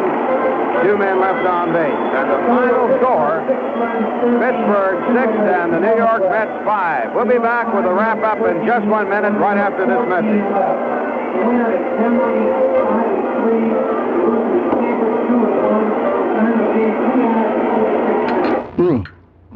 And we've got to be more careful about wasting electricity around here. Now, Johnny, you left the light on in your room again last night. Now say I'm sorry to your father, dear. I'm sorry, Dad. Yeah, well, all right. The electric light is an essential part of our lives, but lighting can account for up to 16% of your electric bill. Yo, and this morning, when I went out to the garage, the light was on in the laundry room, dear. Must have been on all night. I'm sorry, dear. Yeah. By using efficient lighting and turning off unnecessary lights, it's possible to save both energy and money. And now, if you'll excuse me, I have some work to do down in the cellar. By the way, George, the light over your workbench was on this morning? Oh. Someone must have left it on all night. Oh. They're sorry, Dad. Ask for Energy Fact Sheet number 12, free from the County Cooperative Extension Office. Well, the New York Mets lost a doubleheader to the Pittsburgh Pirates in a very tough park for the opposition. They lost the first game by a score of 3-2. The winning run was scored by the winning pitcher, Jim Rooker. In fact, Rooker drove in 2 runs and scored the winning run when he singled in the 5th inning. Went to second on a balk by Jerry Koosman, the losing pitcher. Stole third base and scored on the ground out by Phil Garner. And when Jim Rooker scored from third on the ground out, he had to make a belly slide to home plate to score what proved to be the winning run of the ball game. Rooker now with a record of 10-6. Jerry Koosman has a record of 8 wins and 13 losses, with the loss in the first game by a score of 3-2. In the second ball game, it was another tough loss for the New York Mets.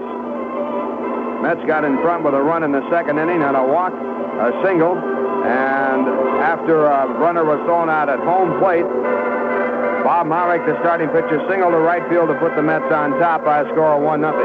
Pittsburgh then took the lead 2-1 when they scored 2 runs in the third inning. The Mets got the lead back on a home run by Lee Mazzilli in the fourth inning, leading by a score of 3-2.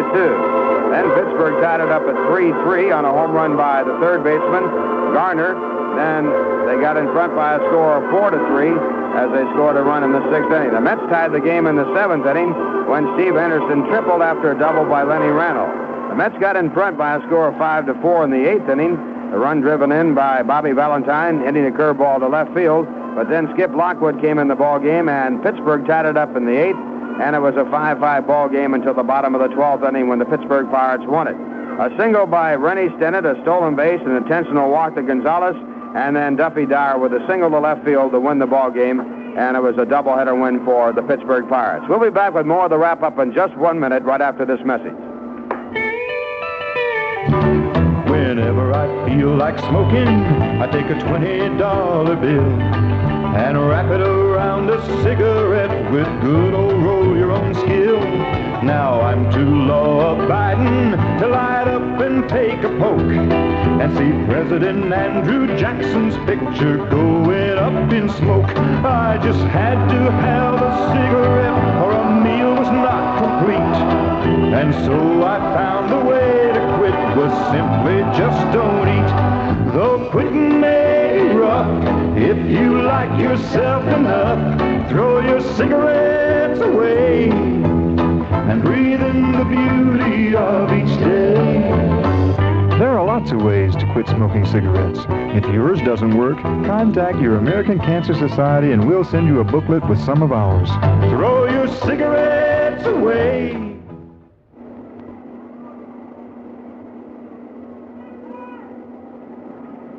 Larry Demery, the winning pitcher for the Pittsburgh Pirates, now with a record of 5-3. He worked 4 innings and gave up no runs. The losing pitcher was Paul Sievert, and Sievert now with a record of 2-1. The line score of the second game, Pittsburgh 6 runs, 13 hits, 2 errors, and 10 men left on base. The Mets 5 runs, 13 hits, 1 error, and 14 men left on base. So a doubleheader victory for the Pittsburgh Pirates. They won the first game 3-2, and the second game in 12 innings by a score of 6-5. In the Schaefer Met Player of the Year award, the maximum of 6 points to Lee Mazzilli. Lee had 4 for 4, 2 RBIs, and 3 runs scored, and it included a 2-run homer. 2 points for Steve Henderson, and 2 for Lenny Randall. And the Getty Unleaded Player for the ball game, what a night. 4 for 4, he was on base 6 times in a row, and he hit a 2-run homer, 3 singles, 2 RBIs, and 3 runs scored. For his efforts, Lee Mazzilli receives Getty gift certificates, good towards the purchase of Getty Unleaded Regular. New York Mets baseball has been brought to you by Household Finance.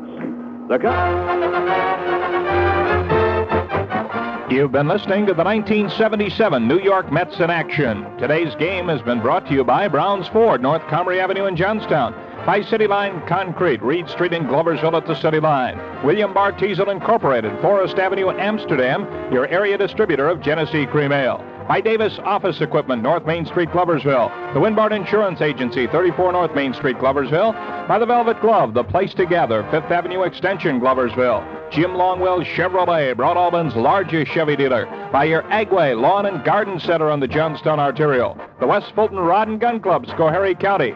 By Harnish Brothers Nursery, your Luau Pool dealer, West State Street in Johnstown. Home Energy Services, your foam insulation specialist. Call 725-4670. And brought to you by your local Nationwide insurance agents, Larry McCloskey in Gloversville, Harold Sprung in Johnstown, Martin Schultz in Fort Plain, and Bob Putman in Canajoharie. Also by William R. Johnson, your Nationwide agent of Amsterdam. And brought to you by Dairy Lee and Schaefer Beer as another major event in your Schaefer Circle of Sports. Schaefer, your last one, tastes as good as your first. Join us again for New York Mets baseball. You'll hear every inning of every game throughout the season on WIZR FM 105, your leader year-round in local and national sports coverage.